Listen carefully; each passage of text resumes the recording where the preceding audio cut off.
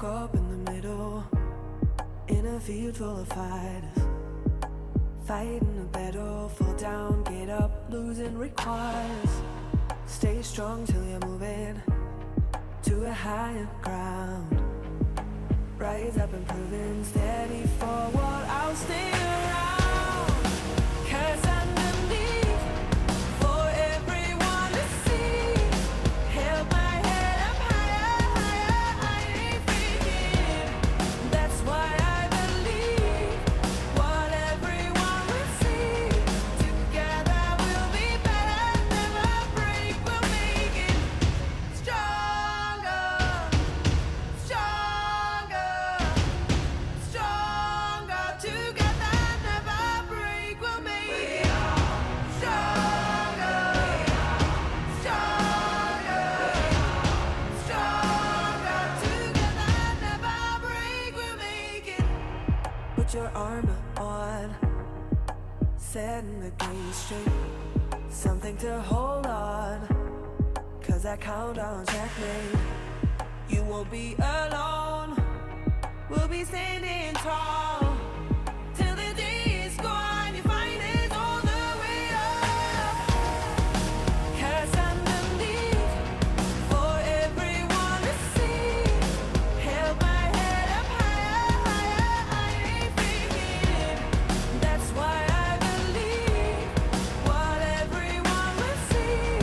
Together we'll be better, never break, we'll make it stronger, stronger, stronger. Together never break, we'll make it stronger, stronger, stronger. Together never break, we'll make it stronger, stronger, stronger. Together never break, we'll make it stronger,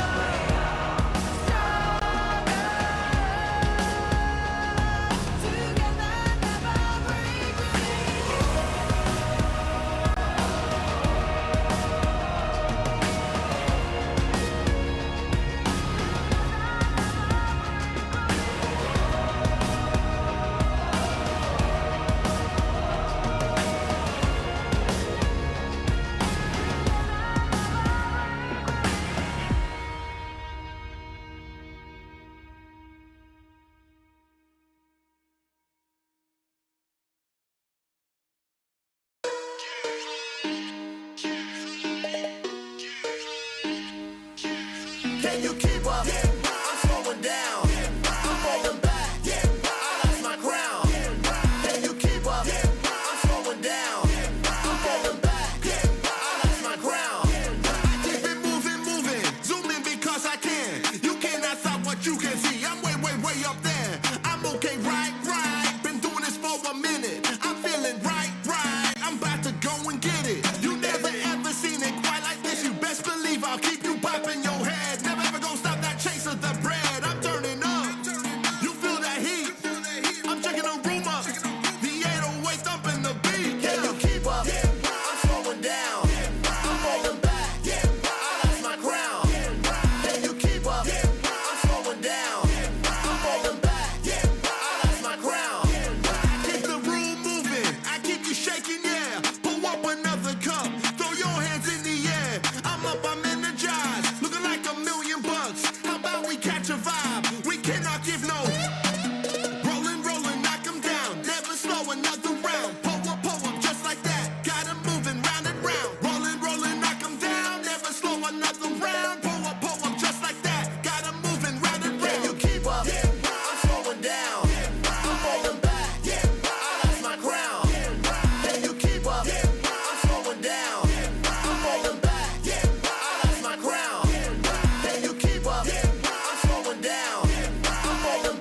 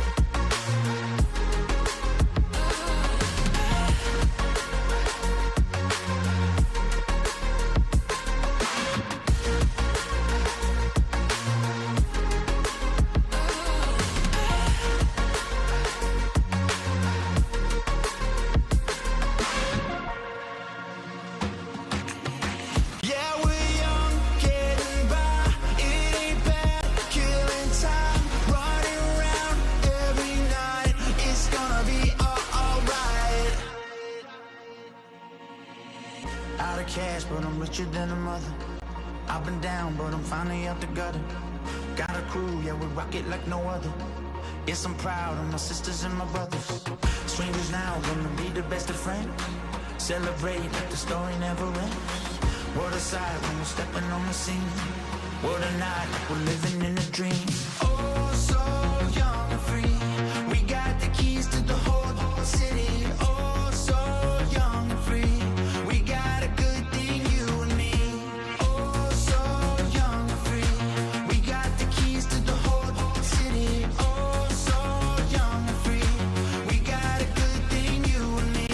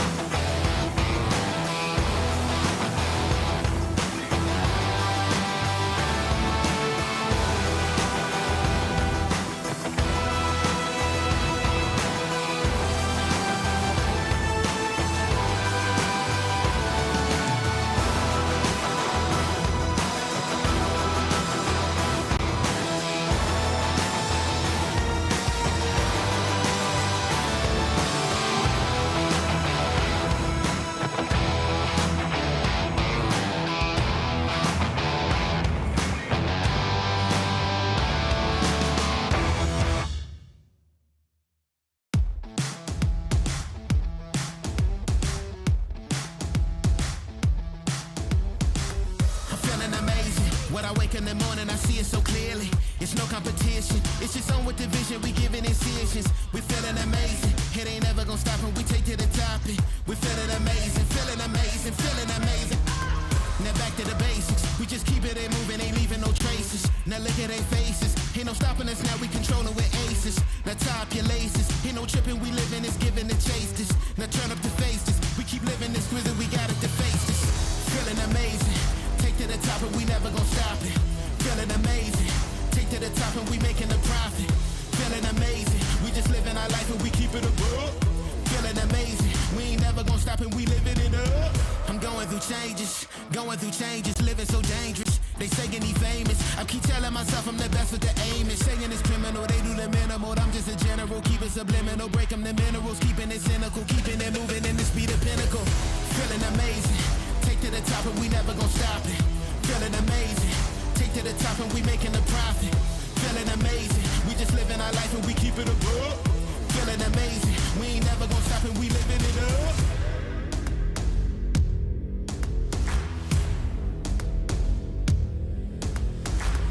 Feeling amazing, raising the temperature, counting your days in. Feeling amazing, raising the temperature, counting your days in.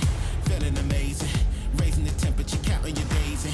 Feeling amazing, raising the temperature, counting your days in. Feeling amazing, raising the temperature, counting your days in. Feeling amazing, raising the temperature, counting your days in. Feeling amazing, take to the top and we never gon' stop it. Feeling amazing, take to the top and we making a profit. Feeling amazing, we just living our life and we keep it above.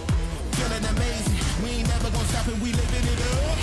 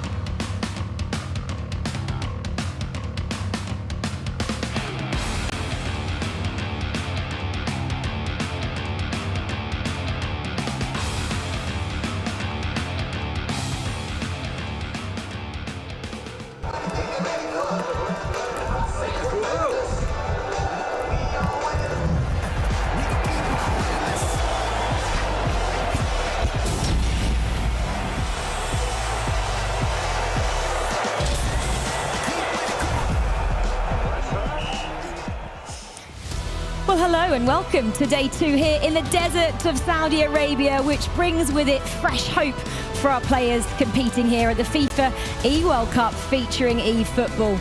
With 5 rounds to go on the console side of things, everything is still to play for here on day 2. The groups will be coming thick and fast again today. It's going to be a day full of eFootball action. Well, welcome back this morning and welcome to all of you who joined us on day 1 yesterday for a little bit of history. I'm Rachel String and I'm going to be back for the next 3 days now as we very much work our way towards the business end of the season here at the first ever FIFAe World Cup featuring eFootball. And I'm delighted to say that back with me, first up on the desk, we have Chris Tunn and Cole. Welcome back, both of you. Yesterday was a day full of action. It was long for everybody involved, in a good way, I'm going to say. With that in mind, how do the players get themselves recharged again for today, both of you? I think you just have to be motivated by what you have in front of you now. The prize pool is still there. Everything is still to play for every single player here. You have to just lock in, win all your games, and you're through. It's as easy as that. Cole, it's hard though, isn't it, to wind down so quickly after competition, actually get to sleep, and then get yourself up again for day 2? Oh yeah, completely. It is difficult. You have to be able to deal with that though when you're here. I think what I would say is that pretty much all of these teams, if they go on a wonder run, for some of them, they could still make it. So everything is to play for going into day 2. In terms of tactics, are we going to see tactics in-game change, do you think? And in terms of teams, because I'm actually looking behind me, I'm not going to give it away at the moment, but some teams seem to have changed their lineup. I think that's something that somebody might have to think about, especially if you're down towards the low end and you do have maybe an ace in the hole. You have somebody ready there to help you out. It is definitely a consideration you should be making, and probably sooner rather than later for some of these teams. We'll maybe delve into it a little bit more, but yeah, some of them need to make a change. Yeah, if you're looking at the bottom of the table, it's now or never, isn't it? Yeah, it's got to be. You've got to come out swinging. You've got to make sure that if you're up against a team that should be beating you, you play against them as well as you possibly can. If you do that, you've got every chance. But it's never easy because the other teams are all thinking the same thing. And especially because at the end of today, for console and mobile, top teams, the top 5 teams will be progressing through. So you've got to get yourself in the top few teams, haven't you, to not only get through, but then get yourself a better draw for Wednesday. Yeah, top 4 gets yourself through, and then of course the higher up that you are on that table, makes it easier from the seeding perspective. You're finishing in 4th. You're going up against somebody who finished 1st in the other group. That is a scary prospect. In a single elimination, best out of 3. Higher you get, the easier it gets. Yeah, exactly. So place top 1 or 2 and you get an easy round tomorrow. That sounds good, doesn't it? Okay, well, 18 nations are represented here on the console side of things. We've got 2 groups obviously being represented across yesterday and today, and these are those groups, the nations that have the privilege of competing here at this World Cup featuring eFootball. So Group A, we've got the likes of India, had a bit of a tough day yesterday. France, Poland, Malaysia, Netherlands, Indonesia had a much better day yesterday. England struggling with form on day 1, Korea, Republic and Spain. And then Group B, some powerhouse teams in there as well, the likes of Argentina, Thailand, Japan. We'll talk more about their struggles, and then the home side as well, Saudi Arabia. So many teams having such a great opportunity there. It's just such an honour, as we heard yesterday, for all these teams to be here representing their country, because this has never happened before in eFootball. Yeah, it's such an international event like this with everyone here. It is a very rare thing, and it is a thing that hasn't happened before, of course. But to represent your country on this stage must be so much pride for all these players, and of course everything else that you're playing for on top of that. But it must bring its own pressure as well, though. It's like, oh, okay, well, I kind of need to win this for Spain or whatever. Like, it gets a little bit scary, I would say. One thing I am also curious about is we've had European events, we've had Asian events, never a worldwide event, as you've said. When teams start to go out, say Argentina go out, will they be rooting for Brazil, rooting for other South American teams, or will they be thinking, I hope anyone wins except those? You shake your head. But in the Rocket League, a Chilean team went through, and Brazilians and Argentinians, they swamped the stage, sort of happy for them. So it can go I'm agreeing with Cole. I think they will. I'm not saying it will in football, of course. Sorry, The Argentinian, Brazilian one, that was a bad example, but you see my point. You see my point. Okay, we'll settle this off camera while you get to enjoy our top 5 plays from yesterday's action. Helga is on the bench for this game. One is Paudi and Faidan, who is now having this. Indonesia! Look why they are so good. That long throw to Rafa Stroff. To try and Morita, the box-to-box EMF now. Pass in to Maeda, the turn, the finish. Finally, we say Maeda, that's what we come to expect from Japan. They found that all-important equalizer. One in the low corner. It's going to have to be a short corner. If it is kept low, if there's not into the box, it's going to fall to Abba. He passes to Abba! Al will be there. He's covering in, man marking with the keeper. Bold strategy, but it's still possession for Argentina. Magic Chase has got to take it. What a banger for Argentina! No one was expecting. And he's Guido Rodriguez. Started well in this game, but Brazil really putting the foot down. You can see they're getting there on the face. Look at this. Yo, Victor, bam, bam. I'm not sure how production whittled that down with 32 matches yesterday to only managing to pick out 5 top plays. Whoever had that job, that was a pretty tough ask, wasn't it? It was me. It was production, it was. It was great. What was the criteria, I want to know? Well, obviously, we couldn't have seen every single goal, so there would have been better ones, but at the same time, just some of the more impactful moments that I thought as well, especially with some of the set pieces that we've seen coming through. There was a couple of moments like that. That one at the end, it was because it was Joe Linton, really. That was my only... Well, I'm glad you included the corners from Malaysia, because they scored 2 like that. Well, that was it. It was a Korea. part of their story of how they got back into it. I really wanted to put England's first goal in there as well, but that must have been vetoed, sadly. But here we are. So he picked the top plays, and he picked the shortlist for the Axe Player of the Day as well, which we can now reveal. I hope you didn't pick this. I think that went to the public vote. Okay, we can reveal our Axe Player of the Day came from Team Indonesia, Binong Boys. I mean, they were absolutely fabulous. Undefeated, of course, yesterday. Only played 3 rounds and have to play 5 today. But one of the teams that we expected to do well, and they delivered, Cole. Yeah, I mean, 3 wins out of 3 for Indonesia, making it look fairly simple, coming up against other teams like Netherlands, who are beating everyone else and putting them to the sword as well. I mean, I was looking back at the day from yesterday, and the Indonesian fans absolutely love their eFootball. So much support for their team. They're one of the favourites here. I mean, they came into this the dark horse. I think they've emerged as a favourite just in the course of one day. But what a moment as well for a player just to see, you know, your picture out there after day 1. First ever time they've represented their nation, to be wearing that shirt up in lights. That's going to be pretty special, regardless of the result come Thursday. Yeah, player of the day. I mean, that's something to take away from yourself. They had such a good day, and it's going to be such a good moment for them. Let's see how they do today, but if they keep going like they did yesterday, there's no problem with getting the knockouts for Indonesia. Well, we've alluded to a couple of the standings. Indonesia, I said they're undefeated. Cole mentioned the kind of teams they went up against yesterday.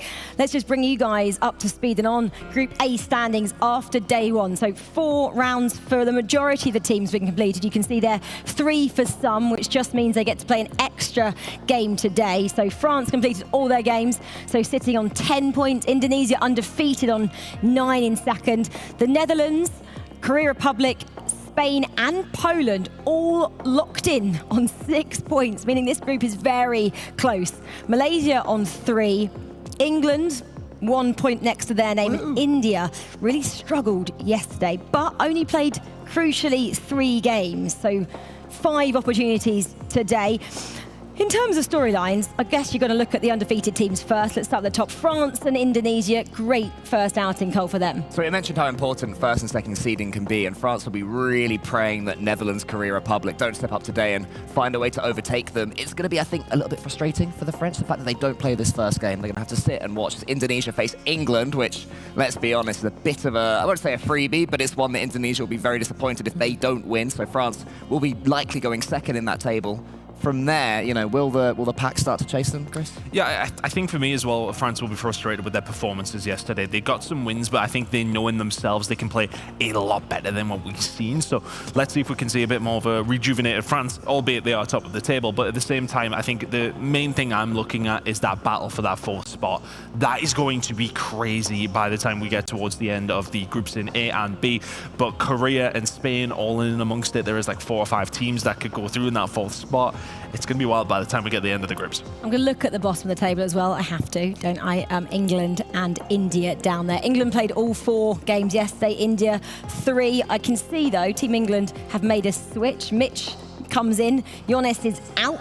How much of a difference will that make? I mean, you have to change something, right, at this stage. Let's see what they can bring to the table, but it has been a really tough task for them. I think it's going forward that seems to be the issue. It feels as if the defensive work is actually not too bad. They've had a couple of bad results, but for the most part, you know, especially against France, you got that draw. Take whatever you did there, do it again, but just score more goals. It's as simple as that. It sounds so simple, doesn't it? Football's so easy. It could also be Jonas focusing on the mobile as well, which will be on a few hours later, and he is the England mobile player, so I think lots of practice to be had there, and I think it does make sense to make sure you're using your squad as much as possible, because it is an experience for all of these players. Yeah, exactly. Well, we have 5 rounds on the console side of things to bring you, and this is when and where you need to set your alarms to watch each of those rounds.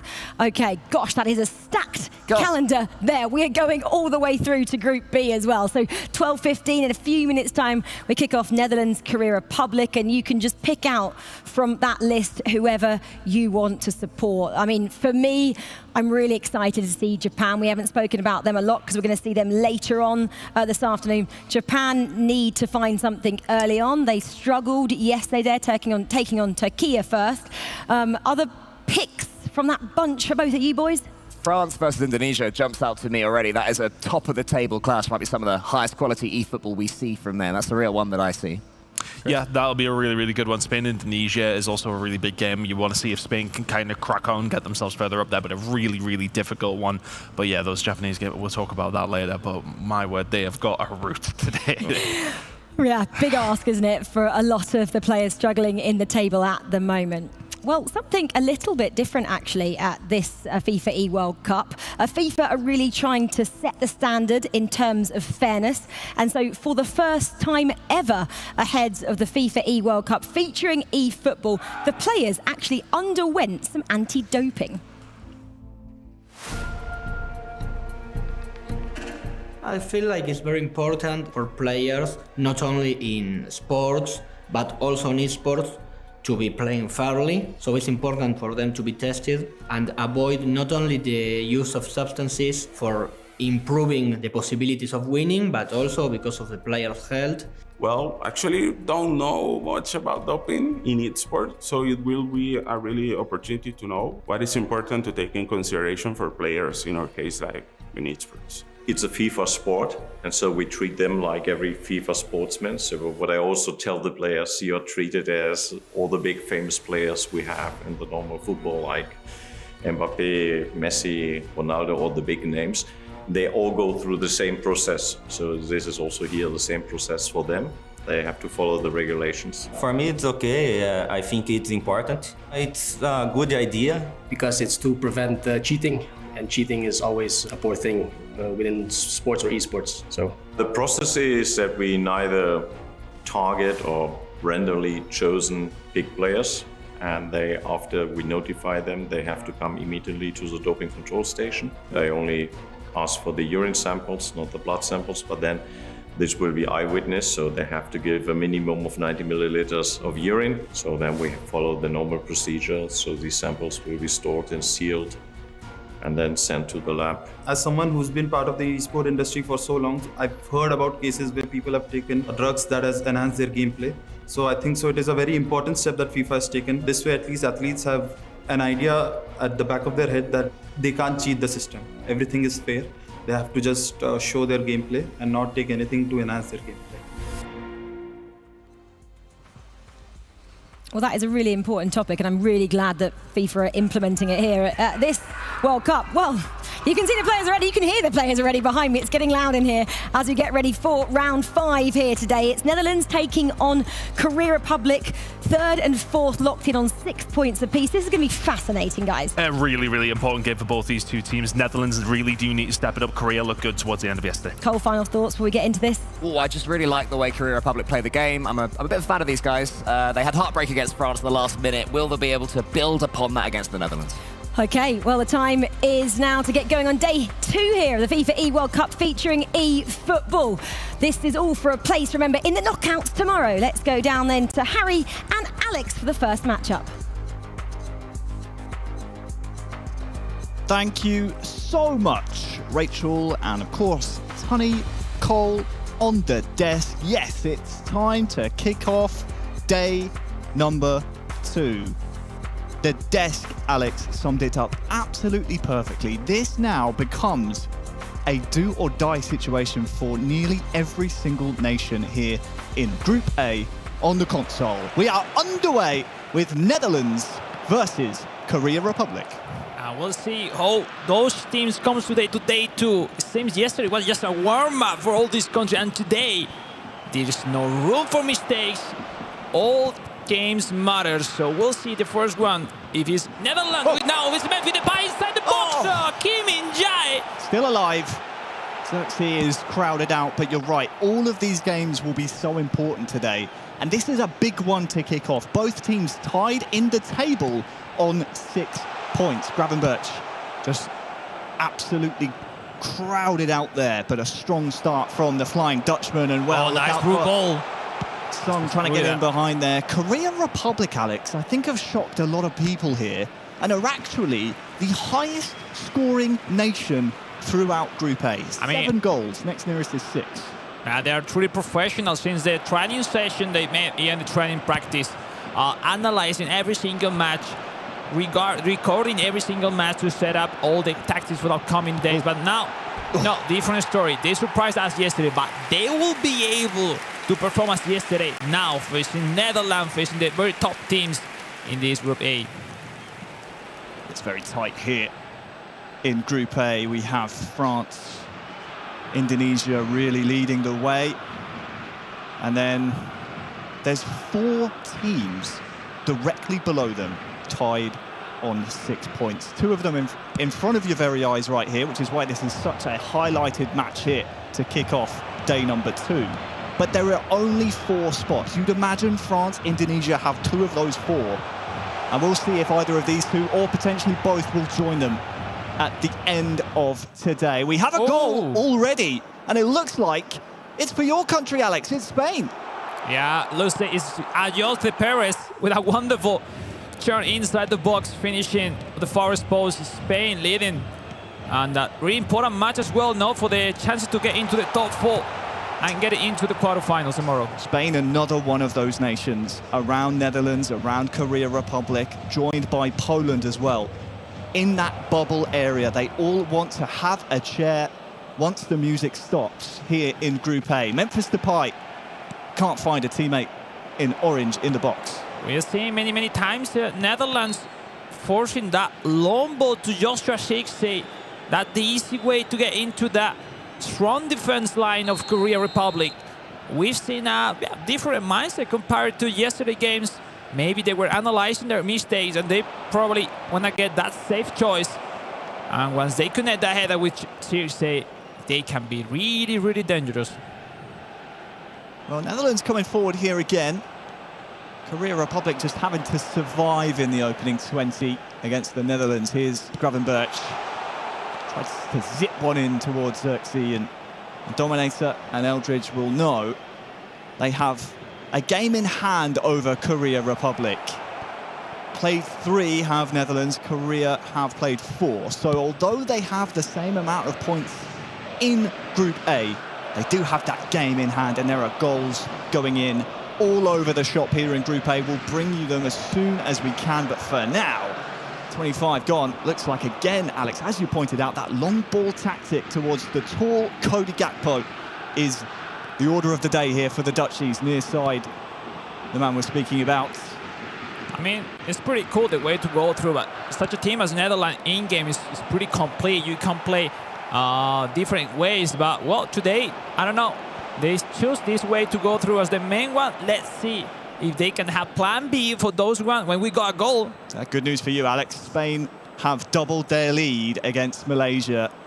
Malaysia on 3 points as things wonderful stand, and it looks pass. like Mestre and the Palmer are starting to cook for the 3 Lions. Oh, the lead from Indonesia against England.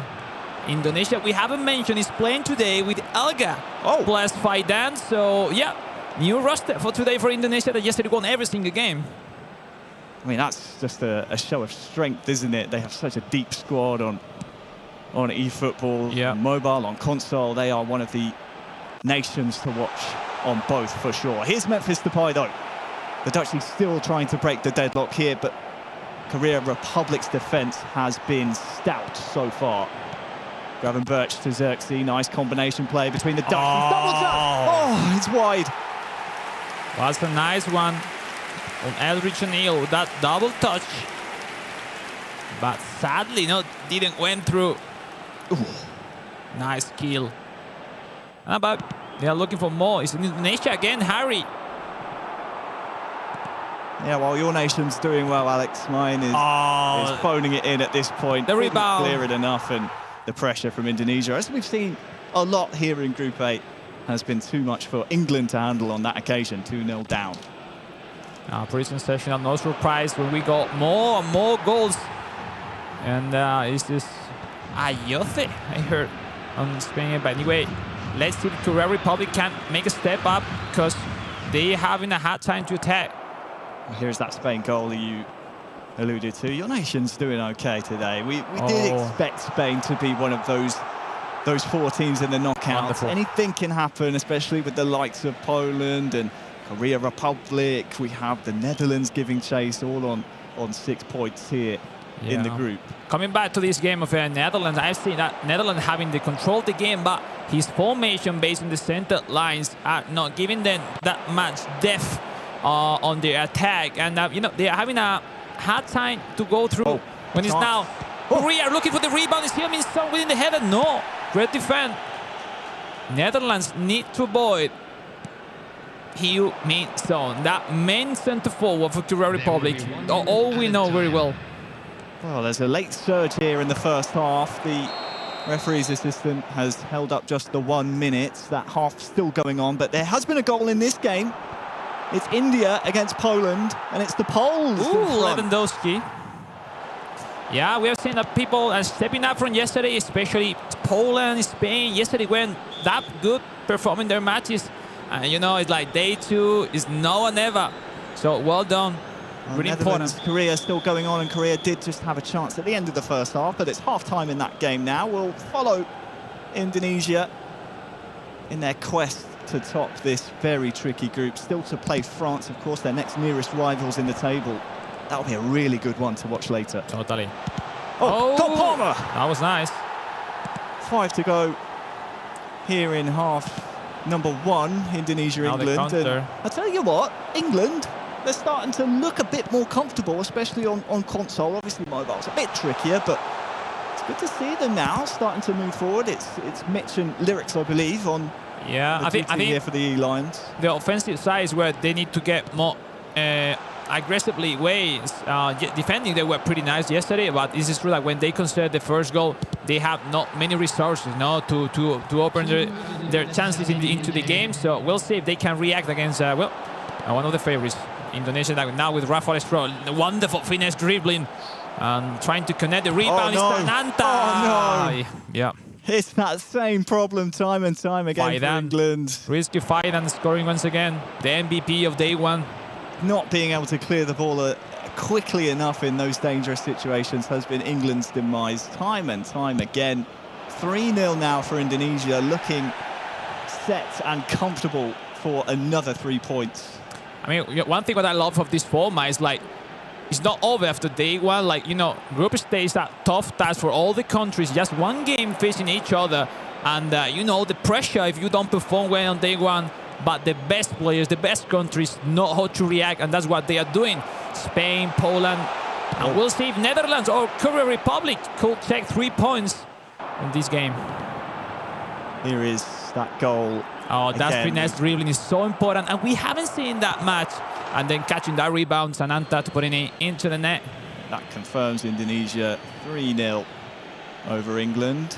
The second half about to resume. Elsewhere, Poland 1, India 0 is into the second half. But I would love to stay with this game. Netherlands and Korea Republic have been really evenly matched so far. And let's see which way, if there are any goals in this, they will fall. Nice defending there by Korea Republic, but Netherlands maybe a little rushed in there trying to apply pressure straight away, and that might give a chance here for Korea Republic to come forward. There's Son. I seem doubting in the way to go through, especially in the attack. Like, they reach 10 meters before in front of the box, but it's like no freshmen in their ideas, no really connection between Eldridge, Johnny, and Dominator. And let's see, you know, if that could be a chance for Korea Republic. This one's been so even. Far side now, though, as the Netherlands are rushing too much with Gravenberg rather than just trying to rush a little bit too much, maybe that far side. They are feeling the pressure, Harry. They are feeling the pressure. Like, Netherlands saw they were way better to start the game, but they didn't score any single goal. And, you know, each time is way more difficult to be as sharp. Spoke about it, didn't we? If you can weather the storm against some of these teams, there's always that element of doubt that creeps in. If you believe your skill will shine through eventually, you'll get chances. Here's India against Poland. Wow. Oh, and they score! What a shot! The equaliser for India! And Poland are one of those teams chasing a playoff berth here in Group A. And India have equalised. Look at the reaction, Harry. Is Milos and Asriba really don't understanding what's happening in that goal, and they now has to react, feeling the pressure once again. Oh, tough. And I wonder if news of that current score will trickle into this game, because Korea Republic, Poland, Netherlands, Spain, they're all chasing the playoff berth here in Group A. It's all to play for. And currently 0-0 in this one. Korea Republic with a chance to come forward. Oh, rushing too much. We have seen that no patience, no really control of those sprints, not with the player on possession. But, you know, that's the thing, you know. They feel what they are playing for. And it's so difficult to get that calm, that perfect timing to perform your build-up play. Oh, nice turn, and that will just relieve the pressure on the Korean back line. We can see the heart rate differential between these two nations. I don't know how Korea Republic keep their heart rates down so much. That we must know the secret, because 77, I mean, that's a resting heart rate. They're here in Riyadh playing for a chance to make it out of this group. They seem unfazed. They look like athletes, right? Like those low heart rates. Pretty pumped. Let's see the game. I think the game will be in one of those set pieces, rebounds, mistake. I don't see any of Korea Republic of Netherlands that comfortable into the game. Elsewhere, England have shipped set pieces for Indonesia working properly. Really nice. 4-0. Cody Gakpo trying to force the issue back here in our featured match. And you'd probably expect Indonesia to continue to try and torment England, because goal difference may well be a factor in terms of who finishes top. Oh, there's a spot. For Indonesia. Watch it's out. Robbie. Yeah, I think take it down here, Alex. 15 to go. Yeah, I think it's important every score, especially, you know, new roster. I think Elga in Indonesia needs to get comfortable, get him some confidence today. But this game, Netherlands and Korea Republic will be the main one for sure. We can check in with the games going on elsewhere, of course, while the two nations take a look over their tactics. Spain doing pretty well, 3-0 against Malaysia. Malaysia were kind of, 3 points entering today. There was a chance if they could hit the ground running, they could join that chase. To the post. But it's off the frame, and Spain look like they're cooking here today.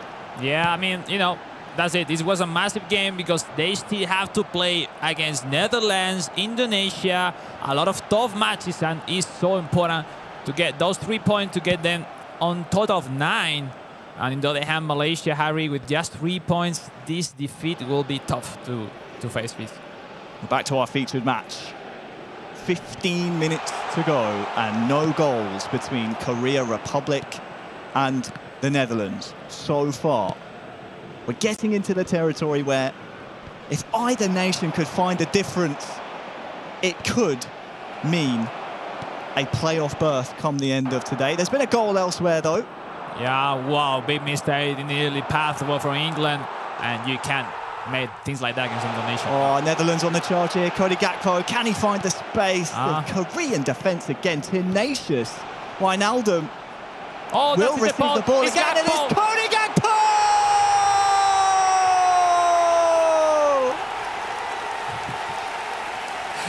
He's broken the face cam. Eldridge is out of his seat. The Netherlands have scored the first goal of day 2, and it's a big one based on the context of the table. Is that 3 points going back to Amsterdam? Yeah, we're seeing mistakes was going to be the key. Korea Republic wasn't able to, to clear the ball, to regain the ball.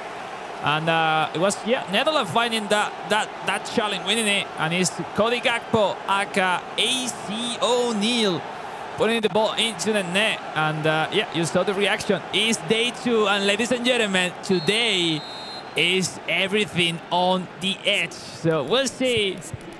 Yeah, they know. They know how much that goal means, because they're tied on 6 points in the table. And here's another nation that joined them. Yeah. There's Poland 4 needs to teams score on 6 points. And you're right, Poland need a goal here. And India have been, well, quite the banana peel for them so far. At the end, you know, playing at this stage is an honor for everyone. So it's like, why to give up? It's like you have to go with everything till the very end of the tournament. It's like your whole country is rooting for you. And well done by India. Let's see the last 10 minutes if they can approach any, you know, counter-attack to, why not, win the game. 10 minutes to go in that, just under 10 minutes to go. To see if Korea Republic can salvage anything, or if the Netherlands can hold on, or maybe even try and get another one here. Stevie Bergwijn is making a nice run near side. You'd expect him to be the target, but trying to go down the middle are the Dutchies. Yeah, maybe. I think even if the score is positive for Netherlands, they haven't played as comfortably as they expect. Maybe really too much one-on-one runs. They are not really connecting between Eldridge and Indominator as much as they should. We'll see if they can keep score, Harry. Only a few chances left. There hasn't been that many Korean chances in recent memory to speak about. They had some nice spells at the start of the second half, but although the shots may seem pretty similar there on the statistics, we have a pause in place, and we'll go and see what your compatriots are doing. Obviously, the Palmer, Mestre, one of the favourites here in this group, have had some tricky games in the rear-view mirror now. Today would be a chance for them to really show the rest of the group, hey, we are up there with France, Indonesia. Yeah. We're one of the best nations here, not only in this group, but in this entire tournament here on console. They know they are really good. They have performed so well previously, but yesterday, here in the States, where they need to step up, and I'm sure they will. But, you know, next game will be... Oh no! What a mistake. 1-on-1 for 2-0! Oh, it's clean! It's clinical! It's the Dutchies in front again! 2-0! That's 3 points in the bag! Easy peasy, you know, if you concede no mistake. I love the finishing because they were not short, just running into the net. I love that. But that is, Korea Republic wasn't managing any recovery. Anytime they regained the ball, they is rushing too much, running instead just to control, easy pass. And ladies and gentlemen, we saw before many attempts like that.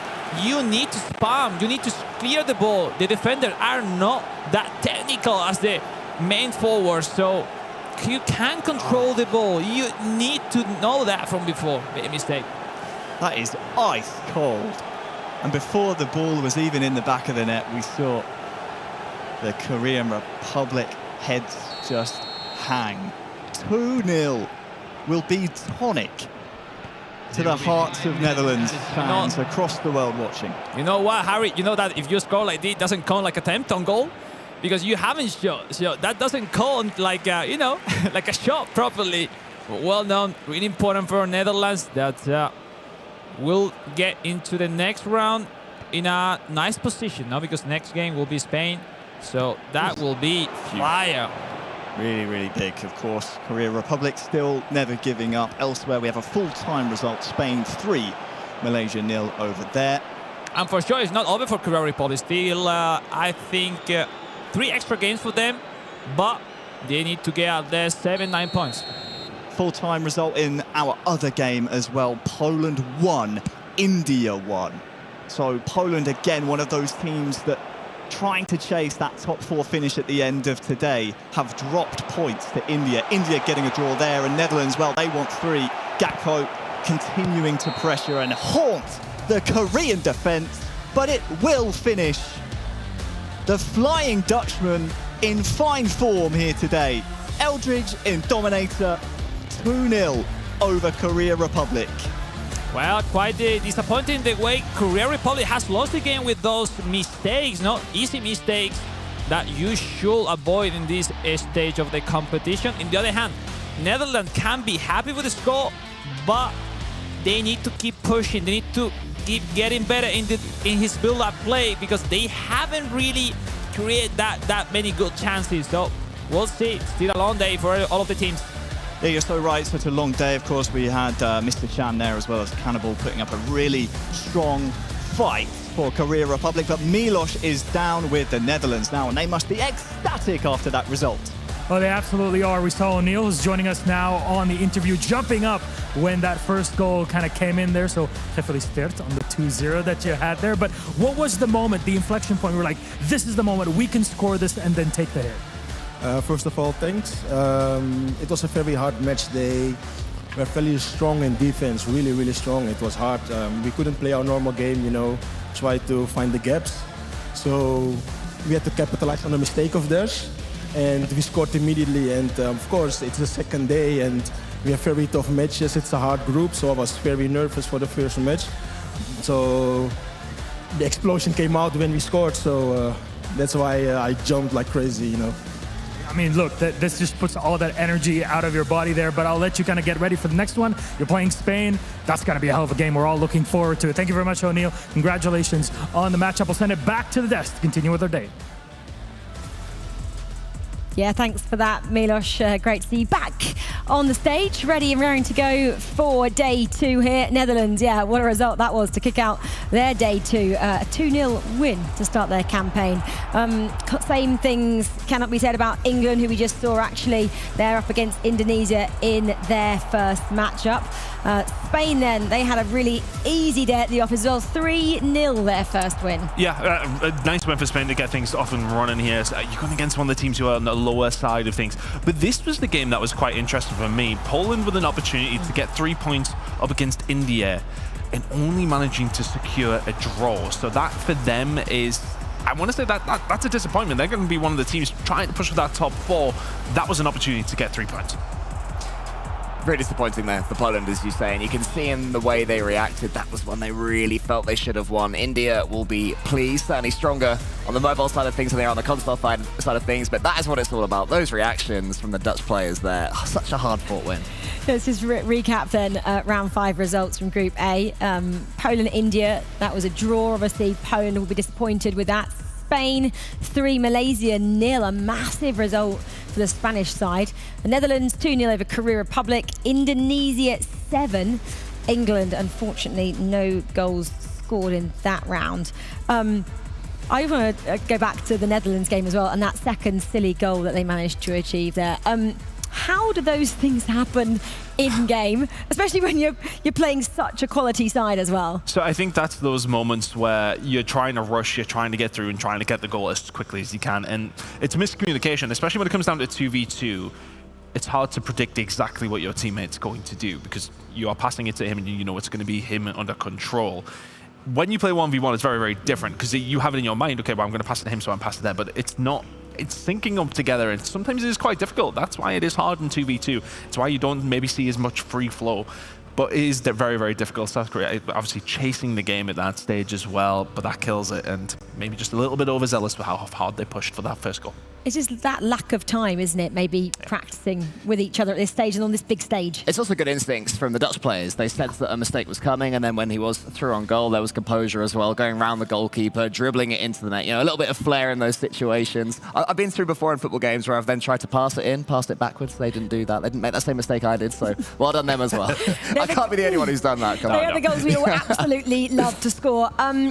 England, I have to go there. They've actually just jumped out, I believe. I'm just looking over my shoulder. I think they've jumped out. Even though we saw earlier when we were standing here, actually Team Netherlands came over and were talking to the English side. And I thought maybe they were trying to help them. Maybe they're helping them in terms of tactics. Obviously, they subbed in a player, a new duo sitting here. Still haven't managed to find anything this morning. Yeah, it's tough. Look, they're coming into the top level of competition against teams who all play this game a lot and have done for years. There's people, I mean, what we were saying yesterday, there's people who have played eFootball for 25 years in all of its iterations. You can't come into a competition if you haven't played the game that much and expect to do anything. It's very, very difficult. We would have loved to have seen them, obviously, as Englishmen for a start, do go on to do well. But yeah, it's just you're coming in at a high level of competition. And if you are not a very, very good player, that is exactly what's going to happen. And I mean, it's difficult, isn't it, as well, when you've shipped 5 goals? Not to just almost rage quit. They're still going, though. I mean, especially as you got to watch every single goal replay in full in tournament mode as well. You can't spam X just to get through onto the next one and have it re-go. It's going to be tough. I think it's going to be tough in the boot camp over there for England, but they've just got to learn from it, keep on going. You know, this is hopefully the start of eFootball, FIFAe World Cup, so England will only get better as the years go on. Exactly. Right, only up from here. Up from here. Right, we have time for the heart rate. Netherlands, Korea Republic. Who do you think is going to be higher before it reveals? Big spike at the end. I was expecting a massive spike at the end, but I was wrong for there. Eldridge specifically, when the camera went flying. Yes. I think for the Korea Republic as well, they would have thought, oh my goodness, what have I just done at that moment at the end of the game there? But, you know, actually it tailed off a bit. Maybe they just accepted their fate at the end. They were obviously losing anyway. It was 1-0, and then it went to 2-0. So that's how the result finished for those two teams. Okay, just looking ahead as well. Spain had a great outing in that first round today. Round for them 3-0 over Malaysia for the Spanish side, sitting in the top 4 as it stands. Pretty good result as they head on to kind of the business end of the season here today. Yeah, and that's one of those games, though, they will be going into and sort of saying to themselves, this is a very winnable one for them. Malaysia haven't quite turned up as much as we maybe thought they would. I was maybe expecting a little bit more, but that's a big win for them. They're part of that group who are in and around that 4th spot. Really want to be making inroads where you can, so they have done. That's their first win of the day underneath their belts, but they have some big games coming up as well. I was going to say as well, really quickly, they'll be pleased as well that Poland couldn't beat India. That for them is almost as big as their own win. There's now a gap between 4th and 5th. That's what I was going to say, just in terms of the gap. Cole's got the table up like I have as well. So Spain now got 9 points, and that gap just grows a bit, doesn't it? 7th place Poland, and it grows again, 6th place Korea Republic, and then it looks like the bottom 3 teams, being Malaysia, India and England, are out of it at this stage. So it's kind of just between 6 teams now for those top 4 places. Yeah, it looks that way. I would probably be inclined to agree with those bottom 3 teams. You needed to come out the gate swinging, and all of them were cumulatively getting a point between each other. So it's just not going to happen now. It's starting to get to that impossible round. But now for those other teams, you do go into that sort of mini little league. That does make a bit of a difference. And just at the right time, we announce our next feature matchup. Spain taking on the Netherlands.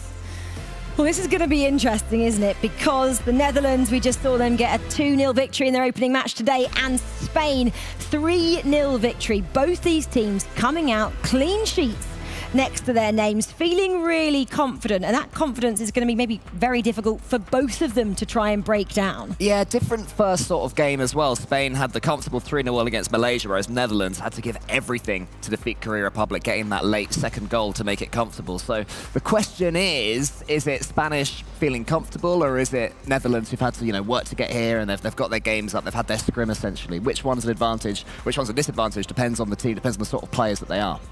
Which do you think's the advantage? Having to really work for that victory, or being able to just calmly go about your business early on? I think sometimes working for it is preferable, I would say, because you are then going in against high-level competition. You are tuned in a little bit more, rather than feet up a little bit. I think I'd rather personally have a bit more of an intense game into another one, but then that can be mentally exhausting. But we are early in the day, albeit a long day for everybody yesterday still. But at the same time, I think both these two teams would have put that to the side already. These competitors will know each other extremely well from years and years of eFootball within Europe especially. They will know each other inside out to a certain degree. They will know what to expect. It's going to be a really, really good game. It's a very classic one for European football, to be honest with you. I'm really looking forward to it. A lot of competitors who have known each other for a lot of years, and yeah, it'll be an interesting one. Yeah, the team sheets will look pretty good, especially from us being Europeans over here. Okay, Spain then had a great result early on. 3-0 victory under their belt already this morning. Well, let's hear their thoughts ahead of this World Cup.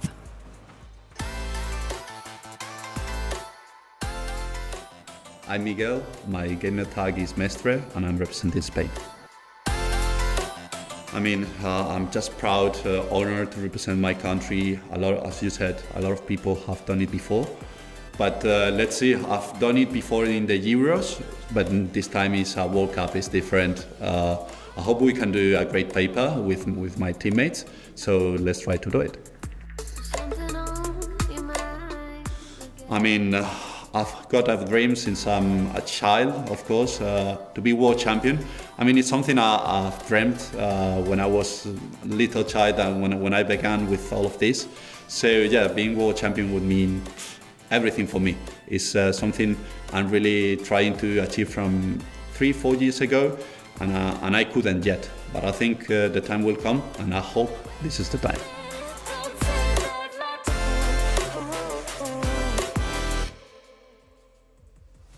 Well, we know Spain are taking on the Netherlands, and I was just looking actually at their stats. You cannot separate them. They're sitting third and fourth, but technically joint third. Both played 4 games. Both got 3 wins, no draws and 1 loss. Both scored 7 and both conceded 3. How do you separate these two sides? Maybe that means that you don't. Maybe that means this is a hard-fought 0-0 and both teams have point. Take it back. Don't say that. Take it back. But they're both so experienced in terms of the teams, aren't they? Yeah, I mean, look, you've got a serious amount of experience in there at the top level from every single iota of competition that we've ever had over eFootball, especially in Europe, over, I want to say, the last so many years across the board. But for the side of the Netherlands, Eldridge, can he keep that energy going? They both sit next to each other as well, so they can just look across and go, I can see exactly what they're doing, feeling, thinking. That's how close it is here in the studio. Their pods are situated perfectly next to each other. I wonder who did that. Okay, well, this is a massive matchup. It is third taking on fourth. The Netherlands taking on Spain, both as it stands locked on 9 points. The time is now for these guys. Let's get down to Harry and Alex to take you through it. Well, I've taken Harry's spot here, Alex, but we've got a banging round 2 matchup coming your way. Top 4 clash. Your team, your nation, Spain. A massive game on the line. Superb. It was like plenty to start in this game. It's now Spain with Morata in the kickoff! Yes, Alvaro Morata! What a wonderful way to start. Such a big match. Scoring the kickoff. That has to be the quickest goal of the FIFAe World Cup so far. Minute 30 into the action. The perfect possible start for Spain. Netherlands just falling apart straight off this kickoff. Did you see the defensive misplay? Interception. What a turn as well. Great finish. Look at the synergy. We saw many missed movement with the cushion in the back of Netherlands. We haven't seen that before. But, you know, the nerves, both sides know how important it is to take 3 points from this game for the chances to be not just qualified, even being a great spot for the quarterfinals. Yeah, you want the best seed possible going into the playoffs. The top 4, as we said, both nations on 9 points at the moment. We see the tactic a little bit. Spain with the main 4-3-3 formation, similar as in 1-on-1. Netherlands with the same formation. This game is a massive one. Poland needs to win, facing the yesterday leaders, France, with a victory will put in directly in the quarterfinals. We've got 4 matches going on at once, so make sure you check them out. FIFA.gg if you want to watch your respective nation here in Group A. So now we get another chance here. Comes for France. Mbappe plays it across. Interception. Nice work from Poland. They're trying to get further up the rankings, just sitting outside the top 4 at the moment in 5th. Oh, the knock-on, finally, a knock-on shot in this competition. It's Malaysia leading against India. Malaysia that needs some more victory to get closer to the top 4. Back into our featured match here. Spain with that early goal against the Netherlands. As we said, so important. 3 points on the line. This could be a 6-point swing in the top 4. It's a nice interception by Rodri over to Torres. Perez now down the line. Perhaps he can whip it in. Spain to get their second goal will be huge early on. Just 10 minutes gone. That's a nice pass. It's in the box. Interception. Yeah, when Spain connect with Alvaro Morata, the opponents usually have a hard time. They suffer a lot. And that's why they try every single time to connect with him. Special attention to Jose Perez, who scored 3 goals for Spain in the previous match against Malaysia. That's it, that's Jose to Morata. Morata inside the box, a shot! Bam, bam! Alvaro Morata for Spain once again. Huge start for Spain, huge start for Mestre and Palma. And it's a cracking finish from Morata, the key striker for Spain. You can just see the through ball. Look at the space he got, far post, found it behind the keeper. This is the perfect possible scenario here for this nation. The good thing, CJ, is like they knew since that spot Alvaro Morata is able to score, because not every single striker had that strength, that finishing, and they knew that. That's why it's so important to know every single time for your players, and now 2 goals up. Let's see how both sides deal with the action. We see Netherlands switching from quick counter to long back counter, but maybe seems in a different spot. Eldridge needs an dominator right now. Over to France, Poland. Still 0-0 here, 26 minutes gone. See Poland trying to form some sort of attack. Pressured early though by France. This is their first game of day number 2 as well. Set out for the round 1 action. Poland, as we said, sitting on 7 points, 2 wins and a draw.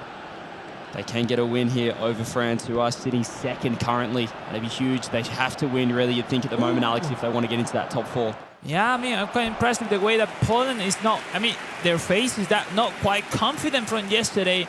They are not finding how to, you know, to be as sharp as usual to be. Now we saw the chance, Netherlands, a big one, but the manual goalkeeper, Remiro for Spain. Just covering that near post, so crucial. They read so well the angle. We'll see. Netherlands needs to score. Tapia going to be able to whip this one in. Curl it into the keeper. It's not bad, but it is parried away. Spain able to clear trouble. Yeah, yesterday Spain wasn't that good keeping the score. But let's see if they have learned from yesterday. What do you do in this situation? Obviously, you've got former teammates on Spain. You're 2-0 up early. Do you keep pushing forward? Do you play a bit more defensive? Yeah, maybe yesterday they went to defense, to the back, to plan to park the bus too early. I think we are in an early stage, but I'm sure they have learned from yesterday, so different story. So that's why this kind of formats for all day long tournament format is so important, you know, to keep better, going better every single time, every single day. Will be a free here for Spain. They're looking quite composed, and we do have some action around the grounds. We'll give you those updates as we get them through to the mainstream. Spain now with the free kick. They're going to whip it in. Blocked out. Oh, is the game on, eh? Torres still on. Oh, a lot of trouble outside the box here. Netherlands really struggling to form the attack. Stuck on defense as we have a look at Malaysia taking on India. 1-0 to Malaysia. Oh, what a banger! An absolute slammer outside the box. That's going to be 1-1. Nice equalizer for India, which is playing way better than yesterday on today's matches. We haven't mentioned, but between the games, we got a pause between Spain and Netherlands has changed the pass support level on their controllers. They're going to play in a different rhythm, on a different pace, trying to surprise Spain a little bit. So let's see. Now, as you remember, in eFootball, you have pass support level 1, 2, and 3. It means the passes are more automatic or more manual. So yeah, in co-op, you can play with that. It's not any of them the best one. It depends the moment. So it's pretty interesting if now Netherlands have, you know, a big impact, a big extra for this moment of the game. Let's see if that catches Spain out. So you do check out Korea taking on Indonesia. And those corners. It's those corners every single time. Nice setup piece from Indonesia. Great way to score. Leading again. Indonesia really cementing themselves as the tournament favourite here in the console. Oh, wonderful R3 control for Alvaro Morata. He's played it through as well. They've got numbers on. Even numbers in the box if he can whip it in. Here's Torres. Double touch. Oh, he's just had 3 defenders to deal with. Going to be another Netherlands' counter. ball. But no time, yeah. I think the thing is like Spain could be as fast as possible with those counter-attacks, but Netherlands needs more time waiting the box to ball. Ryan Gravenberg joining the attack. And Reinders as well. So it's like they need to wait like 1-2 seconds. In the meantime, Spain can just go ahead for those counter-attacks. So Spain has the game where they really want right now. Feels like they're really winning the structural matchup, as you said. Netherlands having to wait for numbers to arrive in the attack. A slower build-up for them, whereas you see Spain, how quickly Morata can get in behind the defense. There he is again, trying to intercept. Oh, he does get a deflection, but still to the Netherlands, trying to build it up. They're spreading it wide, back in the corridor. Cross now, out to Memphis Depay. Yeah, and it's all about intensity in eFootball in co-op mode. And we'll see. It does pass it. Reinders! Woohoo! That was close. He didn't have much of an angle to deal with there, that near post. Yeah. Oh, if he found that, it would have been special. We saw the animation right there. Look at the backheel pass. It was Aymeric Laporte with the matchup, maybe pushing too early from Spain. And now with the chance. Oh, the rebound. Yeah, we're getting the ball, yes. And the lead again for Malaysia. 2-1 up there, Malaysia. Going to be a big win for them. They've only had One win so far, sitting on 3 points, 7th spot in the group. Winning this game, they're still there. They're still with the chances for sure. It's going to be so exciting as the Browns progress. Who's going to finish in that top 4 so they can secure their playoff spot? Only 4 teams will go through from this group. Still 2-0 here though in the first half for Spain. Let's see. Now this now where usually the team losing is where losing the timings because they want to be more aggressive. Now Memphis Depay is so difficult to regain the ball to him. Look, wonderful defense, but it's not enough. Now Rodri for Spain, one of the best anchor man, one of the best DMF in this mode. And the Ballon d'Or, that's it. Yeah, one of the best players in the world if That's he's winning it. the Ballon d'Or, but that's going to be offside. Netherlands should be able to win this ball back. As Spain really looking damaging on those counters. Oh, actually, it was a foul in the end. Spain will keep possession, maybe a chance to whip it in. If it's 3 goals in the first half, it's real trouble for Netherlands here. Nah, it will be enough. Let's see. The thing in this kind of competition is how good you are when you are losing. If that, what resort you put in when you are losing, because when you are winning it's way easy to be calm, desperate your opponent, but when you are losing it's like what can you change to make that impact into the game. That can certainly elevate the heart rate as well. We do have heart rate monitors on all of these plays. We can see the player cam and look at the close passes. Olmo lost in the position. Just tripped himself up there, caught wrong-footed. They do win it back here. Perez, no, it's going to be the Netherlands, but you can just see they're struggling to work the ball forward. That is a nice win on the header, though. They might get a chance. There is Rodri, that man, securing. Poland leading here. It's a great ball in. Lewandowski couldn't get on the end of it, though. Still 1-0 to Poland. And if this keeps like that, could be a great score for the rest of the group. If France is not able to win this game, that will open the chances to be second, third or fourth in the group. They're sitting on 10 points, but that'll just bring them back to the pack. And we've got 3, 4, 5 nations trying to match for that top 4 spot. So France need to start well. This is only their first game as well, so they're not as warmed up as the other teams that have played in round 1. France, a team which yesterday had almost a perfect result, just the draw, the tie against England, but beating Spain. And but today different story, and their spot is not secure already to the quarterfinals. Poland still 1-0. France yet to score today. Obviously a fantastic start in yesterday's action, 3-1. Here we go, Poland working it down the line, and there's it, whips it in. Lewandowski that's finds a pass back to Lewandowski. Oh, intercepted. France defending well. Nice run back with left feet with Chouameni, the DMF. Really well read. It's all about TJ to read the gameplay. But no, what a save, Magnan, saving France. That could be potentially a devastating moment for the French national team. It was a lovely combination with the 2 men up top for Poland. You could just see Lewandowski first time, but what a save. It was a great hit. Maybe not much power, an extra little bit. Another corner kick is Bagos, Sananta. Once again, the second one for Indonesia in a similar way. They found something that no other nation has with those corner setup, those set plays. They just, time and time again, Indonesia currently 4-0. That will be their 5th win in a row if they're able to hold on against Korea Republic. And that really is setting themselves apart as that #1 seed of this group. Totally. Let's see if now this game can have some spacey moment, like right before the substitution time, around the 60 minutes of the game. Depay trying to change the game, but it's tough, Each time the stamina is lower and lower, and you have not that much advantage in front of those defense lines. Perhaps some substitutions in the attack for the Netherlands. Netherlands. Look, Morata dragging out 3 defender. Is now the pass in. That was really smart. Is starting Netherlands to be a little bit stressful, let's say, defending Spain. Yeah, time is, well, they've still got plenty of time, but it's going to get tighter and tighter. Things will get more desperate for the Netherlands. Still needing to find 2. As we said, these 2 teams right now level on 9 points. So this is a 6-point swing. If Spain can get this win, that'll be massive for their top 4 chances, their playoff chances. And here's a nice, what a back heel from Morata. Just intercepted.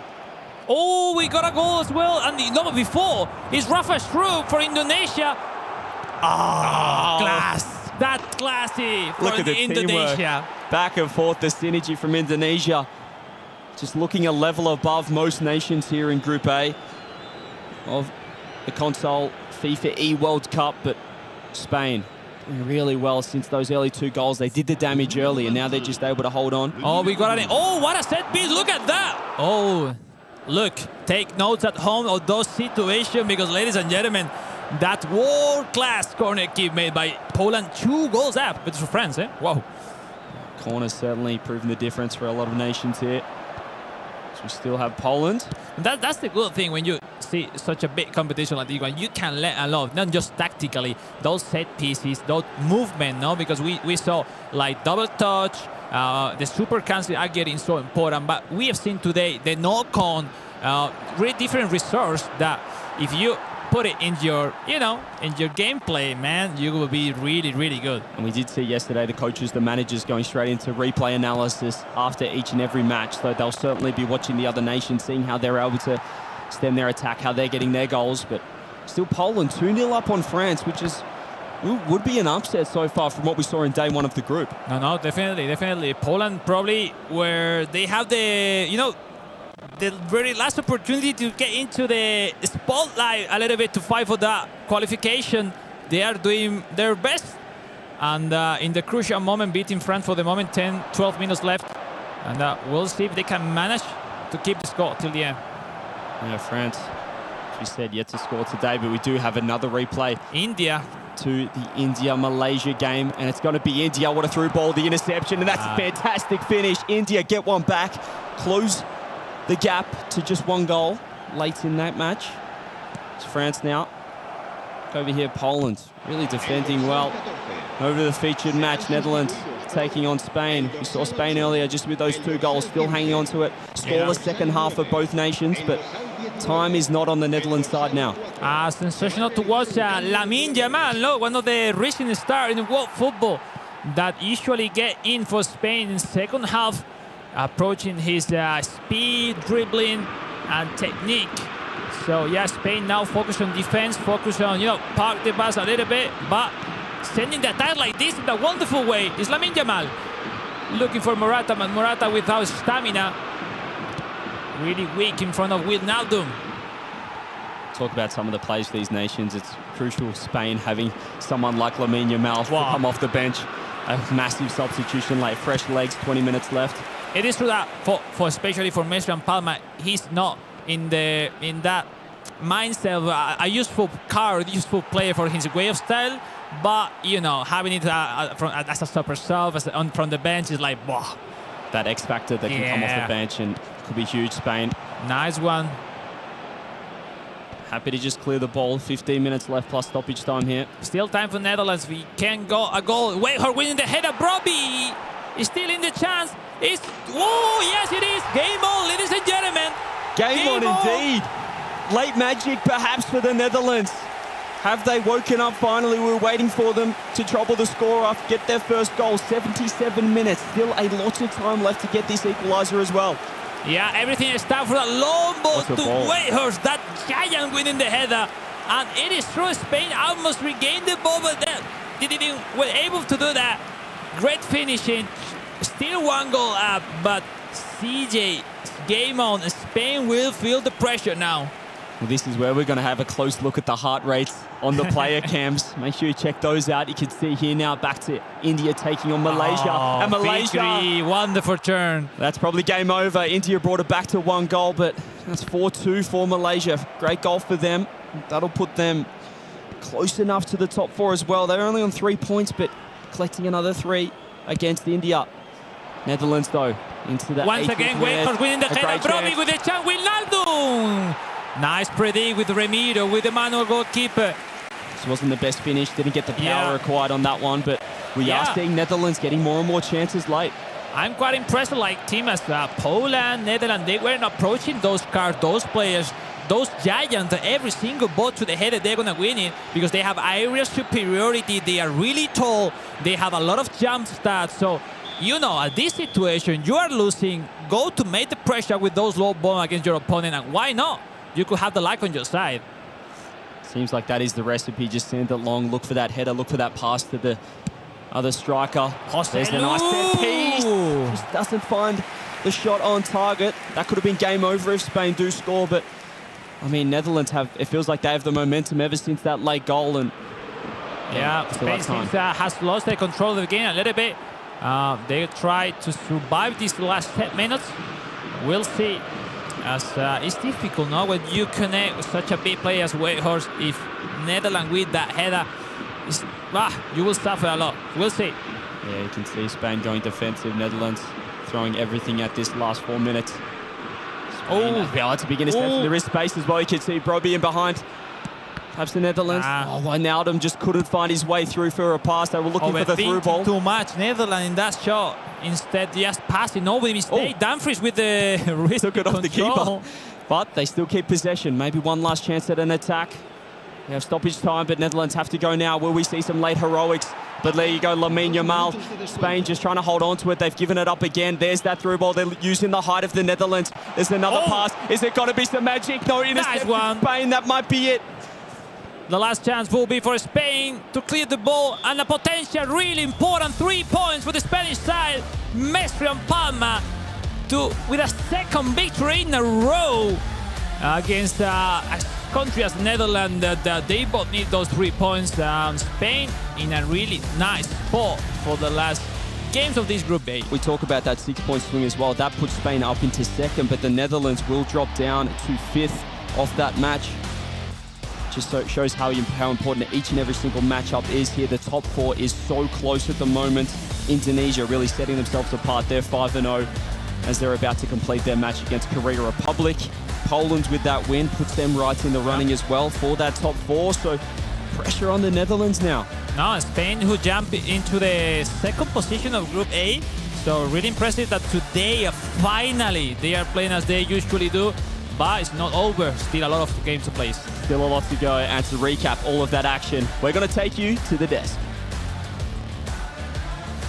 Thanks so much, guys. Yeah, 4 more matches completed in round 6 there. If we just see some of the highlights already of those matches. Yeah, a lot of great performances, especially from Indonesia, who've actually only just finished as well. 4-0, that win over Korea Republic, who have been struggling a little bit on the second day. It's difficult, isn't it, when you've had a pretty good first day in their standards, 1-2, and then kind of unravelled with 3 losses now. Yeah, it seems a little bit like they're regressing to the mean somewhat, Korea Republic, which is a shame because I sort of fell in love with this team yesterday and they're starting to struggle a little bit more today. There was a great fight from India up against Malaysia, losing 4-2 was impressed with them with their performance. But I think the standout match, Chris, you want to take us through it? Because you were shocked by this to anybody. The Poland v France game, with Poland taking that one away in a 2-0 fashion. That really mixes things up now because all of a sudden France was sitting very, very pretty and now they're getting dragged into it. Poland managing not to find anything against India but then beating France. And again, France just not quite performing. We were saying yesterday, or just beforehand, they actually left the menu after that matchup you were saying, Rachel. They just wandered off. They're obviously very, very disappointed with how things went. They need to change something up at the moment because France are in danger. If this keeps happening, they could be in a lot of trouble by the end of the day. I'm going to look behind and see if France have stepped back into the arena. No, they haven't yet, so they're still out. Cole, in terms of getting out of the arena when you've had a loss like that, how important is it?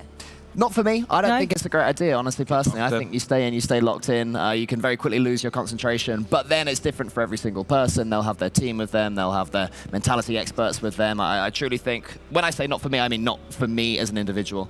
For them, hopefully it's different, but based on that performance against Poland, maybe it wasn't the right choice. Because part of me thought, oh, maybe they have the next round off, and I had then a look at round 7, and no, they're still playing. They're playing Malaysia, which is an even tougher draw for them.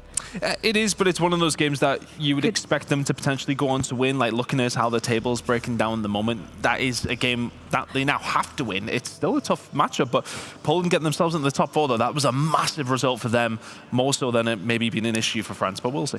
And how impressed have we been on day 2 with how India have performed, especially after yesterday? They were sitting dead last in the table. They haven't been winning, but they've been managing to find the back of the net and I guess feel a little bit more comfortable in this situation. Yeah, they're playing for pride, and I think that's completely okay. There'll always be teams that are less advanced here, and as we mentioned, Mobile, they are one of the big, hot favourites to go and win it all. So their console performances has been really impressive. No team wants to get the wooden spoon and finish bottom of their group. They are now staring down England and saying, look, we're the better team here. England will be looking at India thinking, I'm not sure we're any better. Yeah, I think they're pretty safe at this stage, to be honest with you. But yeah, much better performance today. We've definitely seen some closer results for them, but it's unfortunately a little bit late.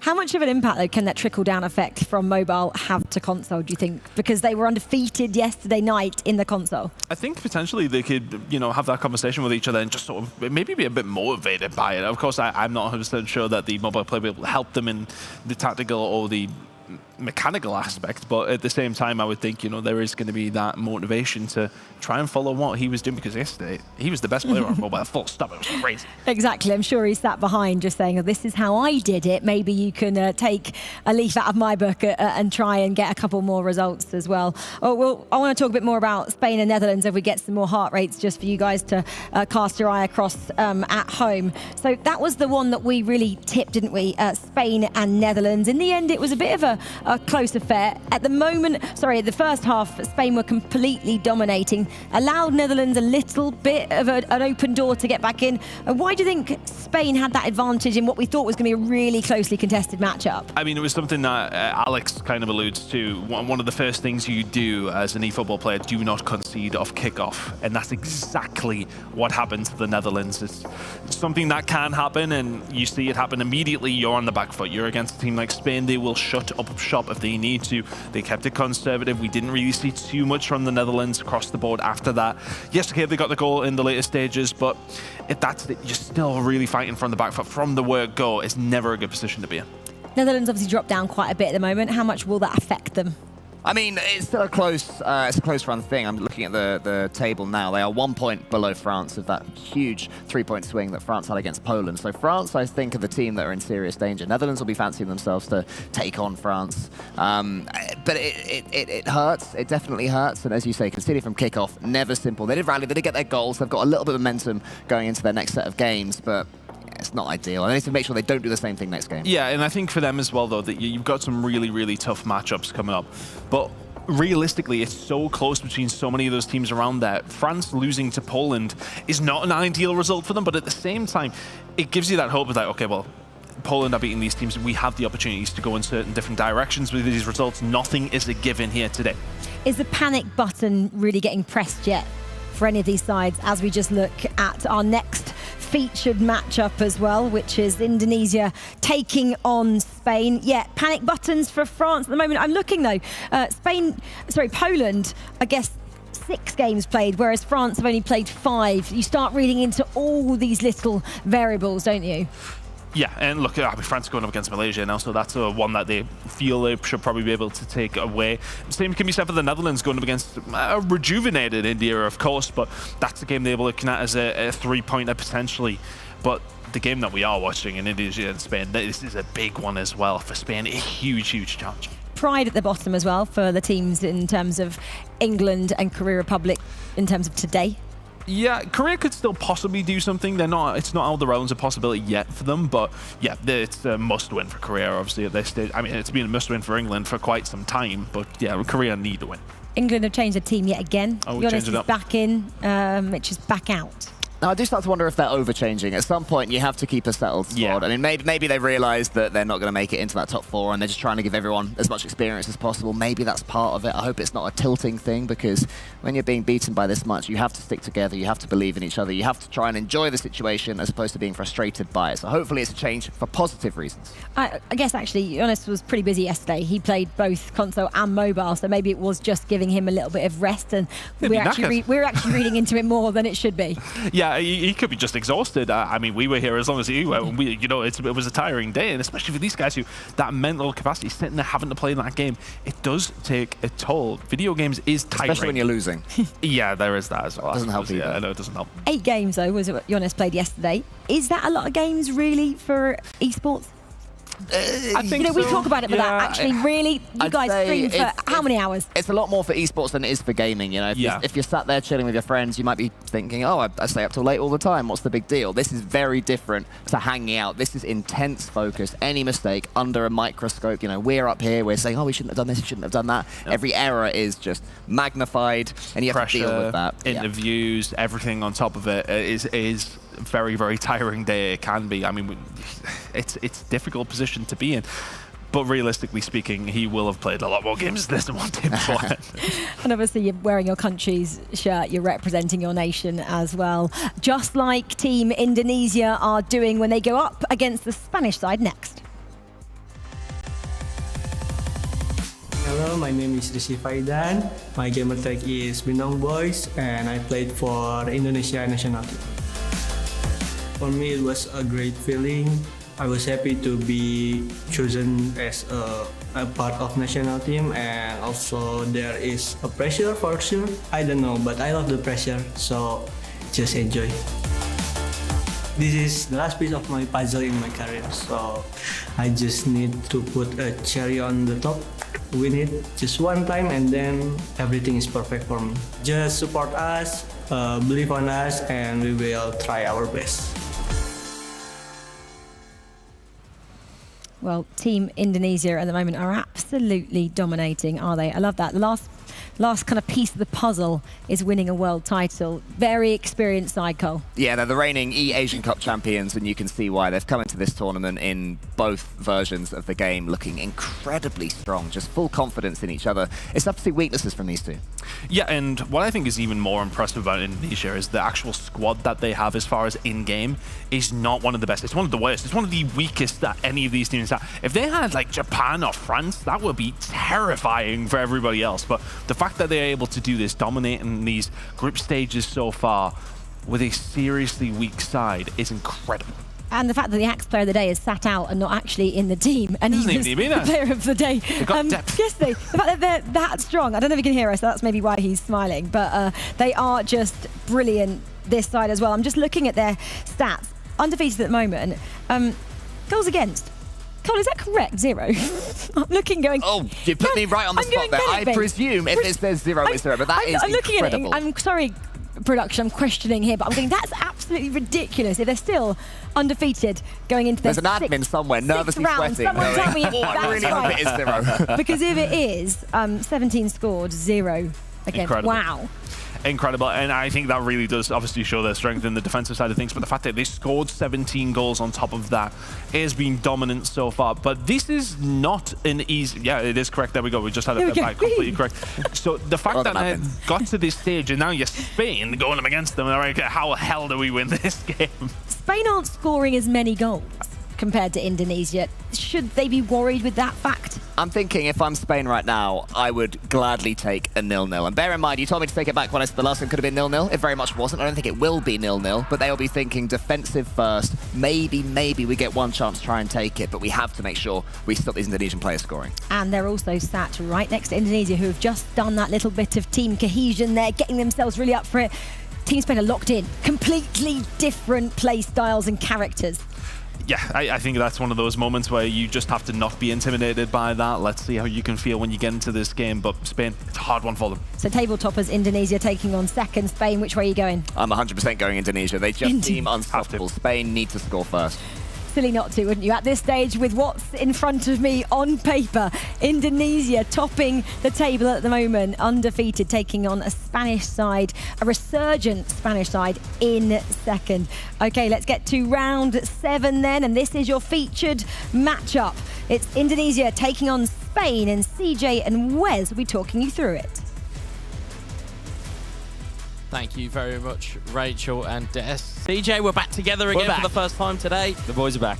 And what a game we have in store here. Spain versus Indonesia. This is, on paper, probably the most anticipated game so far today. More so for the fact of we've seen Spain be absolutely brilliant so far. And of course, as the desk alluded to, 17 goals scored, none conceded for Indonesia. So Spain have got to do something that no other team has done here at the FIFAe World Cup and breach the Indonesian defence. It's Indonesia who had the ball straight off the bat here. And straight up hits the post. It's cleared away. Hey to Ferdinand with an early strike again. And Marino will clear it away. We can't even get our breath. We can't even get our feet set, CJ. As you said, as good as Spain have been, they need to go to another level. And we just saw that other level from Indonesia in the first 2 minutes of this match. It's 15 points for Indonesia taking on Spain, sitting on 12 points in the table. It is top of the table. It's 1v2.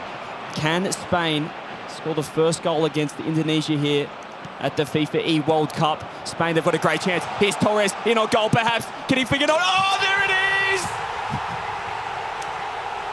What a start from Spain. You said they needed to go to a new level, and they have found it.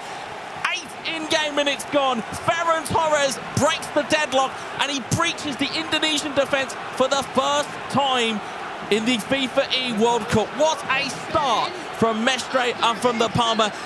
They maybe didn't really do as well as they wanted to on day one, but day two, they have taken off like a train. I mean, this is a statement. This is a test to see just how good this Spanish team is. 7 minutes in, they've done what no nation has done so far this tournament. And what's a cracking finish from Torres. Just smacks at far post in behind the keeper. 1-0 to Spain. What a start to our featured game here. Of course, around the grounds, as we like to call it, we've got Malaysia versus France, the Netherlands versus India, and England versus Korea Republic. Of course, there are so many ramifications for every goal that goes in. We will keep you across it as when we can, but we will stay with this featured game. And it's probably the most anticipated, as we said, today, as the long throw comes in from Indonesia. Sananta tries to win the header. Olmo will clear it. Rodri will get up for the header again. And Spain looking more and more comfortable already in the early stages. They haven't been in this situation before, Indonesia. They've never been trailing in a match. Let's see how they cope with this pressure, this additional pressure. You can see the heart rate as well for each player. Next to the player cams, keep an eye on that. 141 BPM. Indonesia certainly getting up there. That's a nice interception from Spain, though. Even numbers ahead. Oh, almost a through ball would have been on. Defender, oh, that's a great interception. Here goes Perez. Has Olmo inside if he wants to. He's faked the pass. There's the to Morata. Perhaps another chance for Spain. No. But they've got so many chances early. They are finding the gaps where no other team cared to look, Spain. Ferran Torres trying to win the header. Marino gets in to win the header, but this ricochet kindly for Indonesia. Hey, down the right-hand side now. Suleiman, Ferdinand, back to Suleiman. Suleiman to Striuk, in towards Sananta. Sananta holds the ball up nicely, finds Clark on the left-hand side. Clark looking for Suleiman, and he's gone for a corner. Now, again, looking at the stats of what we've seen so far, what we do know is Indonesia are good for a goal, CJ. Yeah, they're set-piece specialists. Their corners have been fantastic. We saw 2 goals in the first game from a corner through Indonesia. Let's see what they do here. Clark's going to be able to whip it in, but it's not their best. Torres able to get the clear, and there's the header through to Morata, just clearing trouble. Yeah, I mean, I know Cole mentioned on the desk, if he was Spain, they'd be happy to take a 0-0. Now that they have a lead within their grasp, I don't think they'd want to take a draw out of this. They would certainly, as you said, want to make a statement of intent here at the FIFAe World Cup. As we see Torres just bundling the ball away. Sandy Walsh recovers it. Ferdinand for Indonesia. And Aymeric Laporte will scramble that one clear. Rodri will launch that forward and allow that Spain defence just to get back into shape, but they will look to counter at will. Olmo, Morata. Back to Olmo, Rito clears it away. Indonesia now starting to find their feet a little bit. Yeah, I think the Spain attack still is looking deadly, but there is space here for Indonesia. That's a great ball, one-on-one. You can just see Spain standing tall in defence. Indonesia keeping the ball.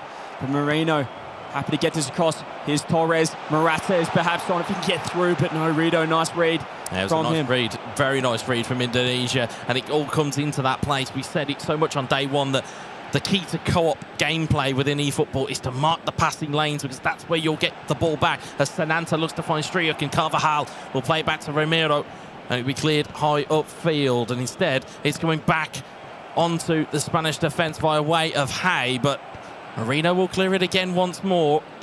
It's just turning into that battle. When is the ball going to break for Spain? When will they get a bit of relief? They find it here with Dani Olmo. It's a bit of hustle and a bit of guile from Spain.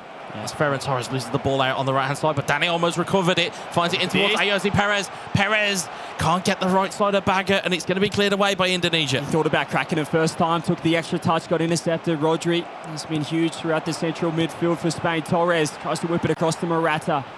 Intercepted into Indonesia, as we said, have not been in this situation before. Spain keep on attacking, keep on putting this Indonesian defence under the pump. Morata Can't quite get that one through. Spain, certainly their first halves have been a strong suit. They scored 2 goals against the Netherlands.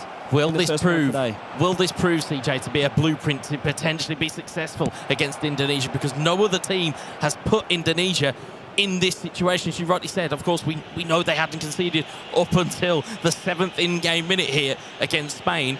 But is this the blueprint? Do you get them under pressure early, and do you make them have to think? Because you see the heart rates to the left-hand side of your screen there, 140 over the top for Indonesia. Elga and Paudi are going to have to find something special, but Torres and Perez and Olmo are on the prowl. Perez takes a neat back heel, back against the interception. It falls kindly for Perez. Back to Rodri. Perez with the flick on. Olmo trying to get his way into the box, and Indonesia effectively clear their lines. Spain still looking silky up front. There's the back heel intercepted. Spain want to go again. Torres can't quite get on the end of that one. As you mentioned, Indonesia not only in foreign territory here in Riyadh, but in foreign territory being 1-0 down in a match. And they might go that way in the first half. There it is, half-time. Spain, the perfect start for that nation. Perfect start for Spain. Meanwhile, across the other grounds, we are into the second half between Malaysia and France. It is still Malaysia 0, France 0. France, of course, if they're starting to drop points, it can put them in peril. So every goal and every game is going to matter. Of course, Malaysia really need to win this to really stay in the conversation of qualification. Here is Ahmad. It's cleared away by Jules Koundé. We cleared forward, of course, around the other 2 games that we've seen as well. India versus the Netherlands still 0-0, as is England versus Korea Republic. ABBA, though, Endrick looking to play it through. Theo Hernandez will get it clear. Looking for Barcola down the left. And again, looking at it from the brief snippet we've got here, Malaysia have got France a little bit rattled here. As we cut back to our main game, here we go. We will certainly keep you across all goals that do go in as Striuk finds Senanta. Striuk. Carvajal intercepts it and will play it down the right-hand side. Spain looking to advance and looking to counter. Olmo to Morata. Morata looking back for his pass from Perez. Instead, it's been coughed up here to Indonesia. Hay. As it to Struik. Cleared, though. It's a poor pass from Indonesia. That kind of clean gameplay that we've seen from them has kind of vanished so far. They're really struggling in that midfield as well, but there's a chance for it. That's a nice through ball, perhaps first time, but you can see how quickly the Spanish defense closes it down. Ridho able to get the ball. Indonesia trying to lob it back in, trying to keep the pressure on Spain, but Rodri, as Alex said before, he's a pretty handy midfielder. I think if you win a Ballon d'Or, that can probably be a testament to that. I say, right, it can be certainly a confidence booster and then some to have somebody like Rodri holding down the fort defensively, but Indonesia won't care about individual awards. They want the team one. Here's Klock playing it in towards Senanta. Senanta with the early strike. He had a man over. Didn't look to use him. Romero takes the save. That can be the panic. Could have been a big chance. That can be the panic when you are 1-0 down. We haven't seen that before. We're going to check out a replay, though. India taking on the Netherlands. It's India. We're pausing it down the line. India, that's a lovely through ball to Fernandez across to Pandita. First time, and it's going to be India 1-0 over the Netherlands. We're back live as well, and there's a forced save there from Spain against Indonesia. That was a great save, but India have gone 1-0 up against the Netherlands. Massive. They are playing party pooper for everybody here today as Morata looks to turn his man for Spain. Marino lifts it over the top, looks for Morata, can't quite find it. There's been a goal in India versus the Netherlands, and it wasn't the one that we just saw. We'll get across to that as and when we get a suitable break to do so. Hay is intercepted by Rodri. Morata, Ridho intercepts it. There's also been another goal, or a goal, in the Malaysia game, which we will cut to momentarily. We've got 2 or 3 goals to show you. Here comes the Netherlands, and it appears to be going to be Cody Gakpo into Joshua Zirkzee, into Gakpo, and Gakpo finds the back of the net. Netherlands have their equaliser. And Malaysia against France. We will wait to bring you that goal as Senanta looks to make his way in, and 20 minutes left in game here for Indonesia. They may taste defeat for the first time here in Riyadh. Well, at least we did see the Netherlands in the first game against Spain get a goal, but here is the action. Malaysia taking on France. You can see France moving the ball forward, intercepted by Malaysia. They do get the 2 on up top. Here goes Fikri, trying to work the ball forward. Ahmad there, but Fikri's just going to take it himself. What a rocket! What an absolute rocket from Malaysia. They needed a win, or they need points, and boy, they might just have put themselves in the conversation. I think there might have been a goal in the England versus Korea Republic game as well. We'll wait to give you more information on that one as we stick with Malaysia versus France for the moment, as Indonesia and Spain are in game plan as Ed Style plays it back to Hazmi. And we'll wait here. This might be good news for the three Lions. It's Cole Palmer, Jude Bellingham, Harry Kane, Ollie Watkins. And Watkins has found the back of the net for England. So they may have 3 points on the board, or at least 3 points in their hand, England, as we are flying around the grounds at a furious rate. But we've got to keep across them. There's so many good games here today. Absolute chaos. Back over to Malaysia taking on France. England and India trying to play upset as well. Malaysia 1-0. France trying to equalise. Just 20 minutes left plus stoppage time here in this match. As we said, France trying to stay in that top four. Malaysia trying to play upset, trying to get up into the rankings, trying to get into the race. But we're into the main match. Back to the featured match here. 1v2 Spain taking on Indonesia. We might have had a goal as well in Netherlands-India. I think there's been 2 in Netherlands v India, which in the furore that we saw of coming through all of these, we've bypassed. I believe there's 2 goals with the Netherlands game, but we'll look to see them momentarily. There's so many games, there's so many goals that are flying in. As the ball goes long here for Indonesia, this could be a massive result for the group as a whole, as Lenormand clears it forward as we wait for a free kick here. It was already 2-1. It's now 3-1 to the Netherlands with a smart low free kick into the corner. And the Netherlands have got themselves back in and amongst it. And again, they need points to get into those top 4 places in the group, because 5 nations are going home here, folks. That is where their story ends here today in each of the groups in console. And I can tell you, there's definitely going to be a major nation. I get that feeling that somebody's going to fall by the wayside, but we've got 13 in-game minutes left here for Indonesia to maybe salvage a point as Nacho heads it calmly back to Romero. Spain will understand the pressure that they are under. Spain will understand who they are up against as well. They've just got to keep the ball out their net. I mean, we did see Netherlands score in the 77th minute against Spain. Perhaps a similar situation could occur here. Indonesia, though, just 10 minutes to try and equalise. They are undefeated so far. 5-0 in Group A on the table. Spain. This would be a massive result. This will put them level in points. Obviously, the goal difference is ridiculous for Indonesia still at the moment, so they will stay number 1. But if Spain can secure the 3 points here, that'll do them a world of good for seeding in this top 4. Yeah, I mean, just looking at scores still around the ground, there's not been any more goals, but the score update still is as follows. Malaysia are 1 goal ahead against France. India are 3 goals to 1 down against the Netherlands, and England are 1-0 up against Korea Republic. And again, can't wait to see the table as it shakes out at the end of this, because there's still time in all of these games for things to change. As Indonesia play Drajad, Senanta with some good footwork. It's a great block by Spain, and Lenormand will charge it away once more. There's not long left here. If Spain can just hang on, it will be a brilliant result for them.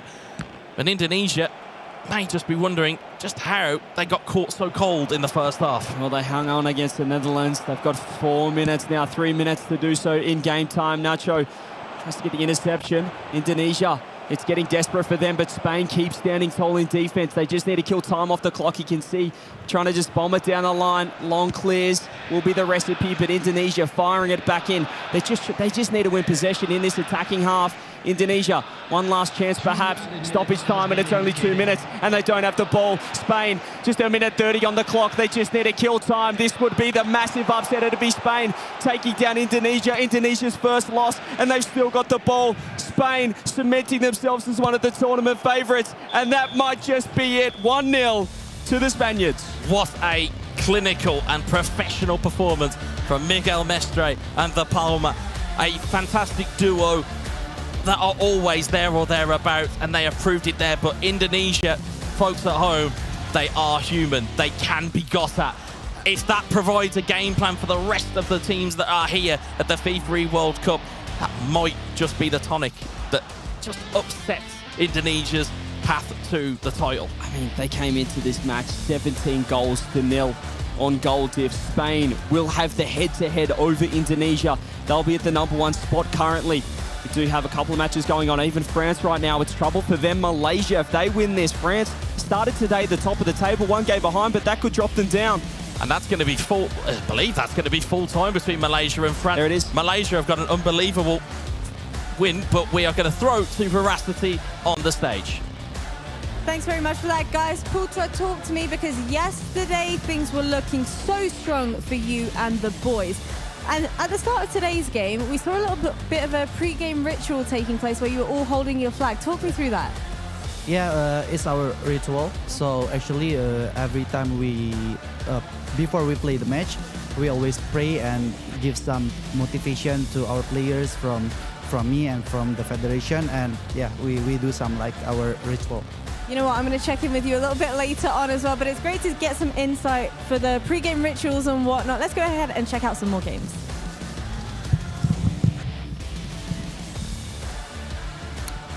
Thank you very much.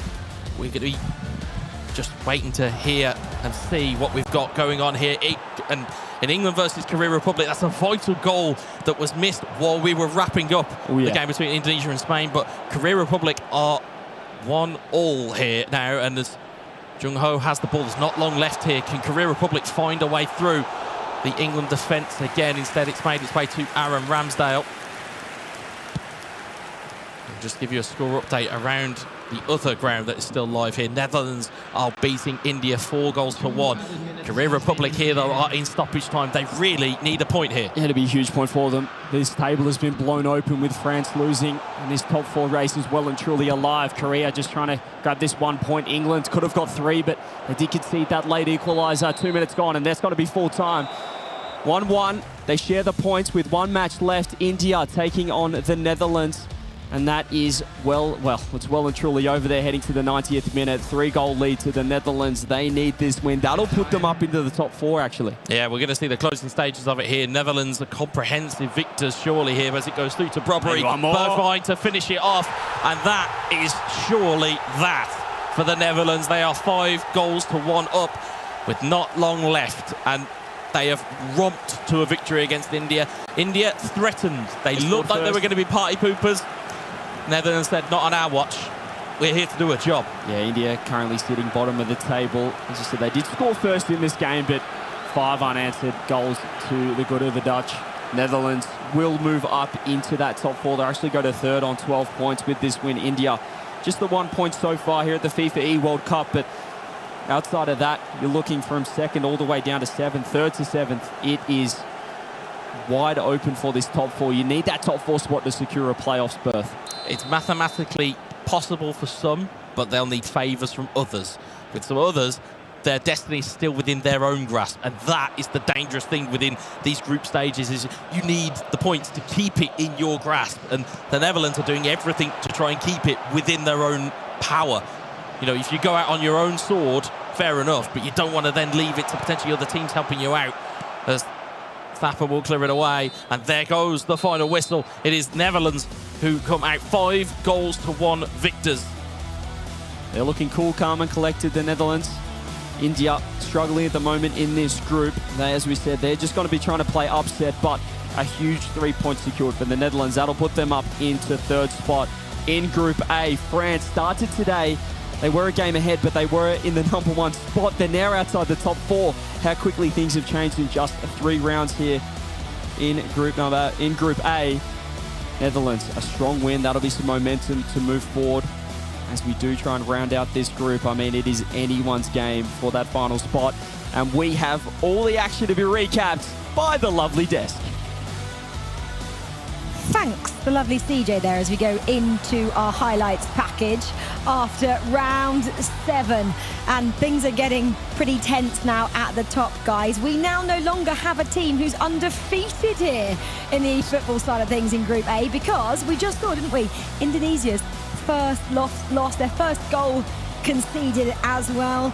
Spain actually have leapfrogged them now in the table. They're 1st and 2nd, and that's just in terms of head-to-head and goal difference. There's a lot of permutations to go as we get there. But did you expect that, both of you? No, absolutely not. I think, you know, the fact that Indonesia hadn't conceded a goal until that moment gives you an indication where you think the game's going to go. But Spain, that's a massive, massive result from them. Puts them in a really good position now. So now that 1-2 spot's going to be fought over between those two. You can see what it means, look. It's a massive, massive result from them. Across the board, though, France are falling apart. I do not know what's going on here. Now lost to Malaysia as well. They are now outside of the top 4. They were one of the tournament favourites. Just sticking on that Spanish-Indonesia game at the moment, Cole, the fact that Spain got that goal really early on as well showed their intent, didn't it? It did indeed, yeah. 8 minutes in, you get your first goal, you suddenly feel a little bit better, especially when we've been building up this narrative for Indonesia. Nobody can score against them, nobody has scored against them. 17 unanswered. Spain, though, going 1-0 up.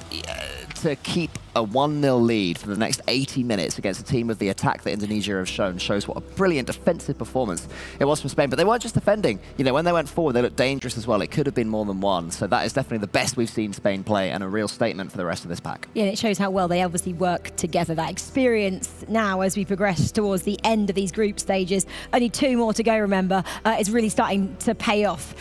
Okay, well, it's time to see how many goals our players have scored and how much power our Hyundai Ioniq's car has currently got here in the studio. I always feel like we need a bit of a drum roll to build up to this. Drumming's that good, but Come on, it sounds great, I'm sure. I'm sure in this these sounds microphones. really good to people. What are we getting? Power. The Ioniqs. See, a better drum roll, that'd have been at least 50%. 131 goals, 6 times fully charged. 3,150 kilometres travelled in your estimations. I know you guys are brilliant at geography. Where are we going today? Where would you like to go today? Let's go to Cairo. Oh, very nice. See the pyramids. We might just about get there, I think. Might get there. Yeah. I think so. Okay, we're off to Cairo here in the studio. I don't know where you're going at home, but we are also going Cairo via a break. And on the other side, we'll have 2 final round matches to bring you. We'll see you in a few moments' time.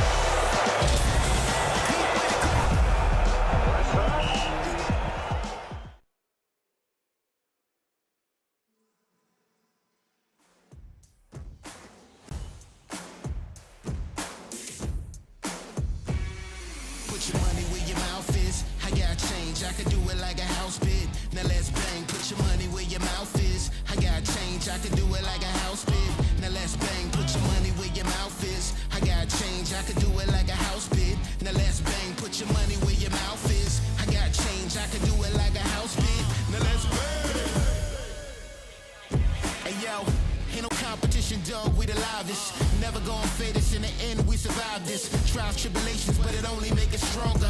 Never gonna stop and bring the heaters like a sauna. Gotta take it to the highest heights, deeper depths. Gotta move it right to left, but we always move in step. Gotta be the champions, dog, never losing. Get it, I got it, deliver to go. Never gonna stop it, I take it a blow. What I get to it, they never can know. What I get to it, I'm back at it, oh. My time like a python, I'm an icon, I got this. Never gonna stop and we take it to the top. Put your money where your mouth is. I got change, I can do it like a house bid. Now let's bang, put your money where your mouth is. I got change, I can do it like a house bid. Now let's bang, put your money where your mouth is. I got change, I can do it like a house bid. Now let's bang, put your money where your mouth is. I got change, I can do it like a house bid. Now let's bang.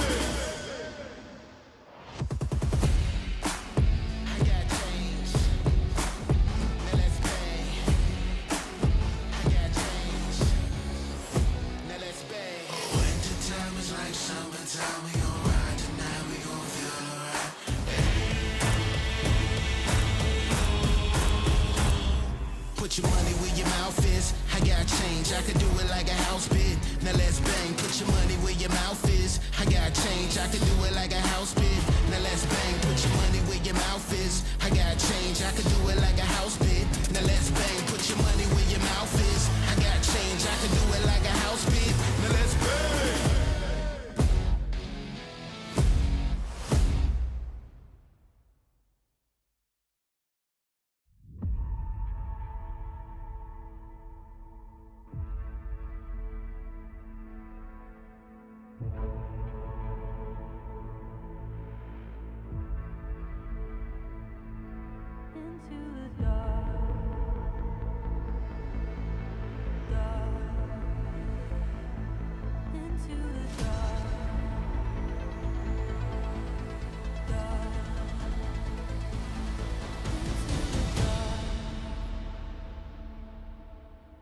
Darkness creeping over, I don't see the world beyond.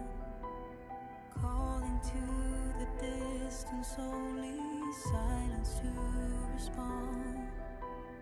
Peace is not a virtue, it's a sign of what was lost.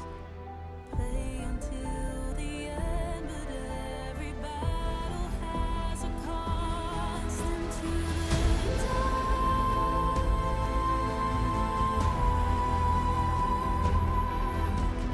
hiding in the shadows from the truth of who you are. Into the facing inner demons with the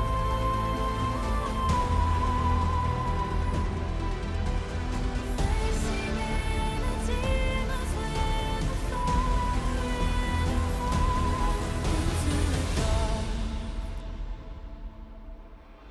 Time to see the light. Never lost, they shall be found. Time to see the righteous take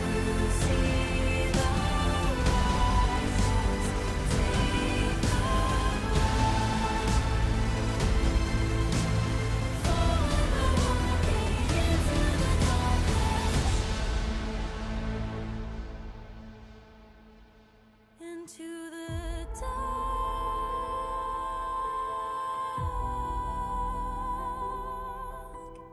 facing inner demons with a fire in your heart. Into the dark.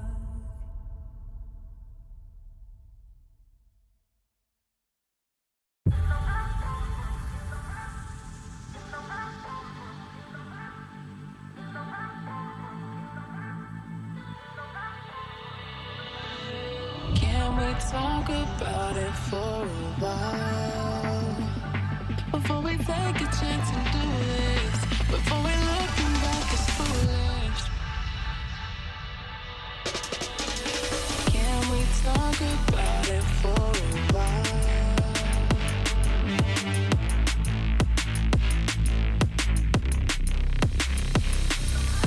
Can we talk about it for a while? Before we take a chance and do this, before we looking back as foolish. Can we talk about it for a while? Before we take a chance and do this, before we looking back as foolish. Foolish, foolish,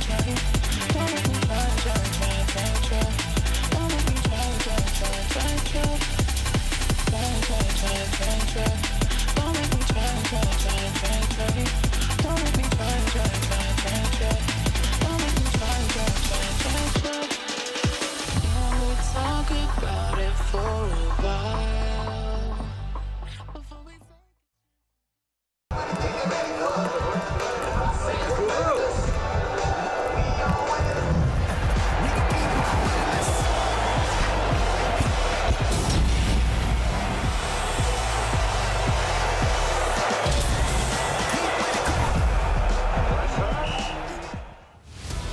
Riyadh here in Saudi Arabia has the honour this year of hosting the FIFAe World Cup featuring eFootball. And it looks like Team Netherlands are having a great time here so far on day 2. Group A are in action currently and we're heading into round 8 out of 9. So only 2 rounds left for these teams to book themselves a spot in tomorrow's knockouts. Not long left to go for these players. We've got Chris and Harry now joining us back up here on the desk to talk about what we've seen so far and what is still to come on a bumper day of action here. Harry, I'll come to you. You've been down casting, you've been out with the players, speaking to them.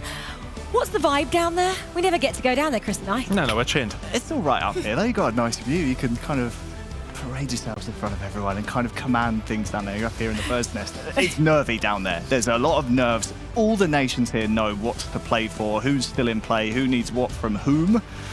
And it's just pure nerves. It's a bag of nerves down there. Oh, well, it is a bag of nerves. And someone who won't be nervous, but maybe can feel the nerves from the players, is Milos, as he's down there amongst it all for us.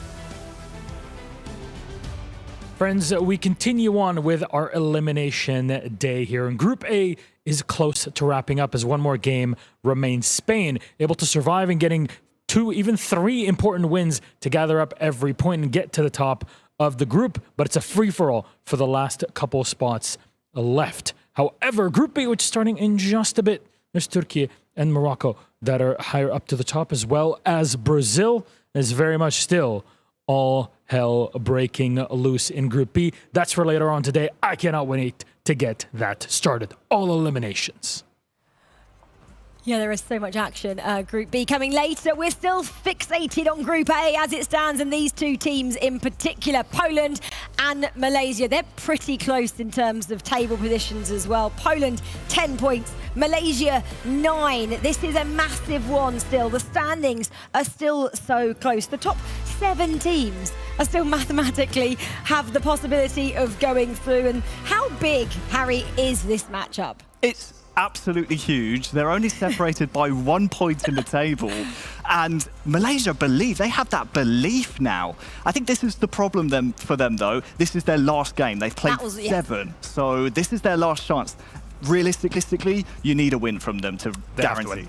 Isn't it the worst position possible to actually sit out that final round and not play and wait for other results to go or not go in your favour? Yeah, you would rather be in the position where you have the control, of course. But yeah, they absolutely have to win this game if they do want a chance of qualification. And that would knock Poland down as well. So, I mean, this is a massive, massive game. And this is what we love about group stage, though. When we get to this stage of it, you get in the final couple of games in these groups is where things start getting very, very tense. And there's the coach putting even more pressure on his players. Can I get one of those? I need one of those. Maybe that just signals, well, they had a massage last round because they didn't play the last round. Maybe they were out there very zen state, relaxing, those guys. What do you think?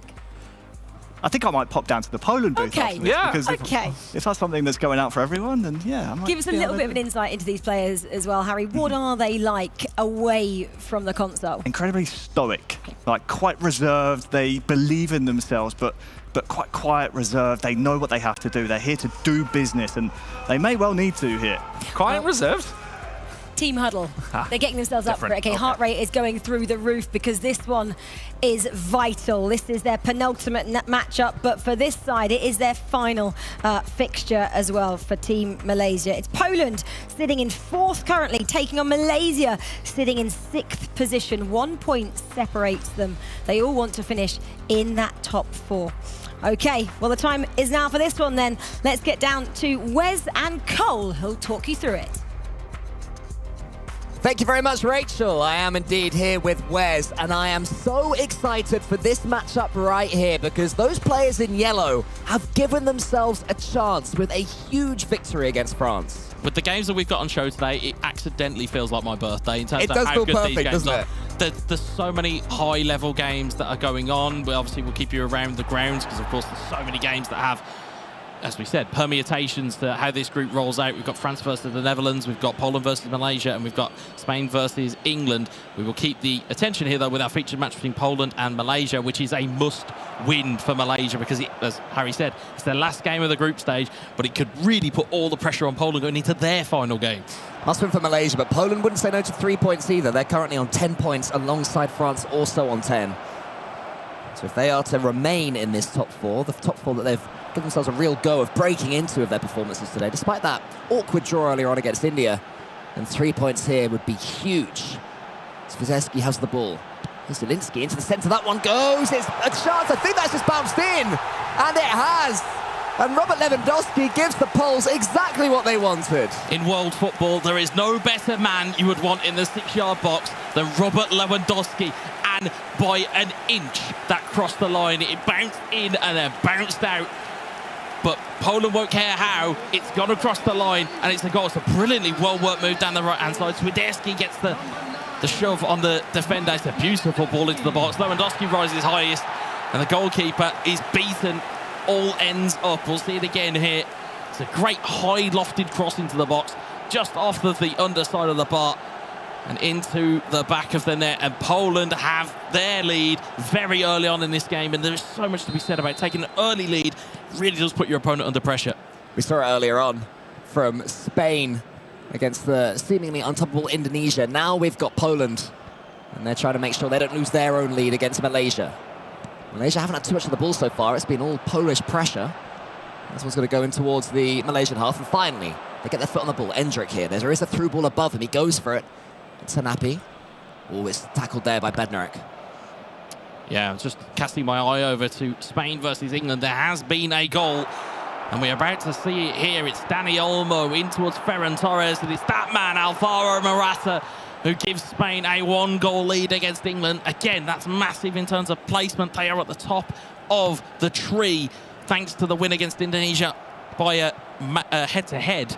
But now they've got themselves a 3-point gap at the moment, well, 2-point gap at the moment, as India and Indonesia is currently 0-0. So a big goal there for Spain. Poland having more of the ball, certainly. It's been difficult for Malaysia so far. Maybe a tough following game to the huge win that they just had, but that was almost the ball that will unlock this Polish defence. They've been defending incredibly well so far, Poland. They do have the ball, showing good strength there. There is a run above the ball, but he's not quite able to be found. Endrick does found his man, though. Here's Hanapi. Touching to the centre, crossed off there. And Poland can come through again, just keeping hold of the ball, taking these few extra seconds, and buying fouls, so important for Poland. It is, especially when you're under that little bit of pressure and you can feel the momentum of the opponent coming towards you. Sometimes just buying that foul and giving yourself a moment to breathe is what you need. And of course, just having a look across the game, there's been a goal between India and Indonesia. Again, when we have the footage of it, we will bring it to you. But at the moment, Poland in pole position here. We'll see here, it's Suleiman, and Fernandez going back to his own goal. He doesn't really want to be there, does he? As Ferdinand turns on it for India, and that is a stunning hit from the edge of the box. As we return to our game here, and Malaysia have won themselves a corner. Well, we know they're dangerous from these situations. We've seen Malaysia make a big comeback against Korean Republic earlier. They ended up losing that game, but got 2 goals from corners en route. And it was Ahmad running towards the taker that was causing so much chaos. That one's into the near post. Almost met by the Malaysian attacker, but now we've got a chance for a Polish counter-attack. Zielinski's there, he gets it down. Swiderski plays it backwards, just taking it as slowly as they need to, Poland here. A second goal could be mammoth. Kozlowski slows things down. Zielinski's in the centre. He's making his run, and eventually he does get the ball into the penalty box now. A couple of touches trying to buy themselves a foul. They've already won a yellow card from doing that. A penalty would be even nicer, but that is a huge challenge on the defender. Polish strength, just about, and they get the free kick. Yeah, I was going to say that you can see that Malaysia are really aggressive, trying to get that ball back and trying to make something happen. You've got to do it fairly, though, but otherwise you're going to surrender territory as Zielinski puts the ball in. Lewandowski with the flick on, Swiderski with the sliding shot. Instead, it is cleared away as Fikri clears it forward, and again, it's coming back the other way by Poland. Hendrick again, though, that midfield battle will intercept it. Hanapi down the right-hand side. Yeah, Hanapi's getting all sorts of time on the ball here. I'm not sure that the Polish defence will be too happy with the amount of time that Hanapi's had. But so far, none of these crosses have found their man as an offside comes in. So this Polish attack's going to come to nothing. I think Malaysia, after going behind to the early goal and really struggling in the opening stages, will be a little bit more happy now. Yeah, a little bit. I think they'll be a little bit more happy with it in terms of they've steadied the ship after conceding, but they've not quite threatened the Polish goal just yet. So Malaysia, they'll be content with the fact that the game is only 1-0 because it's an ability that they can at least get a goal, and that at least gets them a point. But again, a point doesn't really do much for them in a must-win scenario. Remember, Malaysia have to get this victory. 1 point will not be enough. So if they find themselves behind at half-time, expect to see some tactical tweaks, maybe even as early as the 45-minute mark. Because 2 goals in 1 half against a team that's going to be doing everything to keep you out could be difficult, especially when Poland are coming forward. They're getting so much time, but that's a poor pass. Intercepted well. Here is Hanapi again. He knocks it back towards Endrick. The 1-2 wasn't quite on target. And Poland can get some possession once more. The wing play seems to be the dominant factor in this game. Both players seeming to target that, as we've seen from the goal that was a header from Lewandowski. Yeah, the ball seems to go into Kozlowski in the midfield, and then it makes its way out to Grzycki, and he's a known speedster within this Polish setup. As I believe there is a goal that has gone in between France and the Netherlands. We'll bring you that shortly as Lewandowski tries to win the header. He's won himself a corner here, so we'll stay with the corner as we wait and see what happens. As Zielinski puts the ball in, Solomon with a flick on, and it's been pushed wide by Poland. But now we cut to France versus the Netherlands. There has been a goal. It's Theo Hernandez looking to try and deliver the ball into the box. He finds Marcus Thuram. It's parried back, and there is an apex predator waiting for it in Kylian Mbappe. France have a goal lead. That is huge for France. Kylian Mbappe currently out the French squad in real football, but here on eFootball still scoring goals. Good to see. Yeah, he's an incredible asset to have within that French lineup. He's got every tool that a striker needs as Hanapi tries to make his way down the right-hand side, and Kozlowski will lead this one away for Poland instead. Down the left-hand side, into the middle, looking for Zielinski, in towards Lewandowski. Here's Swiderski, Lewandowski, Poland building up naturally here. Kozlowski is cut out by Kutiaba, and eventually Malaysia win themselves a throw. The second goal here could sink Malaysia. Have to find that balance. Only 60% of their passes have been completed, so maybe that's where the issue is. Maybe that's why they find themselves behind going in towards the end of the first half. But first, they have to get this ball. It's been mostly Polish possession. It's been mostly Polish play. It's been mostly Polish chances, in truth. We did have one corner kick from Malaysia. Apart from that, not done too much. Nice back heel there into the centre. And that was sent away. Ahmad chasing the ball. He's going to try and get there. Can't quite do so. So Fikri is going into the centre. 3 minutes of additional time here at the end of the first half. And Malaysia still battling to get this ball. That's step one. They've achieved it. That one's into the centre. It's not bad play. Endrick once again finds Hanapi. That's better, faster passing. Endrick has Hanapi above him again. Instead goes into the centre. He might set himself up for a shot here. No, instead it's a pass towards Ahmad onto his right foot, but it's blocked at the last second until he gets it again. And Malaysia, on the stroke of half-time, get a key goal. Oh. Wow.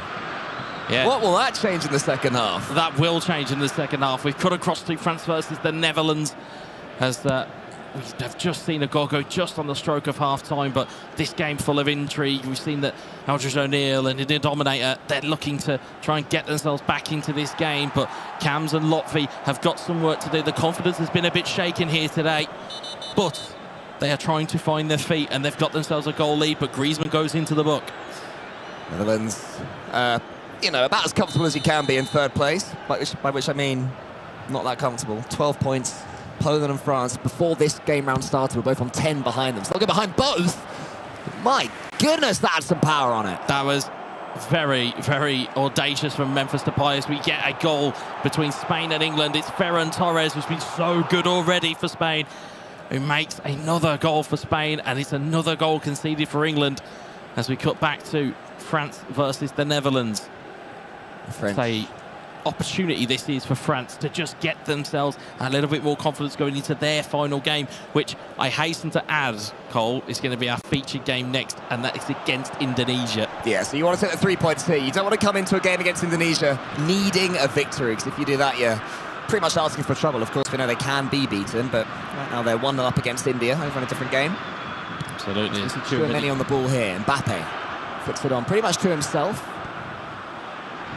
And Chouameni again does have that extra space. Barcola maybe thinks about a shot, instead puts it into the centre. The Netherlands can get that ball away. A point here would be a lot better for Netherlands than it would be for France. So they're not going to be panicking just yet. Still plenty of time to get this equaliser for the team in orange, but that's not how you do it. Kicking it into touch will get some territory, but not much time on the ball. Yeah, as we cut back to our main game, which is back underway in the second half between Poland and Malaysia. 1 goal apiece, which has just made this second half just a little bit more of intrigue, because as much as Poland, or as Malaysia need the points, Poland need them just as much. As Kozlowski, back heel, in towards Lewandowski, Ed Stahl with the clearance. It's important defending here from Malaysia. And the second half beginning as the first one did, with Polish pressure, Poland having more of the ball. Abba has to try and find Malaysia. They seem to focus on this high ball play, working on their physicality. But when it doesn't happen, it does, it's not the most beautiful style of football, launching the ball long, but it is effective at times for Malaysia. We're still going to get some big victories. That's what's giving them this chance to qualify in the top 4. That's a nicer pass. Ahmad gets to step on the ball. He's going to fall to the left back, who pings it forwards to Hanapi. And Hanapi's been, I wonder if there's been a tactical tweak at half-time, because he certainly seems to have Bednarak on him a lot more in this second half. I think so. I think there's the attention, as you kind of called out, is Hanapi is kind of the go-to individual for Malaysia. He's the one that has the skill cards. He has the one that has the skills in-game. He's certainly a go-to individual. But of course, if you can kind of stick a man marker on him, or you give him some extra attention, it can just nullify it and really kind of stop the attack. But the issue with that, Cole, if you game plan for one person, you're going to leave somebody else open. So Poland are going to have to be very careful of that particular idea or tactic that they may have called in, as we'll see a break in play here just for some tactical tweaks. You see Grzycki looking to be pulled further in, and maybe a substitution on, as we'll see there. I believe that's Zaweski has been on, or Zaweski, I apologise for my pronunciation. It's normally as good as it can be, and I believe there's just been a post hit in the French-Netherlands game for Netherlands that they are trying to put the pressure on with 20 minutes to go, as we keep you updated around the grounds. What do you see from this? Are Malaysia going all out attack just yet? I don't think they've pressed the panic button, because I think they've understood that they can score, and they've understood that actually, if we can stay as we are, we just refresh the stamina of the players by bringing on substitutions, that enables you to still play in a similar fashion. So it's just a case of maybe going like for like subs just to freshen things up. Well, we'll see how this does change things. A couple of tweets come in. We can bring you another goal from India versus Indonesia, and no surprises really that it falls to Indonesia. Despite that shock loss against Spain, they're still one of the dangerous teams, and that was a smart finish into the bottom corner. France versus Netherlands. This is live footage you're seeing now. Netherlands, I said earlier on, they wouldn't be too disappointed with 1 point, but 10 minutes left. That's when they're going to start having to go all out attack. Over here, though, Malaysia have taken off Ahmad and brought on Darren Lock. What will that change? This ball is played into the centre, a chance for Endra. I thought for a second he was getting his head to the ball. It's a good tackle from Matthew Davies. And Abba up against Urbanski. Zalewski, Lewandowski. Zelensky's thinking about the pass. It was almost on, wasn't quite played. Could have been. The through ball wasn't accepted when the offer was there. Yeah, and that's it. It's those opportune moments. It's those you have a half second to execute them, and once they're gone, they are gone. As we can see, tactical tweaks in for France and the Netherlands as well. You can see there's also been another goal between India and Indonesia. Of course, we'll bring that to you when we can. And right now, we're back with the main game. 63 minutes on the clock of our featured game of Poland between Malaysia. We have got the replay here. It's that stereotypical long throw. The goalkeeper is all at sea. That is how you do not manual goalkeep. Sure. It very much brought him out, trying to stop that long throw and nullify it. But of course, if they get the flick on, it's curtains for you. Thank you, India, for showing us there how not to do it. And we're going to hope we don't see any big mistakes like that in this game. If there is to be a winner, let's hope it's because of some attacking brilliance. This could be it. Sumara has Fikri in front of him. He goes for the shot, actually. The keeper's out. Darren Lock was in there, trying to get in there. And Dragowski, but couldn't quite do it. He had Lock free. He had Lock free with the ability to play the pass. It just doesn't quite execute from Malaysia. You can see the heartbeat as well. Malaysia representative, 151 beats. And as we just zoom back into France versus the Netherlands, again, this would be a massive 3 points for France. Here's Gakpo, Robbery, back to Gakpo. Gakpo over to Bergwijn. Bergwijn takes a touch, tries to put one into the back post. Magnan punches it clear. It's down to Wijnaldum. Upamecano will clear. It's a little bit of an opportunity there for the Netherlands. They may be leaving it late here, but it's Weghorst. Weghorst with the strike. Good save from Magnan. Cleared away. As far as Ian Matson. Just no Dutch players in the box to get the parry from the goalkeeper. So near. Will that be the last Netherlands chance? It will be of clearances like that. Gertrude has put himself in trouble. The Dutch goalkeeper comes out and has to just slam the ball away. Robbery senses something towards Gakpo. That one's back into the middle. Dutch trying to play through the centre. That one's found Rob Robbery. He shoots. It's blocked. Finally, it does go. And Netherlands have their equaliser. Oh, there's goals going in everywhere. You can hear it from everywhere. Dominator and Eldridge are all over the place. They're absolutely delighted. but also in a major game, there's been a goal between Poland and Malaysia. Let's wait to see that one. I wonder if you could hear the cheers behind us. Maybe you can guess which way it's gone. We're about to find out, Cole. We're about to indulge with it as we'll see this again, the replay from Netherlands and France. It's a ball, it's a brilliant save, but Wout Weghorst, of all people, when you need a player and a target man most, Wout Weghorst steps up and says, I'm having that, thank you very much. We'll just take this game away from you, France. Wonderful reflex finish from Wout Weghorst. So many saves as well from France. Weghorst finally managed to get his head on the end of one. It seemed for the Netherlands 90 plus 2, the last kick of the game as well, goal. The last kick of the game was a header, and it was enough to take 3 points away from France. They'll have to settle for a share of the spoils. Netherlands, a massive, massive goal, will keep them in the top 4, will prevent France from going into the top 4. And you can see why they're all smiles. They have just about held their nerve and done enough. I'd love to see the heart rate monitor on that celebration. I need the heart rate monitor on that, folks. Well, we'll see. In a second, we are going to be able to have an interview with these Dutch players. They're just going to take a few seconds to collect themselves. How rare are these 92nd minute equalisers? They're rare, and when they happen, though, it's just a beautiful thing to witness because you see how much it means to the players. You see how much it means to, certainly you'll see fans in the chat. There's so much to ride on it, and we're going to get to hear from Veracity on the stage. Veracity, take it away. O'Neill, congratulations. What a game that was. From the previous game, scoring 5 goals, to now that nail-biter that we've just seen against France. What was the communication like between your teammates?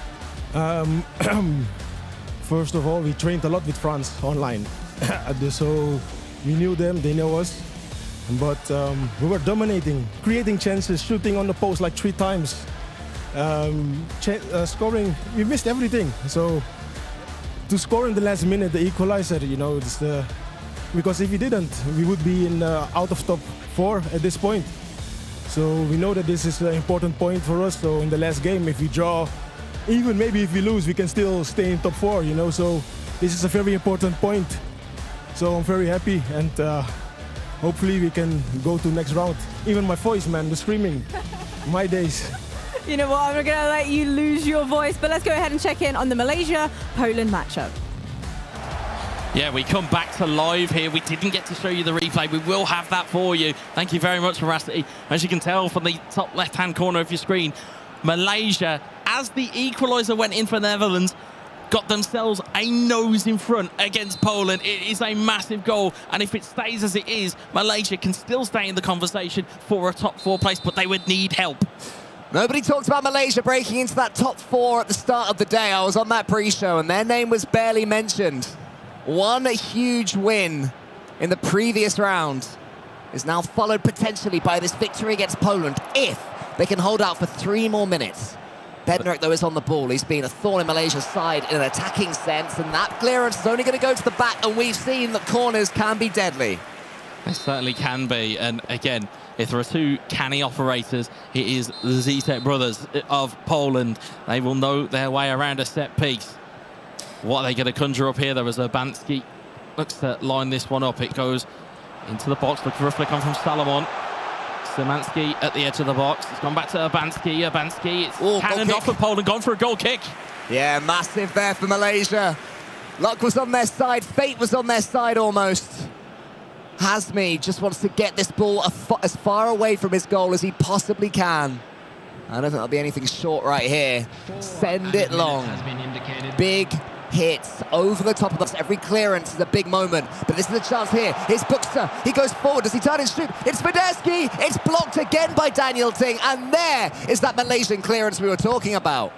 Yeah, they're going to need that rear guard in the very closing stages here. Poland might have one more shot at this. Szymanski. Buxer, Szymanski is blocked away. It's great defensive work by Malaysia, and you can see what it means to them. They pick up a valuable 3 points. They've gone and beaten France, and they've gone and beaten Poland, and have really given themselves an opportunity to at least be in that conversation for a top 4 finish. They were down and out, they weren't believed in, but they kept believing in themselves. And I'll tell you what, the composure that they showed when Poland were taking pot shots, their positioning of their centre-backs, of their right and left back, absolutely pixel perfect. 3 points, hard earned. And Malaysia will go into the final round of games, lacking in game time, but in that top 4. What a set of fixtures we've got left on the schedule. I believe, again, a featured game that's going to come up will be France-Indonesia, but Poland have got to play the Netherlands. The desk, I'm sure you guys will unpack this. Take it away, folks. We'll try, Wes. We'll try our very best because there's lots to look at as we just drop straight into the highlights. One round of fixtures just remaining this afternoon. Malaysia, though, have played all of their matches. Malaysia-Poland, as I'm talking about it as well, this was the moment they managed to bag themselves those 3 valuable points, put themselves 4th currently in those standings. Spain-England, Spain very much took that one to the English side, and this was the one that we just heard the interview from as well. France, Netherlands, drama all the way to the end, and I watched the team from the Netherlands just jumping up and down in celebration behind me. It was great to see. And then this was a fantastic matchup as well. India taking on Indonesia, 3-0. It was in the end for Indonesia. And those are the celebrations I just mentioned. Harry, you were looking for them. I was like, no, they're just behind us here. You can't see their pod. But I bet you wish you'd seen that in the flesh, because you can see how much it meant to all of the teams, Malaysia as well. 36 years old, by the way. Sorry to expose Elvis O'Neill, by the way, but that's how much passion he has for this game and how big of a result that is for the Netherlands. They are now sitting 3rd in the table after that. Big result. But obviously it went from bad to worse for France. They were sitting after that draw in 4th, and then when Malaysia got that win, they now dropped down to 5th. Yes, they still have a match to play here, but you know, this is when other games just prevent you from maybe finishing where you thought you were. It's now somewhat out of their hands. That's the thing. Even if they win their game, they could not be going through. And I'm sure we're going to be talking about it in a second, but they have the hardest possible game that they could possibly have left. They've got to take on Indonesia, so that is a huge game, a huge ask of France to be able to win. One of the favourites for the tournament could be going out in the group stage. Can anyone here help Malaysia, Harry? Does anyone want to help Malaysia? Have they got friends out there? I think Malaysia, if they don't have friends, they at least have fans, because I don't think many of us had them doing much in this group, not because they're a subpar outfit, but because of how many sharks there are in the Shark Tank here in Group A. There's so many nations that could go all the way, and 2 of them are facing off next. It's just going to be unbelievable. It is indeed. It looks like Harry's heart rate's going up. And talking of heart rates, should we see from the match against Poland that we just saw on there, Malaysia, because it was a great matchup. Wow. Malaysia taking that one 2-1. I mean, we've been seeing such interesting heart rates, haven't we, throughout this tournament? And there's another one for you to look at there. Harry, I got to ask, you play this game a lot. Heart rate, does it go up? Does it go down? Are you just flatlined? Mine is consistently up. Right now it's 107, if you were wondering. It was up to about 140, I think, during the closing stages of our last heat. But it does get up. The more you know you're under the cosh, the more you know you're chasing a result, especially in an esports environment. We heard Cole talking about it on the desk previously. It's completely different to just relaxing, playing a single-player game where there's not much at stake. It's the stakes. It's what's riding on the match that you're playing that builds in your head. It's the psychology that gets the heart going and then really forces that physiology to kick in.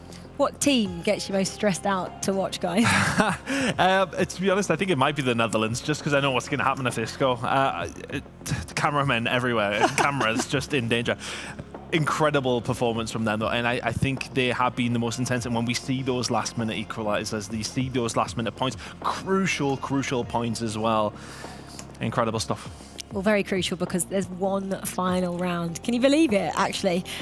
2 days of action for Group A is coming to an end after this one, and this is a massive matchup for France. We just mentioned it. They just dropped out of that vital 4th position and now sitting in 5th, and they're taking on a team in Indonesia who are flying high on 18 points in joint 1st, 2nd position at the moment. This is going to be the toughest test they've faced over the last 2 days, Harry, isn't it, in terms of what it means?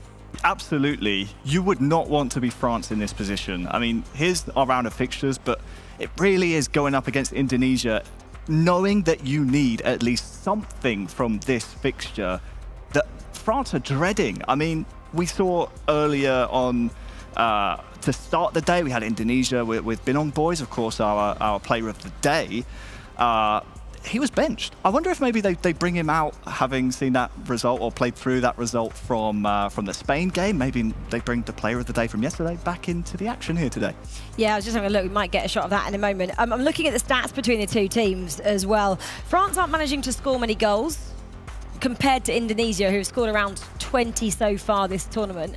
And in terms of, not getting any goals past them, Indonesia are by far the best as well, only conceded 1. So everything that could be working against France looks like it is on paper, Chris. But this is where, it is really, this is what you get paid for. This is why you are here to be representing your country. You have to be able to pull out the stops when needed. France are a extremely good team.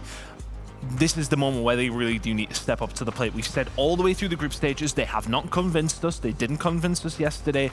And now is the moment. You need to take on who have probably been one of the better teams here and do the job now. It's the form for me that is worrying for France. They entered today, what was it, second in this group, just behind Indonesia. 3-1. 2-0 to Poland, they lost. They lost to Malaysia 1-0 and just came off that agonising last-minute Netherlands equaliser. So 1 point out of 3 matches today. They need to turn that form around. Sometimes, though, the results on paper look worse than they are, because that draw that we saw a moment ago, they actually played really well for all of about 85, 90 minutes, didn't they? So you can't take that away from them, and that's what they need to really focus on, I guess, don't they? How well they were playing until that equaliser happened. But the problem is for them now is that you not only have to beat Indonesia, you have to hope other results go your way as well. So it's going to be out of their control. They're going to be peeking over their setups, keeping an eye on what's going on in the other games.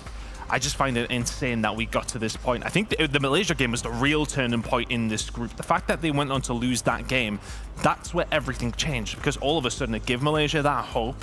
They then go on to beat Poland. You then draw your game in the last minute. For the French side now, the mental has to be there. You have to be thinking to yourself, right, I mean, this is the worst possible situation. You're not in the top 4, you're facing against Indonesia. You need to lock in. The mental side of things could come from the fact that Spain are the only team who have beaten Indonesia. France beat Spain. Can they look at that? I'm clutching at straws here, Harry, and Harry's smiling at me. But they did 2-0 victory over Spain yesterday. That's how close these nations are. All of the nations in this group are capable and have showcased they can take points off each other. England, bottom of the table, took points off of France. Don't forget. So the psychology, the pressure on these two gentlemen on your screen right now, I've had a quick glimpse around. Malaysia, obviously having played all their group games, they're in the player area. They're in the viewing gallery right now. I see them in their amazing yellow shirts. They're relaxing. They're sat here knowing, hey, you know what? Right now we're in 4th. Come what may after this round of fixtures, they'll have their eyes trained to the France game, all the rest of the games in this group, and that will just add to the pressure cooker that is the arena here in Riyadh for our final round of fixtures. How do France beat Malaysia? Is it simple? I mean, it's going to be a difficult one. I mean, going up against the team who hadn't conceded up until their game against Spain is going to be really tough. But we know that the players on that stage, they absolutely can do that. We know how good they are.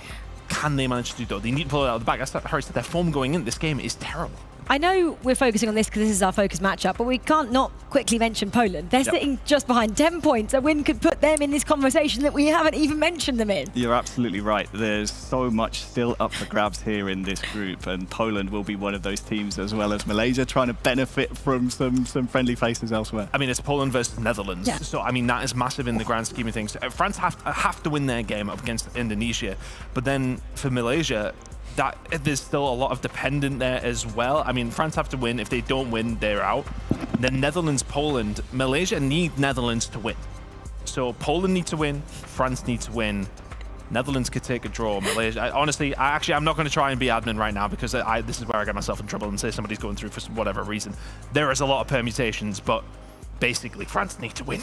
To simplify it at home, we have currently 6 teams looking for 4 spaces, so that doesn't quite fit. At the moment, teams sitting in those 4 spots are Spain, Indonesia, Netherlands, Malaysia. Outside, France and Poland. Experts next to me, who is missing out after this final round? Oh, that's a horrible question. It's a horrible question. There's going to be a big nation missing. I feel like it might be Poland, and I feel like Malaysia might join them. Oh, I don't know. I don't know which way this can go. I've got no idea. I think France and Poland are missing out. I think it stays how it is. Okay, well, the boys up here have spoken. I'm sure the Twitch chat is getting very excited and nervous at the same time at the prospect of the 4 nations going through, and the 4 nations we are saying, 5 nations we are saying goodbye to. Let's see what happens in this final round, round 9 of Group A. All comes down to this for a place in those knockouts tomorrow. It is, of course, Indonesia, and they go up against Team France in our featured matchup. I'm here with a very excited Alex, because there's permutations as far as the eye can see here. Every goal that goes in over the next 20 minutes or so is going to have huge implications. Well, I know what it is to be in a group stage after 2 days, depending on the last score of the day, to know if you are in or you're out of this FIFAe World Cup. That the last game, Indonesia versus France, will make us sick, because, ladies and gentlemen, Indonesia qualified already to the knockouts, but fighting with Spain for that first position, and in the other hand, called France yesterday being first after day 1, and today only 1 point took already. And last game against your potential nightmare Indonesia, which they keep with the same roster, Elga and Akbar Paudi, the MVP on day 1, Rizky Faidan still on the bench.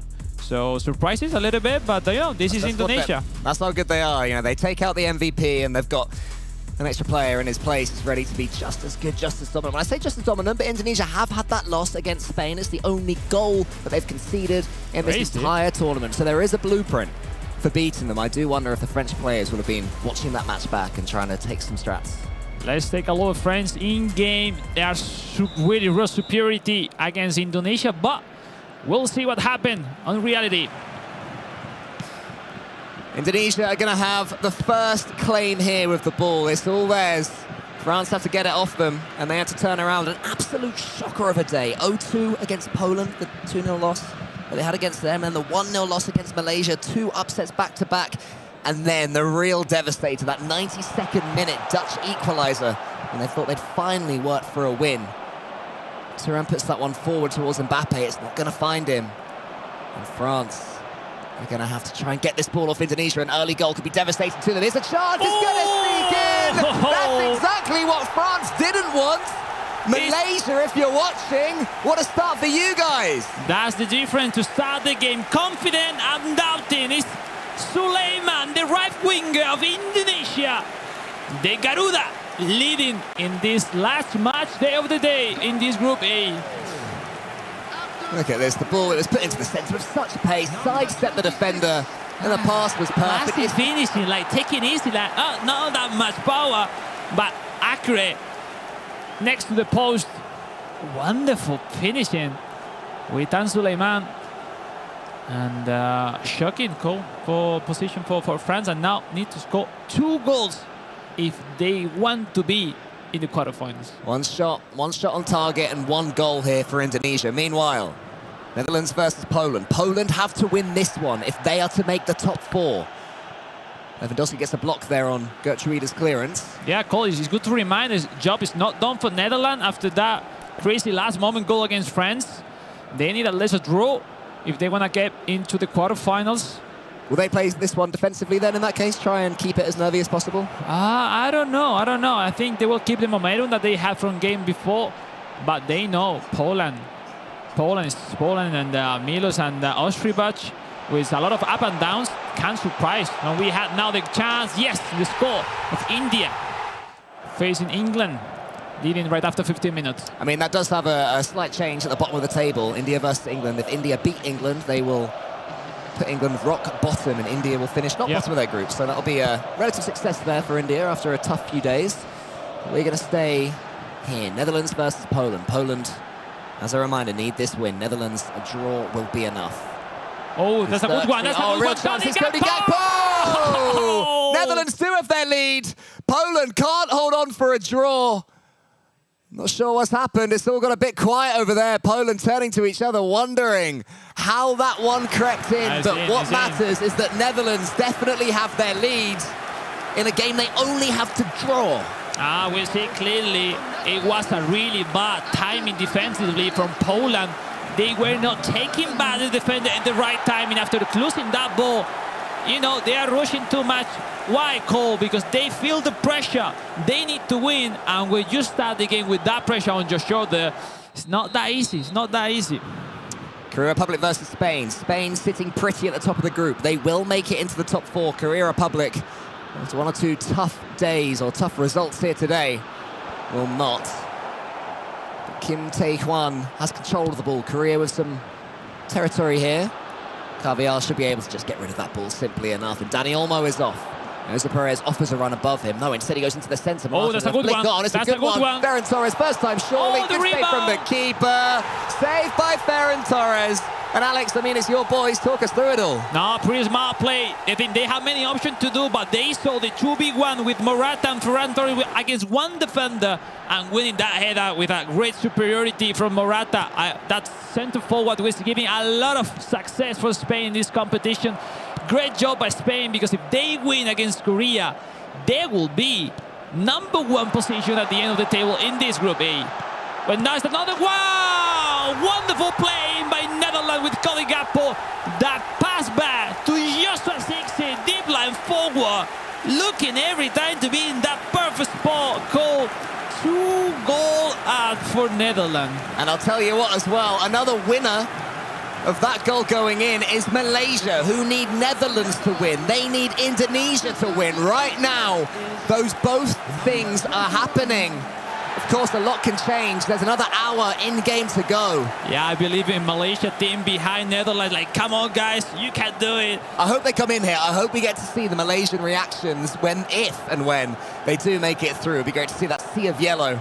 And maybe they're backstage somewhere just watching through their fingers thinking, oh my goodness. It's worse, right? You've been in this situation yourself as a former pro player. It must be worse when you're watching, rooting for other players rather than having control yourself. I can say you, like, I hate group stage because you can't control what really happened in this phase of the competition. I mean, then in playoff, it's a different story. It's a face-to-face challenge. But now, depending on the score, that's, you know, that's life. But we'll see. Still in our early path on this last match day. And now we've seen Spain leading 1 goal up against South Korea, and really comfortable into the game with Ajote. The through ball. That was acrobatic. Nice little bicycle kick to at least send Spain back for 20 seconds or so. But now we do have a chance. Cho Yu-min, Son Heung-min, Cho Gu-sang, and then Lee Kang-in gets that one out wide to Young Won. He gets forward. Spain, if they win this game, they will top the group. And with seeding the way it is, the difference between first and second, it's not just pride there. You know, you want to avoid the team that finishes the best on the other side of the bracket. Exactly, that's important. Also, being first is both in the Group B tomorrow. So, yeah, should be potentially better, no? But it's more about the feeling, no? Cole, about the Spain, no? If they keep winning this one, they have won all single games today. That's massive. So, seeing what they were doing yesterday, obviously. Momentum and form so important, as Spain should be able to see this one away at least till the start of the second half. Good play. They had that lovely through ball over the top that Morata flicked on. As we do see a manual ball forwards, doesn't quite reach the Korean player's target. The Korea Republic going to turn to each other as their tough day continues. 3 points to take home would be nice. They will be going out after this. It's their final game of this tournament.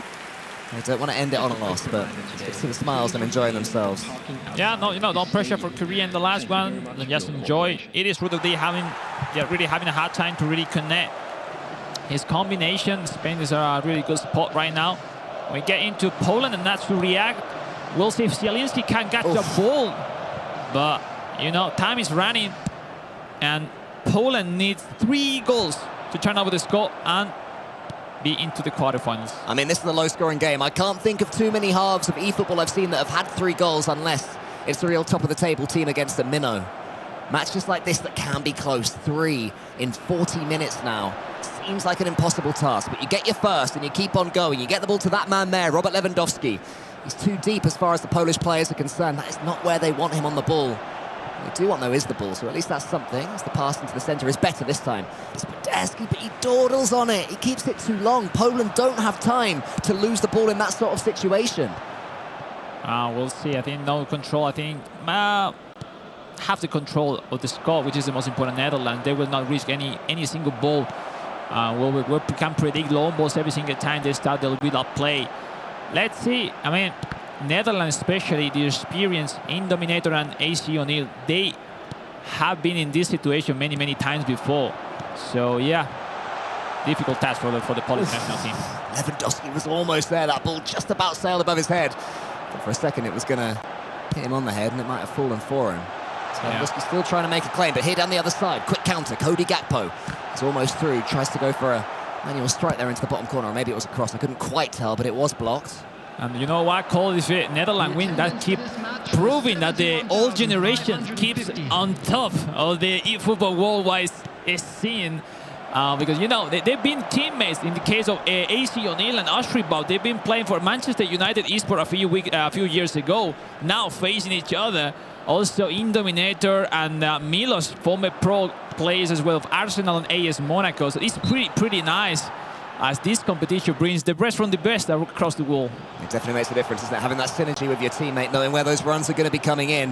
Not always obvious. What's obvious to one player might not be obvious to the next, and that is why occasionally you do see these misplaced passes that look a little bit silly, but it's totally understandable under these lights.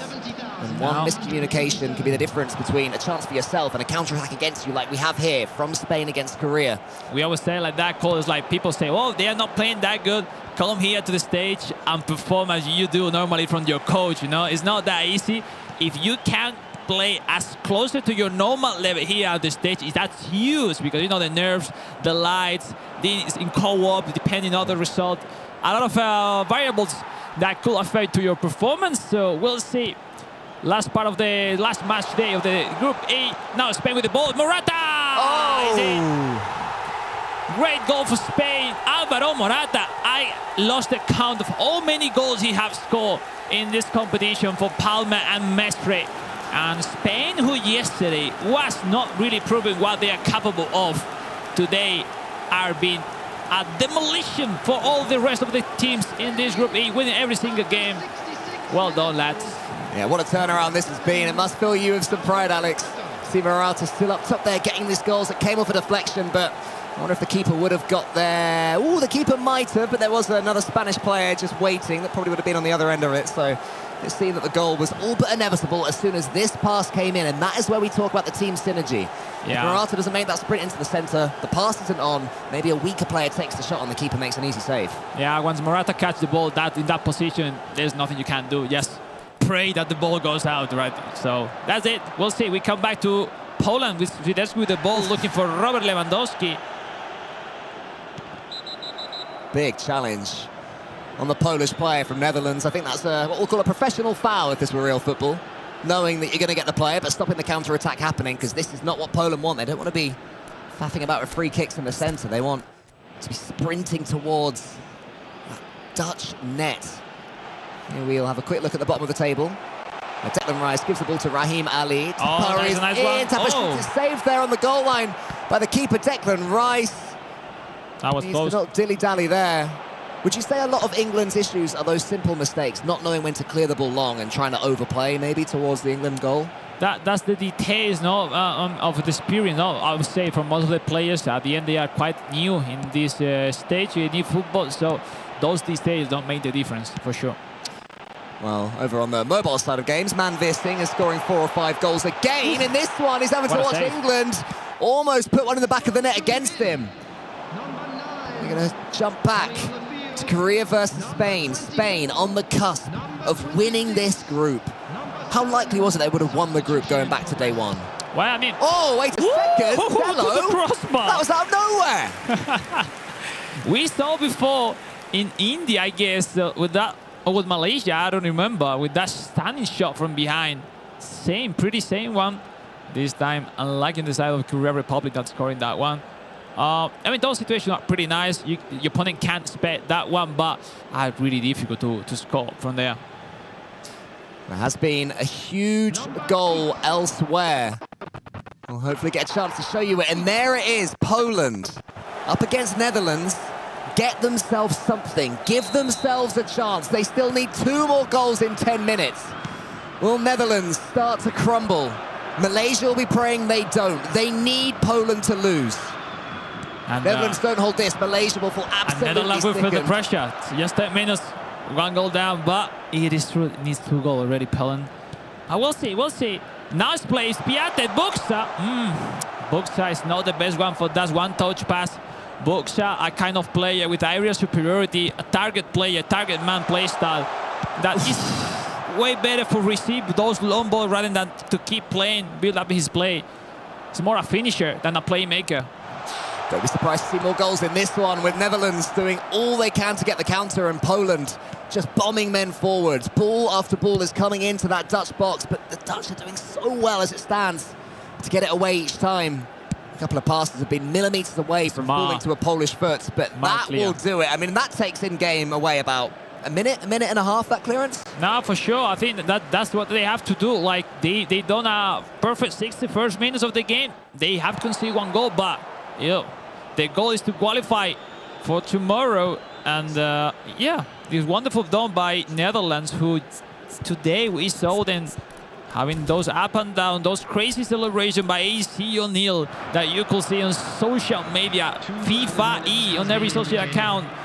Tune in, ladies and gentlemen, this is only day 2 of eFootball World Cup here in Riyadh, Saudi Arabia, when we see the last chance, and that will be the last opportunity for Poland to get into the game. It's Grosicki, the cross specialist. Deflected, and ladies and gentlemen, is the Netherlands into the knockouts. The Netherlands into the knockouts, and Malaysia watching on. Crossed their first hurdle. Still waiting on Indonesia versus France to see what happens there. Yeah. But Spain versus Korea. Spain 10 minutes away from sailing into tomorrow's playoffs. Top of their group. A team that's improved from the beginning. Slightly nervy starts. But since that win against Indonesia, it just seems to have catapulted them to the top of their game. It seems that especially the players have wake up with the right foot, as we say in Spain. Yesterday they were not that focused, that calm. Now wonderful plays, Mikel Oyarzabal catching or trying to catch that header. And perfectly managed. The timings, the gameplay is only day 2, but it's nice to see Spain at this level. Obviously, showing everyone that they could be one of the favorites in this FIFAe World Cup. Of course, my eye is a lot less trained than yours, but to me it seems that Spain are one of the best teams at finding their target man. So many of these teams have that key player. I'm looking at Korea with Son. He's barely been involved, but for Spain, they're constantly targeting Morata and knowing how to get him the ball. Well, at the end, I'm seeing from many countries that they are improvising every single time they are on possession, but they're completely wrong. Co-op is all about tactics, to predefined movement, automatisms, and that's why Spain, Indonesia do perfectly well. So that's their advantage in front of the rest of the country. So that's why Spain, having their timing, having the right intensity, they step up from yesterday so well. And we'll see if they can keep the rhythm tomorrow matches. Is there going to be one more for Spain? I doubt they care too much right now. They know they've done it, but they wouldn't say no to an extra goal going into tomorrow. Winning breeds winning. Goals breed goals. And Spain are making their way to gold, because this squad, deserved winners of Group A. They take down Korea Republic. Just 1 more defeat for their opponents. Korea Republic are relatively happy with their own performance. Spain, though, they're your group leaders. Yeah, great effort from the team. They have worked a lot to be into this competition with that high level they are proving in every single match. It's not that easy to keep in it for 4 days long competition, but ladies and gentlemen, Spain is a candidate for this competition. Oh, for sure. For sure. They are looking like they can take down anyone. Maybe Spain agree that they can win this whole thing. Let's find out from Milos. Yes, friends, what a day it's been for Spain. Mestre joins me here. Congratulations on the win, but also topping the group. At the start of the day, we're like, hey, Spain need to have stars aligned to make it happen. It happened. How did that actually come to be in your mind? Yeah, I think for everyone, yesterday was a tough day. We just played 3 games, but still we got 6 points out of 9. And the game we lost, we definitely were better. But yeah, we were confident with our gameplay. So that's why we topped the group. I think Indonesia is one of the most favorite title contenders. So yeah, we are happy to top it. But just let's focus into tomorrow, because tomorrow we need some hard work to do. So now you're looking forward to that main stage. How do you expect things? What are you going to do today to kind of prepare for that tomorrow? Yeah, for sure we will analyze our opponents. We will rest a bit. I think it's deserved. And nothing else. Try to be in this way, to keep it up, so we can do our best tomorrow. It's gonna be definitely a long and very tough day, because all the nations can win each other. I think in our group it was very tight, very close, so we could show it. So yeah, we are very proud. Thanks to Palma, he played immensely good, and also to the advice from Pau. It was wonderful to witness your performance today and the entire team, but we're still not done. You mentioned Indonesia, where they're playing right now versus France. We'll see how that happens, if that can shift things for France, especially. Sending it back. Indonesia versus France was originally our featured game. There were 1 or 2 issues that we had to sort out. Thankfully, the other ones were going on quite happily around them. And Indonesia will be 0-0 against France until, as soon as we cut to them, what do you know, they score, and is that a little wave towards the French? How often do you see that in eFootball? I know what happened, ladies and gentlemen. I've been there, but from what I see from the review, I think France was complaining of something what happened the first time where they conceded previously the goal. They have restarted the game, and what happened? The same. Indonesia is too strong. First chance, first goal, and it's once again now officially leading this last game. Yeah, so any controversies have been ironed out, as you were. 1-0 to Indonesia. France, you can see, with their hands on their heads. And they are going to have to turn this one around. They have to win this game, Alex. Easy finishing by Mark Clock at the end. You know, the pressure is the last game. This is a World Cup. No one wants to go home. And the pressure now for the shoulder for the French national team comes a lot. That has to react and score and win this last game of the day. France, what have you got? It's been an absolute horror day so far. None more so, as we were mentioning earlier, than that last-minute equaliser against Netherlands. If that hadn't gone in, then they would be a bit more comfortable. I believe if that hadn't gone in, then a point would be enough. Because it did, they have to beat Indonesia. They have to follow in Spain's footsteps. And so far, it's just not seeming possible for France. Now France is in a really passive defending, as we have seen during the whole day. That will be tough, because, yeah, Indonesia is pretty smart. If you let them play easily, we'll see. France has done it a great race tournament so far. Yesterday, 10 of 12, but today, only 1 point in all the game. Now Rafa struck, almost catching that header from Radaman Sananta. Indonesia is really dangerous in every single action. You have to be 200% focused in every single action of Indonesia. It's Ferdinand. France a little bit out of control. It's Sananta preparing the knock-on, but sadly the control, basically because Sananta and most of the Indonesian players... Most of the Indonesian players hasn't had that many skills compared with France with 10 skill, the maximum per players plays type perfectly. Indonesia, even with a few ones, look how they play. Oh, it's incredible how much they are making with how little they have. But I mean, the players with the balancing aren't bad at all. You can see there from the stunning strike. That was so near. It was a massive save from France. And I can tell you as well, we've got the Malaysian players in the building, I believe. They are watching along for this one, praying that the work they put in earlier, the victories they claimed, starting off with that huge win against France, they beat India as well, and now they find themselves... Another pause from France, now moving to possession game side, trying to find a solution maybe in the game style. We'll see the corner kick call, looking for El Gambago, winning the header! It's still on, almost in, great save by Magnan.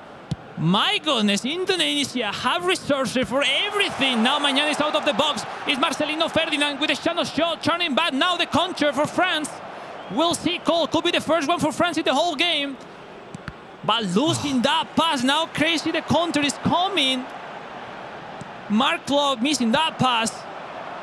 We feel the pressure. I don't know where Malaysia is sit or watching this game, ladies and gentlemen. But they need that victory from Indonesia. Mbappe, though, does get it towards Griezmann. Thuram back towards Mbappe. And the it's real Griezmann! no! Saved by the keeper. France's first real chance. It was a good one. France is back. It's not over. Another post. I don't know from where it came, this one. Is quickly trying the mindset, the mind games. Upamecano, the head, the rebound. Is still on the chance. No great clear. Sananta winning the header. Mark Klok, an unexpected scorer. The CMF of Indonesia. The game is starting to a strange position where there's no control on any of the side. Yes, panic all over the place. No one can keep hold of the ball. The passes are pretty wild. You can see why. You can see how much the pressure is changing the gameplay here on the pitch. Chouameni has the ball. He's charged down. Sananta almost on that one. That one finds its way. Oh, heavy turn. Is risky Rido. Yeah. Tom Hay. There's a ball above him. He finds it. Ferdinand is in. One more pass. Maybe he goes high. I think that Struijk had wandered offside. Indonesia just reminding France that if France overcommit, then they will punish them. Here's Thuram. Nice. Lovely block there from Rido and Mark Klok towards Struijk. A couple of touches down. Sananta, I thought he could have gone to the right. Instead, he went high. And Antoine Griezmann says thank you very much. Nice defense by Sandy Walsh, blocking those connection with Barzola. Oh, nice. We'll see now the chance. No. Nice defensive work by Antoine Griezmann. And now France with Lothi and Kens trying to go have up the pitch with some control with that possession game style, but it seems not enough. Nice shoulder check by Ibrahima Konate, the center back, joining the attack, but not that much. And we feel the intensity. Nice predict by Rido. Some Indonesian national team that yesterday we saw Faidan with Akbar Paudi, today Elgab with Paudi. So yeah, they have many resources. 3 really strong players, 3 fantastic one-on-one players that on co-op they are magic. But we'll see how it goes in the last match today. Well, as we approach half-time, I would say that France have moved themselves into this game a little bit. I think there'll be a few positive thoughts going through the French camp right now based on the way that first half ended. When we first tuned in, it was all Indonesia. France were barely getting a foot in. There were a couple of chances for Indonesia to double their lead after we saw them score. But following that, France had that huge shot, that Griezmann shot. If that had gone in, then we go into this half-time with a completely different way of thinking. As it stands, though, 1-0 Indonesia. Have France shown enough for you, Alex? Yeah, I think that change of game style from quick counter to possession is worthy for France for the moment. The players are getting closer to receive, so it's making France to have more connection passes. But to go through is another thing. So need to to increase the intensity, the pressure, because a little bit under the pressure, and time is running, and France need 2 goals so far for the moment. When do they change to ultra attacking? I think they are playing really defensive the whole competition. I haven't seen them that much offensively. Now maybe it's the right time to be more aggressive. I don't see them playing with 3 center backs, but we'll see. This one is going to be nice one. No. Oh. Nice defended in the last moment. Just about. The centre back stepped up. Lovely back heel there towards Tom Hay. He's going to sprint forward into Sananta. There's a pass above him. Instead, he opts to go back to Tom Hay. So Indonesia putting their foot on the ball, slowing things down a little bit. Now they've got the ball into the French box. That one was maybe a little bit rushed. Disappointing after such nice play from Indonesia. Oh, that could be a nice one for France. Theo Hernandez. Thuram is through. And Mbappe has the ball right now. Will he sprint at his opponent? Instead, it's the through ball towards Thuram. He can bag it. Oh, gets it towards past him. It's Mbappe! France. France gets the most important goal of this World Cup. Well, the situation has changed actually with that situation. The very first one from France in this second half. Unexpected pass to be cutted went under the legs of one of the defenders of Indonesia because no one was catching that cursor, and it was Kylian Mbappe with that first-time shot, putting the ball into the net. You see, El Cambago, no one was taking that cursor. So that's why the switch cursor is so important in co-op. You are late, pause, the ball goes under the legs, and in front, Kylian Mbappe, which how good it is. Ladies and gentlemen, another story. Right after the halftime, 1-1, and we see the face of Camps, how sharp it is into the camera. It's now the kickoff for Indonesia. Rafa Struik trying to gain some time back, waiting their teammates. Rafa protecting the ball wonderfully, but Saliba with that great defense, regaining the ball, but it's quickly lost. Is Rafa Struik looking for who else? Is Rafa Struik with the pass in. Sananta with the pass back. Konate. How strong are those defenders? By far with Netherlands, the best defender so far in this competition. Long ball for Sananta winning the header. No, this time. But the rebound gets for Tom High. Rafa Struik connecting with Sulaiman. Careful of this one. The dive one is Indonesia with a chance. Was the shot on earlier? It was well played to Sananta, but maybe, just maybe, the shot should have been taken right here. One pass too many, closed the angle. The keeper could make himself as big as possible. It was a nice save, don't get me wrong. But perhaps that was the moment, and it passed with one pass to the right. But we do have an Indonesian corner. Indonesian players just waiting to sprint onto this ball. I wonder if Mark Klok will try and put this one right on that penalty box. We'll see the corner kick. Mark Klok to Rafa Struik. The header! To the post! Oh, my goodness! And now the counter for France is no. Is France surviving with those set pieces? Wonderfully performed by Indonesia. And now Aurelien Tchouameni. Is Tom High clearing that ball. A second goal for Indonesia could destroy the hopeless for France in this competition.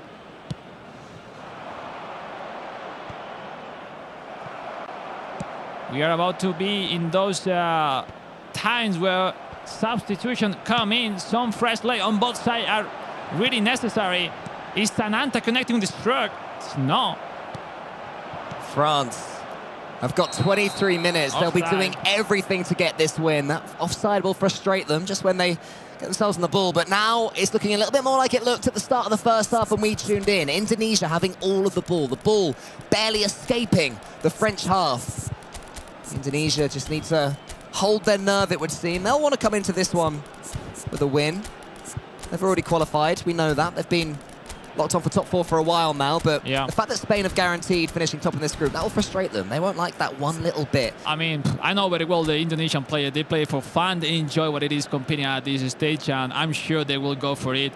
I mean, they want to prove they are so good. At the end, they are trying to show that they want to be ready for tomorrow, no? Because, I mean, a team like Indonesia, that they can select from 3 players. You never know which one going to be in for tomorrow quarterfinals.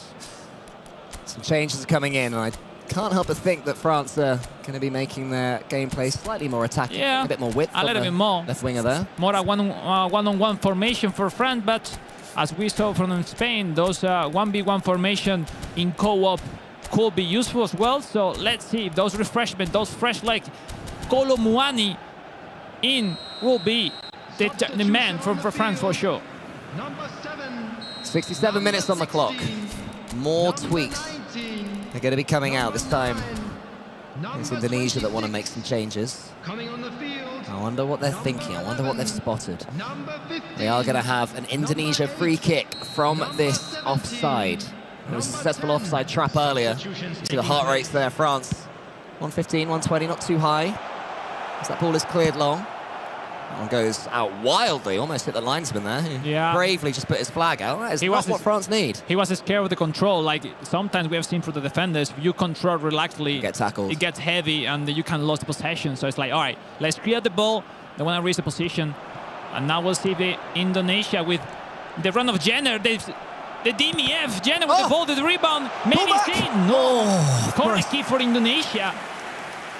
Some fresh leg with Dirimas Trajat, the center forward, and also Ragnar Oradmangoen, really fast winger.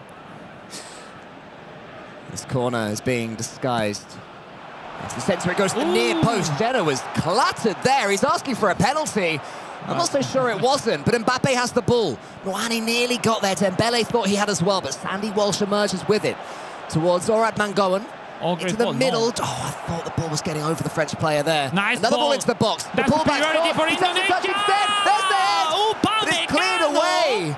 France. Oh, man. Living on the edge, living so dangerously. And Indonesia come forward again. Nice job now defensively by Camavinga. But now the pressure, a strong pressure from Indonesia, is putting over the limit to French national team, to Latvia and Kazakhstan. Now recover the ball. No, that's Ricky. soft. Really heavy shoulder shirt that was to work with a fold. 15 minutes left. Bikri trying. No, it will be Ricky Camboya for Netherlands. Right foot. We'll see what's the tactic, what is set piece for Indonesia. Ricky Camboya sending the ball into the box. It's Ananta with it, looking for the control. But once again, Camavinga. Yeah, the shot was on there. I think the header was on, but the player just didn't jump. Yeah, he was expecting to control the ball, but was too far. And now they knock on! Oh, was close. Great save. Good defending. Great recovery. We'll see. It's too far. Mbappe to connect any pass to their teammates. France needs something else. They are having a hard time to regain the possession and even more to build up their play. Oh, this one going all the way to the wire. The fact that this game ended up being delayed has made things all the more exciting. You rarely say that one in esports. Long throw. Long throw into the middle. Sananta tries to flick it on, can't do it. Kumbaya is tackled by Chouameni. Here's Dembele. Moani is through. No. Almost. Really. He's blocked out, and you can see now that... Really linear attack by France. Really, I'm not direct, let's say. They need to show something else, take more time maybe. They are too aggressive, really easy for defense for Indonesia, but careful now, the through ball, no! Oh, that was such a chance. That was the one. The through ball was rushed. Konate, ladies and gentlemen, everything could happen right now into the game. There is no control, but France is almost out of the competition, if not score. France had a real chance there. It's a shame that the in-game replay editor isn't going to show us that through ball. It was just... The player got the ball and immediately wanted to release it instead of just taking a couple of extra touches. That could be the one. Mbappe does. Oh, Upamecano. Moani. No. Upamecano was almost in. Oof. Sananta. He wants to rise high. Another counter. Camboya over the top. Sananta's in a race here with William Saliba. It does go back to the goalkeeper. We see down the screen, full offensive France, full defensive Indonesia. Just a few chances left. And now he's going for everything. France is on Dembele versus Rido. It's only the pass in. No, Ivan Jenner cutting that ball. Cold 2 minutes left. Indonesia are currently holding on as long as they possibly can. You can see in the bottom right, those two blue squares mean they are playing ultra defensively, which means that if France don't win, Malaysia go through. But here comes Mbappe! He's in the box! No! And then the shot wasn't in either! How on earth? With nearly the final kick of the game! My goodness! Have France not managed to do it? It really happened in the very last one. The post. And then missing that empty target goal. Ladies and gentlemen. They've got their thumbs up to the Malaysians. You can see the Malaysian party starting in the background. Malaysia, nobody expected they could manage this. A huge victory versus France set them on their way. And while they had to sit and watch in the final round and pray results went for them, they turned to their fellow Asian team in Indonesia, and Indonesia fought like demons to do right by their pals. Absolute drama, Alex, to the last. Cold is the biggest shot I remember in 12, 13 years career in eFootball esports. It's like... How good is this game to watch, man? I'm loving this. Yesterday, France were top 1 in Group A, 10 of 12 points. Today, only... How many? 1, 2 points. They end on 12. No, they end on 13, yeah. 1 point. Crazy. is like tremendous deception for France, disappointment. Such a big player, Camp Lotfi, could not go through the knockouts tomorrow. But that's the competition, that's group stage. Overall, in Malaysia, could jump in the pole position after the last call. It's just incredible stuff. In both games here at the FIFAe World Cup, we have been blessed with group stages that have gone right down, not even to the wire, just beyond tight. You see the camaraderie, you see the controversies. Indonesia taking that lead again against France, immediately turning to the French and waving at them. You can tell how much they wanted, not just to go through themselves, not just to put Malaysia through, but to knock France out as well. Oh my goodness, so much to talk about. Desk, where do you even start? Guys, thank you so much. Yeah, absolute scenes down here on the stage. I mean, we'll get to it after we see these highlights as well. Absolute disappointment from that unbeaten side heading into today. France couldn't quite turn things on when it mattered to get themselves a spot in those knockouts for tomorrow. As we just go through these highlights, Spain, it was Spain in the end who's been able to top the group standings in Group A, 21 points next to their name, 7 wins and only 1 single loss. But this is the talking point. Boys, I'm going to bring you in on this. How do you go from being the team at the top of the standings on Group A to not making it through at the end of second day? Well, it's you lose every game. Is how that happens. Apart from the draw of the two. It's incredible how far they fell, though. Me and Harry were talking about it beforehand. The result against Indonesia, a 1-1 between that. That's one of those moments where you're like, okay, that's a result that you would expect to see. But it's the game against Malaysia, for me, is where things really did start to turn for them. Losing in that manner, the way that they did, and then the draw against the Netherlands in the final moments just sends them down this path. And I know we're going to speak about it, but if you wanted anybody through 10 yards out from goal for France, it would be Mbappe. Yeah. Harry, how do you unpick the capitulation in the team France today on day 2? I mean, we're looking at the league table here. I don't know. I mean, Alex said it on the commentary. Easily the biggest shock I can remember in eFootball history. France out in the group stages at the expense of Malaysia. Should we just confirm then as well Please the do. Group A standings, the top 4 who are making it all the way to tomorrow to those vital knockouts? It's Spain leading the line, 21 points. Indonesia, 19. The Netherlands, 16. And Malaysia, 12. France also 12, missing out. Poland, Korea Republic, India and England also exiting the competition at this stage. And it wasn't without drama. We had to almost restart that matchup as well. Do you think the fact that it had to start the way it did really got to the French side?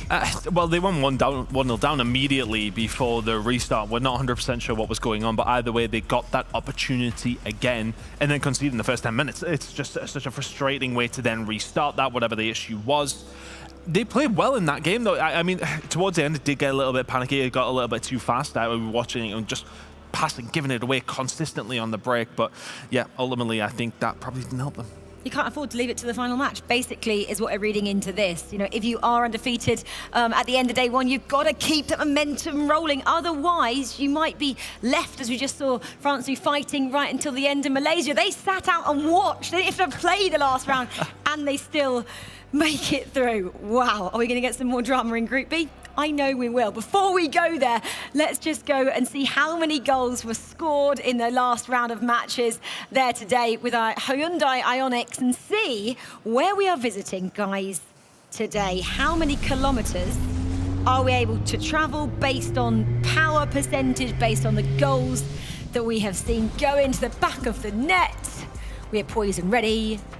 152. 152, 7 times fully charged, or just over 3,500 kilometres travelled. That gets you a long way. I'm going to have a quick Google. Where are we going? Where are we off to? We are going to go. Where would you like to go, Harry? You know where we That's can a good question. I'm from from Kent in the UK. We can't get that far. away. No. Okay. No, but you know what we could travel? We could travel the entire length of India. That's 3,214 kilometres from north to south. So there we go. That's not a small country. That's not a small country. Not a small country. No. Team That's India my contribution. obviously didn't make it through to the next round today, but we get to see them later on the mobile where they're absolutely excelling. So Team India are still very much in it. Guys, we're going to take a breath, pause, and just let what's happened in Group A sink in. 4 teams are going through: Spain, Indonesia, Netherlands and Malaysia. We'll see them on Wednesday, and we're still waiting to find out who goes through in Group B, and we're going to find out right after this break. We'll see you soon. Bye-bye.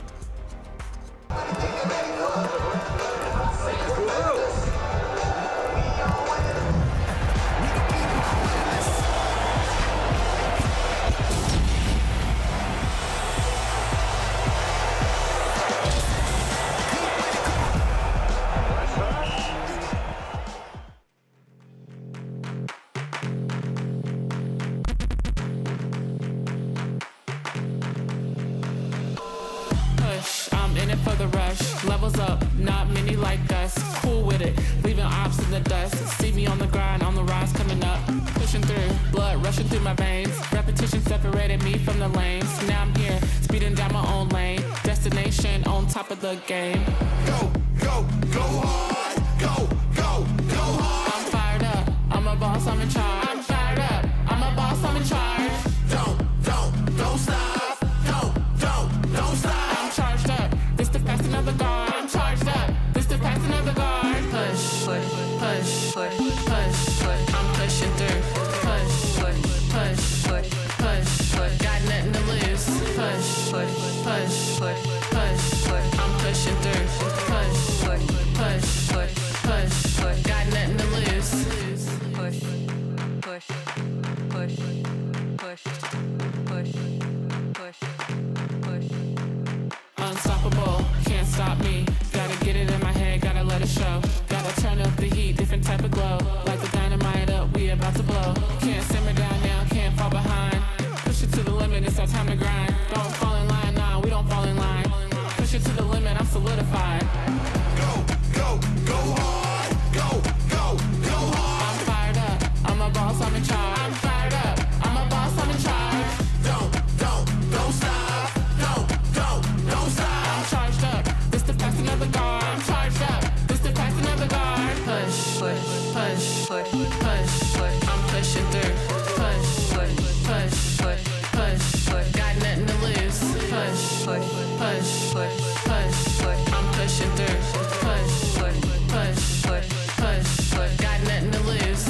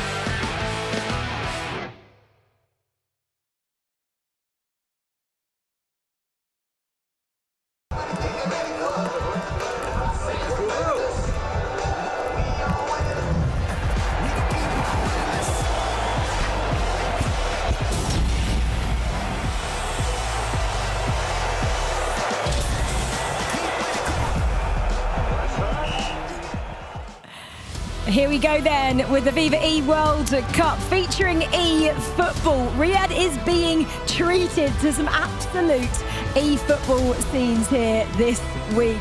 In particular from teams like those guys there, the Netherlands, popping off after getting a late equaliser. The teams going through, they had to sit it out. Team Malaysia had to wait until the end of all those rounds to see if they had booked their spot into the knockouts tomorrow, and they were rewarded at the hands of Team France, who, commiseration to them, absolutely devastated from Le Bleu, unfortunately exiting the tournament in the group stages after yesterday being undefeated to end day one. CJ and Chris are joining me. CJ, you were casting down there as well. Absolute scenes popping off. How was it to be a part of that? I mean, the energy from day one to day two, you can just see how much is on the line. It's elimination day, as you said, France.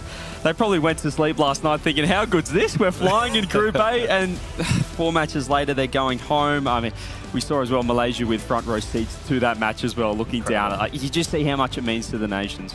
Do you sometimes get too relaxed when you have such a great day one and you go, you know what, I've got this wrapped up, I can just kind of take my foot off the pedal a little bit? 100% could have been complacency there, absolutely. I think it's the matter of the fact, like, it's not even the draw against Indonesia that, you know, that's just one of those moments. You need to win that game, yes, but it's the other ones where you would expect them to do a lot better. You think back to their first game against Thailand where they just drew 1-1. Like, all those moments where there was something to go, sorry, it was against Malaysia where they just drew, I can't remember, one of the games at the beginning of the day where they didn't do as well as they would have expected. They were thinking back on all of these moments where they potentially could have got something going and they did not. And how much it feel to be Malaysia and you don't have to play the last round. You can sit there and you can watch. Okay, that's quite stressful, isn't it? If you had the heart rate monitor still on, their heart would have been through the roof. But you can just watch. There's nothing for you guys to do. And then that happens, you go through. I think that's worse when it's not in your own hands and you have to sort of, but I don't know, then you have the pressure of playing yourself. But I mean, you just saw how much it meant to them as well. Indonesia clearly pretty happy to be sending Malaysia through. France, yeah, as we mentioned yesterday, they beat Spain, perhaps thinking, well, this is pretty good, we're playing well, but sometimes that can hide the fact that maybe they're not going as good, even though they got the result. Yeah, I know. Absolute scenes in Group A, and I'm sure we'll see something similar as well in Group B, because 4 teams are actually undefeated on day one yesterday. Sitting pretty at the top is Turkey, and then it's Brazil on 9, Morocco 8, and Saudi Arabia only on 5 points, but still actually undefeated as well, which is pretty surprising, I guess, from the home side. And then it's Portugal just sitting outside of that top 4 at the moment. Argentina on 2 points, as are Thailand, Japan on 1, and Costa Rica with pretty much a mountain to climb at this stage. But from what we learned earlier, absolutely no one there is safe, or even Turkey safe at the moment, considering it was 21 points to go through in Group A. So what I would say is somebody who would have enjoyed what they were seeing there is Japan. They would have looked at that and said, right, okay, this is doable now for us. But yeah, Turkey, I mean, at this stage, the fact that we have 4 teams unbeaten in the top 4 is so strange as well. Considering the point differential, it isn't actually too far. You would think that if they all hadn't lost, it would be, oh yeah, they've all got like 9, 12 points, whatever.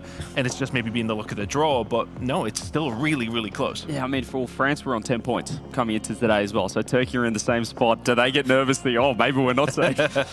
Sure, potentially. The massive matchup we are going to treat you to first is the one versus Japan. They're going up against top of the table Turkey here. This is a must-win for Japan. I'm going to be saying this, I think, all day. A must-win for Japan because they're only sitting with 1 point. Just second from last as things stand in the table. Okay, they only have played 3 games, so that works in their favour. They play more today, so maybe they can build into it. If I'm looking at what happened, though, in Group A, the bottom 2 in Group A at the beginning of the day didn't progress any further than the bottom 2 in Group A. It wasn't a Japan sitting Let's hope that's not jinx. These are some other fixtures you're going to see in round 5. They all mean the world to the players, of course. So Costa Rica, Argentina, Thailand, Saudi Arabia, Japan, Turkey, we mentioned that one, and Brazil taking on Morocco. Okay, this Japan side, what are they doing? What are they thinking today? What are they doing at the moment? Well, I mean, having to think about how they're going to win all these games, and it seems as if there's potential change up in the lineup there as well, but realistically, it's such a hard test because their games today are so tough as well. Straight away going against a team who are sitting at #1, albeit because they have played more games than Brazil, but still, Turkey sitting there in 10 points, and you have to win this game. But they know it is doable. They have to take basically what they've seen from Malaysia. You have to just go in every single game and see what can happen, but realistically speaking, with how tight things are here, I'm not going to go into estimations of how many points they would need here, but they need to win at minimum 4 of their last 5 games. I guess the only matchup really that you want to tinker with things a little bit would be this one. Otherwise, it gets too close. He's looking at me going, are you Claudio Ranieri over here? No, but I could be the Tinker Man if you put me down there. Well, I mean, we saw what happened yesterday. They drew with Thailand in the first round, and they were despondent. You could see their emotions on their face. I mean, it's a long group that you're playing 9 matches. You can't get too down on yourself in that first game. I think they just got tilted from that. We talk about mentality, and it carried through to the next 3 games. We've seen it every single game when they didn't get anything. They look absolutely devastated. Like, theoretically, they are good enough to go through and give anybody a game here. Their squad that they have available at eFootball is insane. They have talent. They have incredible players on their roster. I mean, based on yesterday's results, it would be surprising, but if somebody was to say to me they would go and win 5 games on the second day of Group Day, you'd be like, all right, okay, yeah, we'll be a push, but I could see it happening. Based on what we've seen yesterday, you would think that's impossible, but the point is that they absolutely do have the talent, they do have the knowledge, they do have the experience to be able to do this. But it's the fact that they're in the position that they're in now that is surprising. They also have the pressure on their shoulders because expectation in Japan is high. We heard it yesterday, 500,000 competitors tried to get to this competition, and obviously only 3 managed to get here. So the weight of the Japanese Federation is very much on those players' shoulders as they face up now against table toppers Turkey. CJ, predictions quick. Japan, it's now or never. It's do or die. They're going to get the job done. Let's see Japan get the win, see if they can do it. Chris is nodding furiously at me. Japan are going to get the job done, okay? Well, we're about to find out. Here we go. Day 2 of Group B. What can Japan do? All eyes on these 2 nations. 2 separate tales from day number 1 here in Group B. It's Japan taking on Turkey. Japan had a miserable yesterday. They've switched things up into the starting lineup, a new pair, Katsupiya and Takaki-san, taking on Ardagalazo and Mutahit of Turkey, who are sitting, after day 1, Alex, top of the group. Yeah, we'll see. Pretty interesting match to see. Now the through ball for Yilmaz. Is Turkey inside the box, turning back, waiting the pass, looking. What wonderful dribbling. Look, that skill moves. Is finally the DMF Endo regaining that ball. And yeah, you said perfectly, Japan testing everything, no? It's like these are not going well, so it's like I have tests with Axe, with Katsupiya, with Takaki, but they haven't tested Katsupiya with Takaki, so let's see. But this game is so important for Japan. This entire day. This is offline. Remember, ladies and gentlemen, offline, the free kick. You can save the angle, you can save the direction, and then fake with the camera where you're going to shoot. These mind games is Salanoglu. Well saved. Might stay alive here for Turkey as well. Stayed on side, Yilmaz. Oh, and the headed cross in. Finds his man, but he's struggling a lot. Still alive Japan. here for Turkey. That will be again. Still alive for the crescent moon of Turkey. Finally, they are starting day 2. I give the pressure as they ended day 1. Still alive for Turkey, and the strike is blocked. Not the start the Blue Samurai would have wanted, but they survived the onslaught of Turkey chances. At the end, I don't know how, but Japan was able to block 4-5 shots consecutively, and now their chance at through ball for Takekubo with Nakamura. The turn by the pass in Takekubo with a great spot for the cross, for the pass back. Connecting with Nakamura. Nakamura waiting the back heel pass. Didn't affect it, and is now the counter by Turkey. When we got goals in different games. So many games going on with such importance. Of course, Argentina will have playoff hopes here out of Group B. They've taken the lead against Costa Rica. Something tells me our eyes will be trained mostly on this match. Turkey, despite being top of the group, have gone somewhat under the radar. For me, they are true title contenders. But the big story coming into today was Japan, one of our favourites. We've seen it in Group A already. Favourite tags mean nothing. But they came into today very, very low down in the group. They were second from bottom, just 1 point from 3 games. And Rachel on the desk said the national pride and expectation in Japan is on another level. Here is Kamada. And mostly, not just the points on the score, at the feeling. No, Harry, that yesterday any of his plays was worth it. Really low intensity. We'll see now Nakamura, the passing for Ueda with his shot. Good manual save there. Rushing that map because he wasn't in front of the defender. He has won the position. He had more timing to maybe one touch before the shot. Anyway, at last the first great attempt for Japan today. Now corner kick. It's going to be the big storyline in this group with Japan because their strength of schedule is so tough. So we'll be keeping an eye on them for sure. They do have a corner here against Turkey. Ueda, take attention to Ayase Ueda, the center forward for Japan, with aerial superiority, a lot of jump stats. It's Makida winning the header.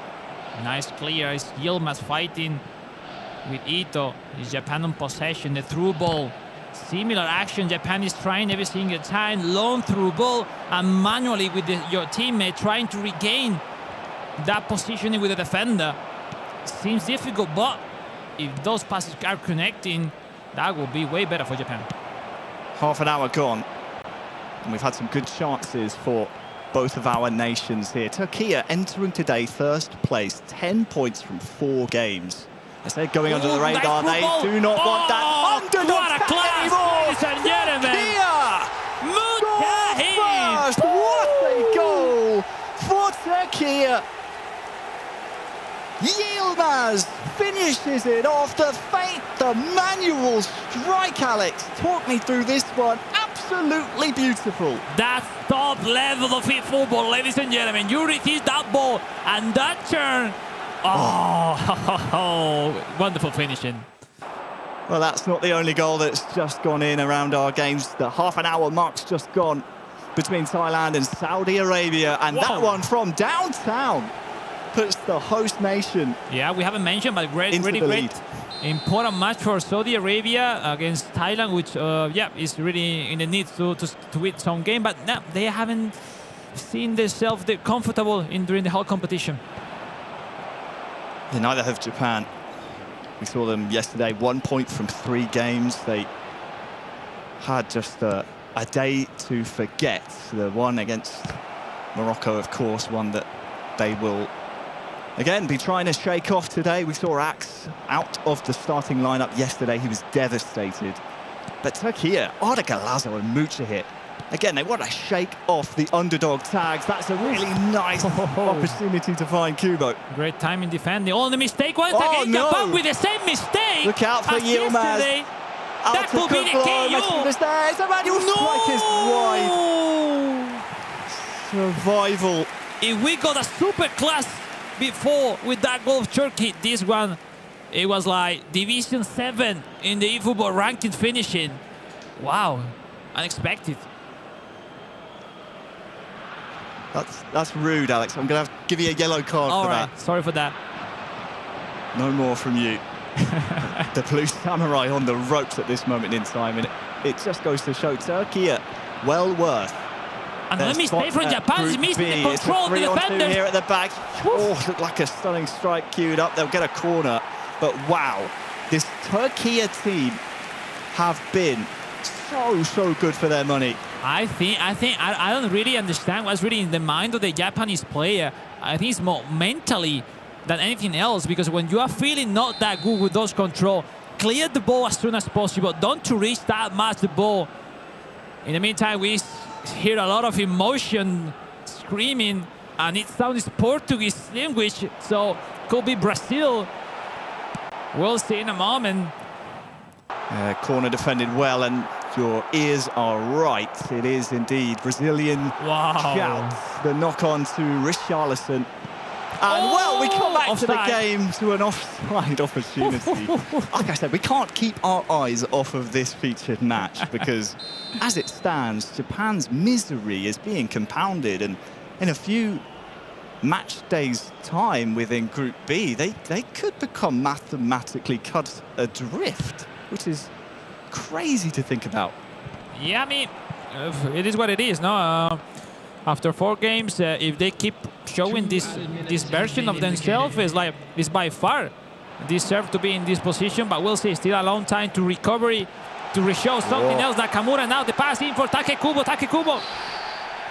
Maybe doubt defending recently from Turkey and Mujahid especially in the quite eFootball predictable, Pro Harry. previously. Quite predictable that turn back. They are every single time trying to turn to the center rather than play widely, maybe to surprise their opponents. So you need to have different resources, not keep repeating the same one every single time.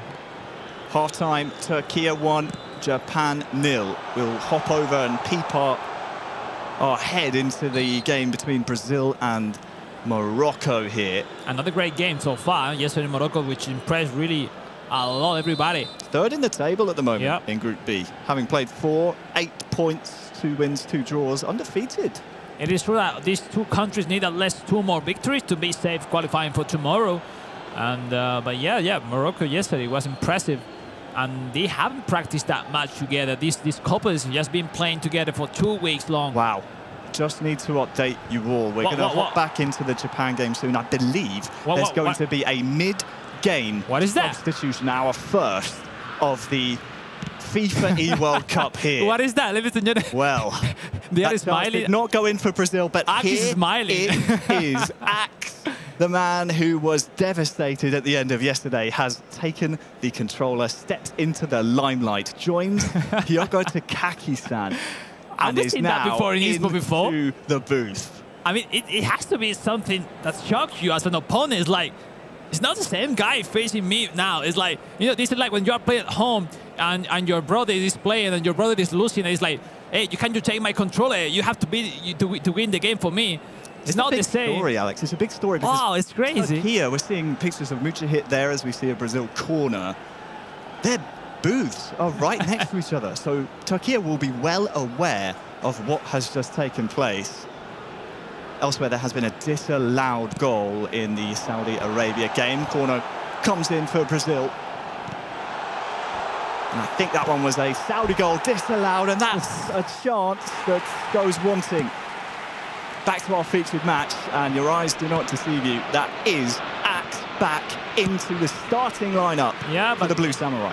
That's the same thing. Like you switch player, but you haven't warmed up. You haven't changed the controller. Come on, Japan.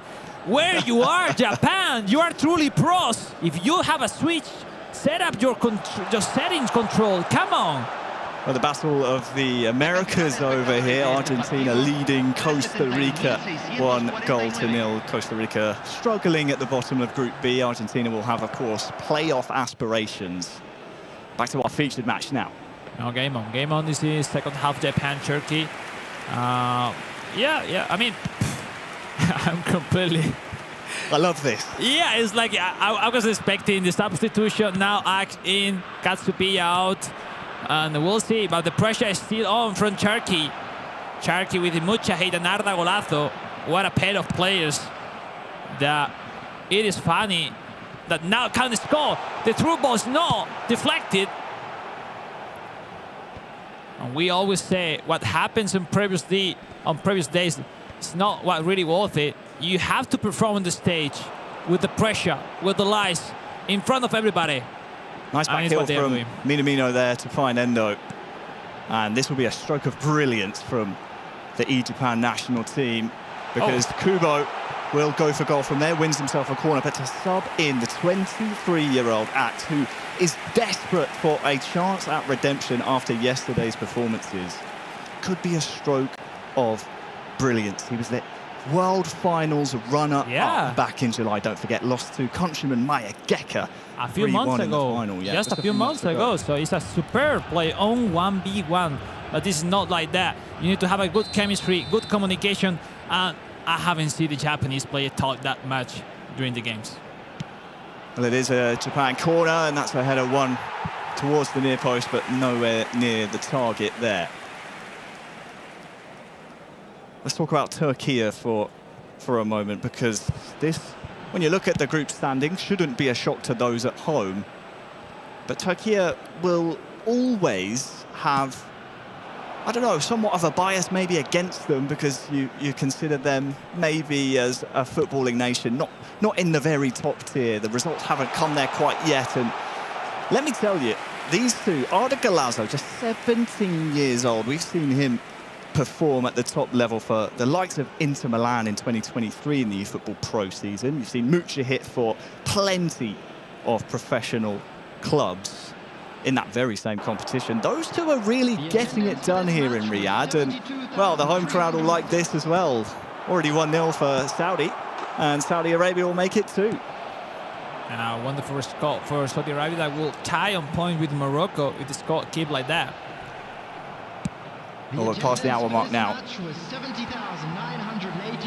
The chemistry from Turkey, the Crescent Stars have just been completely on a different level, on a different class to Japan so far. Yeah, and something is fun to comment. Like Turkey was playing a different formation in the practice 2 days ago, and somehow is playing now a similar formation in Spain, like a 1v1 formation, and we've seen them play way better from since that change. Well, updates from around the grounds, no change in the Brazil-Morocco game for now. Still Brazil 1, Morocco 0. Japan on the hunt for an equaliser in this featured match. Here's Kamada. Back to Japan! Where's the rebound? It's cleared away, still alive. Still on, no. Oh, that's a different version.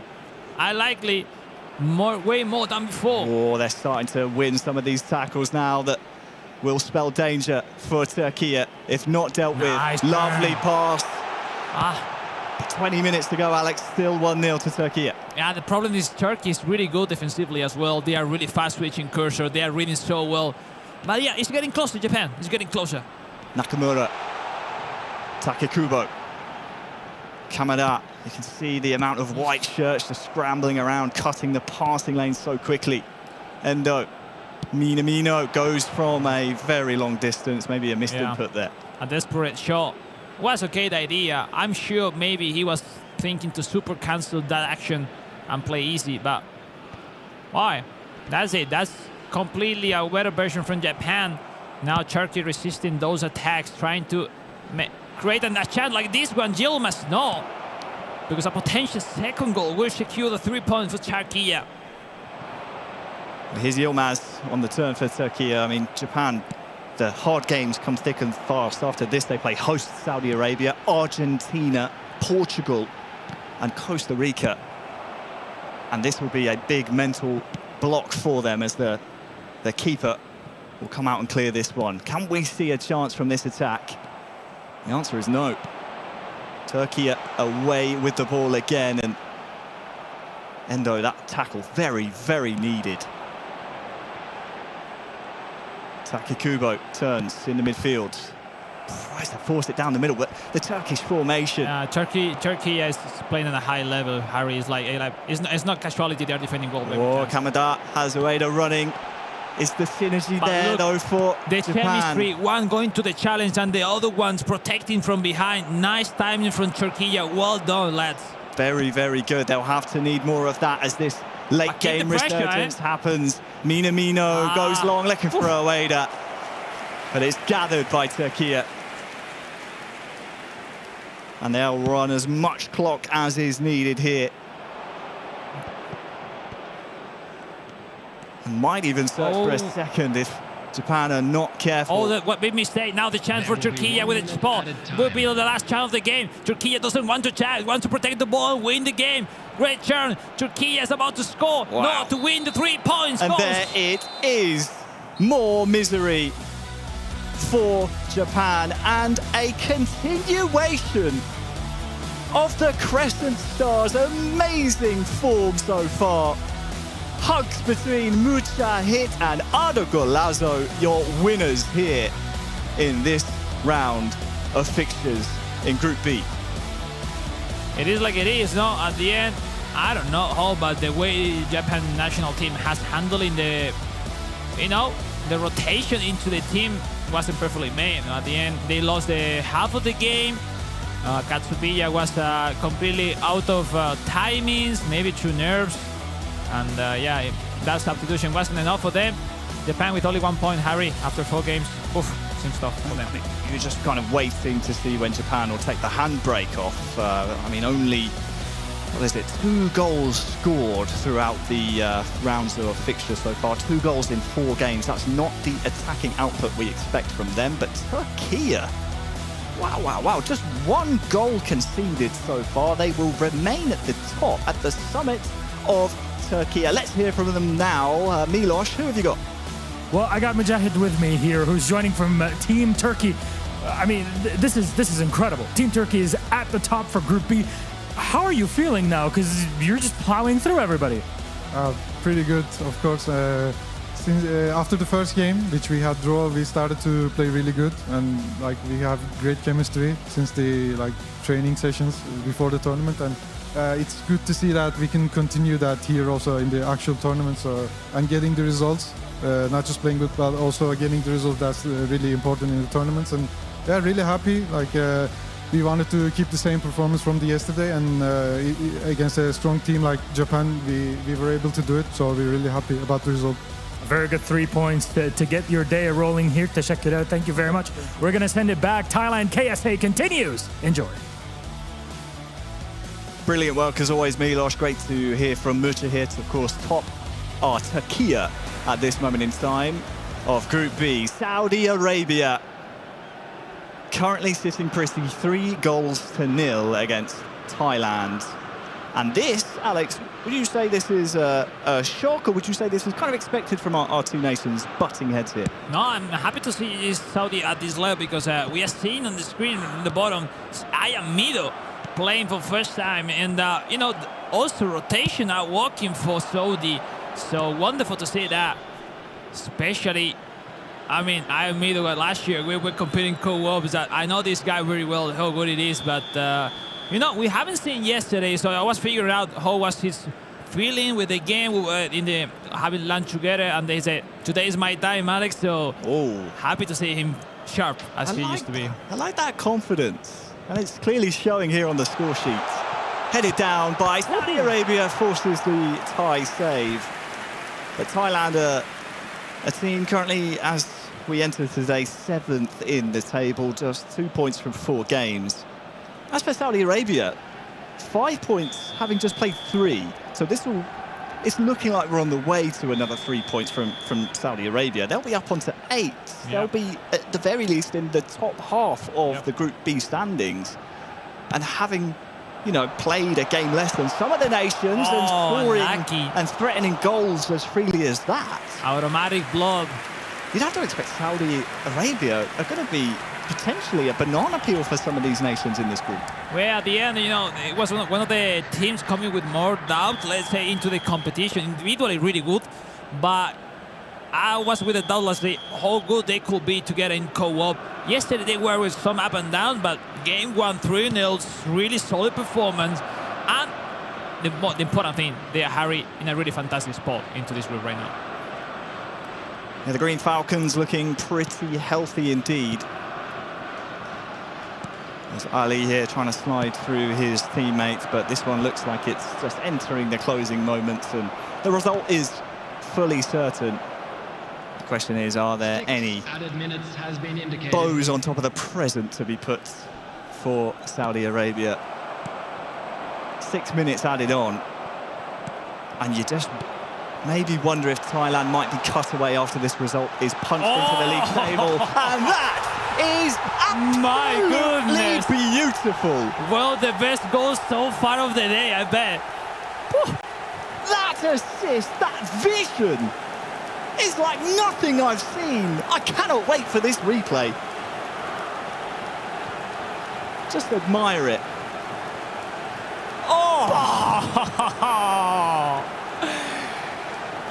Madness by a pass. My goodness. That Thai defence just so unorganised. Maybe did Saudi Arabia a favour, but let's take nothing away from it. The back heel just cuts through the entire defence. Bravo. What a game. And there is the bow on top of the present. Well, seriously, they go for more. They go for more goals. And they go for the fifth one, the double to the finesse. The confidence is flowing right now. And it's 5. Freestyle Saudi. My goodness. Dancing with the star. Na, na, na. Wonderful play. Got to get me out on the dance floor later, Alex, because I'm not one to be upstage. 2 goals in stoppage time for Saudi Arabia. The double touch there was nice, went for the strike, but the drag back, to pass to the teammate, the finish. Saudi Arabia are playing some unbelievable liquid football. Yeah, I think that's what it is, having the soul control skill into the player. It gives you that new animation that can make an impact, and visually wonderful to see. Good job, Saudi Arabia. Wonderful victory. Credit to them. I mean, the entire squad, of course, semi-finalists at the E-Asian Cup earlier on this year. There is the full-time whistle. Saudi Arabia 5, Thailand 0. Very well done indeed. Meadow, Figo and Goat Iniesta.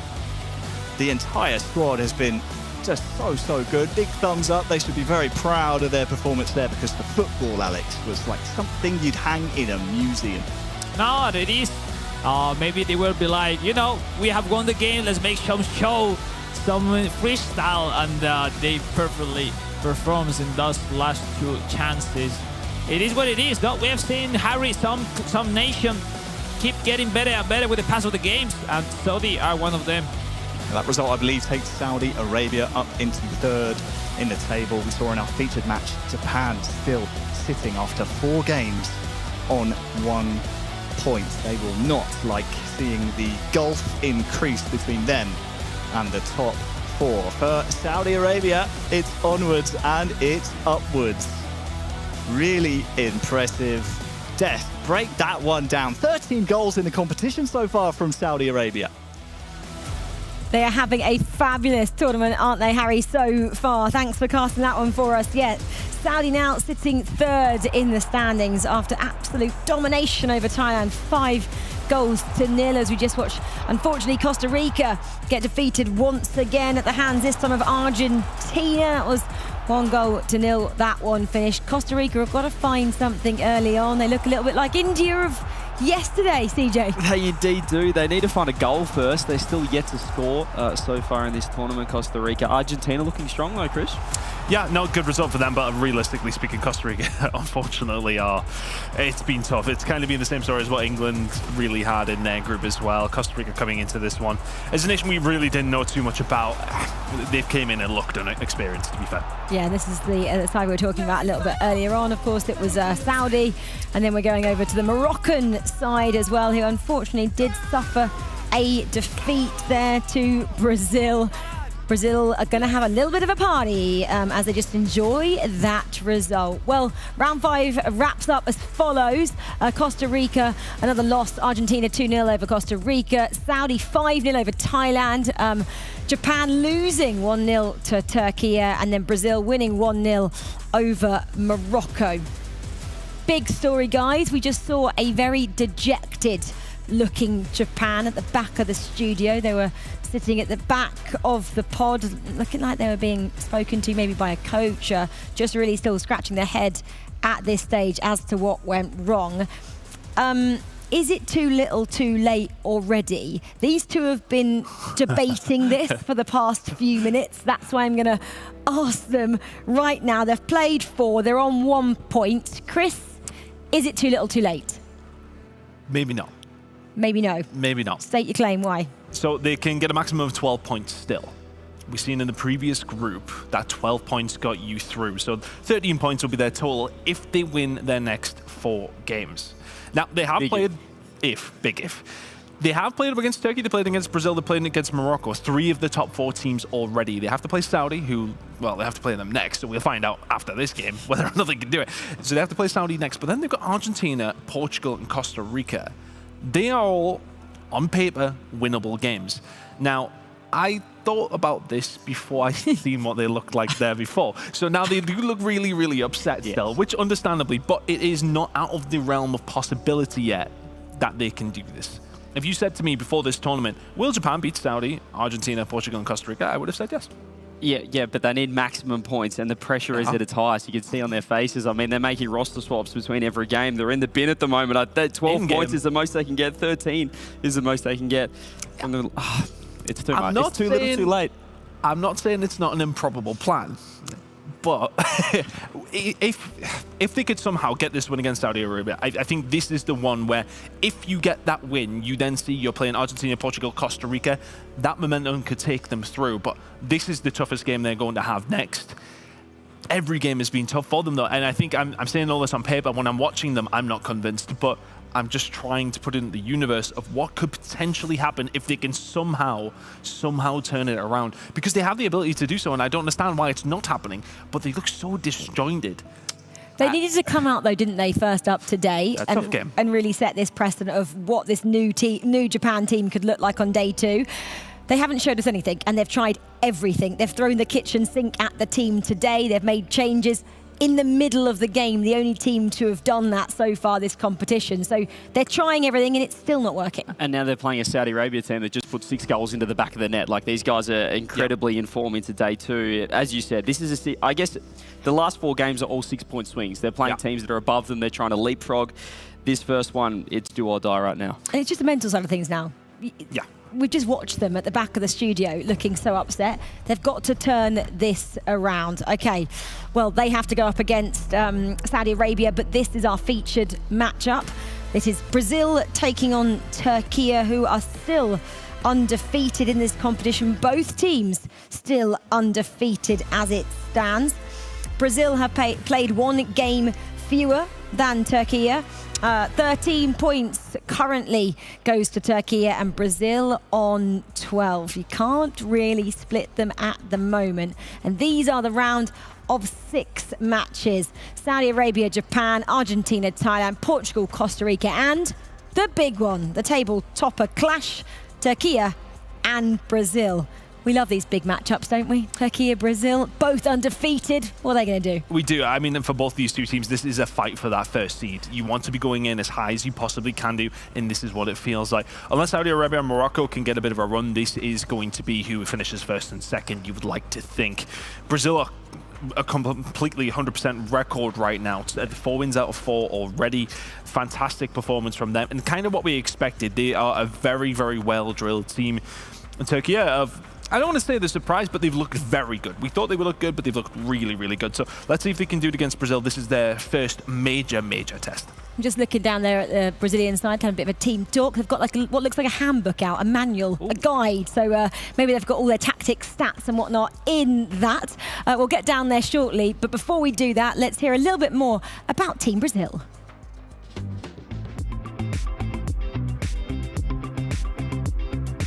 My name is Guilherme Fonseca Agostini. My gamer tag is Gifera99 and I represent Brazil. I am very happy. I think this most important opportunity in my life in this competition. The principal objective is the title. For me, is the most important title, the best competition in the world. I love the Brazilian fans. Thanks for the all support. It's most important for players. And thanks for all. Yeah, I'm sure people will be up nice and early to watch these guys try and go all the way in this competition. Oh, looking like they're enjoying it. I was just looking at the different pods as well. Brazil looks like they've got quite a packed squad. 3 members there. Coach, I said they were looking at a handbook. Turkey are just next to them. It's pretty quiet in the Turkey camp. Can you read into that? Just a calmer squad from Turkey? Cool, calm, collected. I think that's the recipe for success for them. They didn't seem too animated in that previous matchup against Japan either.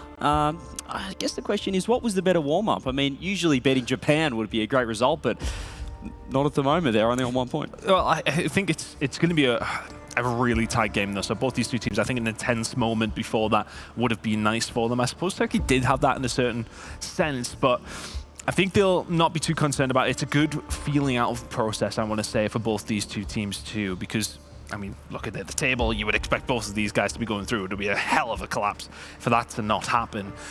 So for both these two teams, it's about going up against that top level of competition, what the knockouts are going to potentially look like. Can we try something out against some high-end opposition?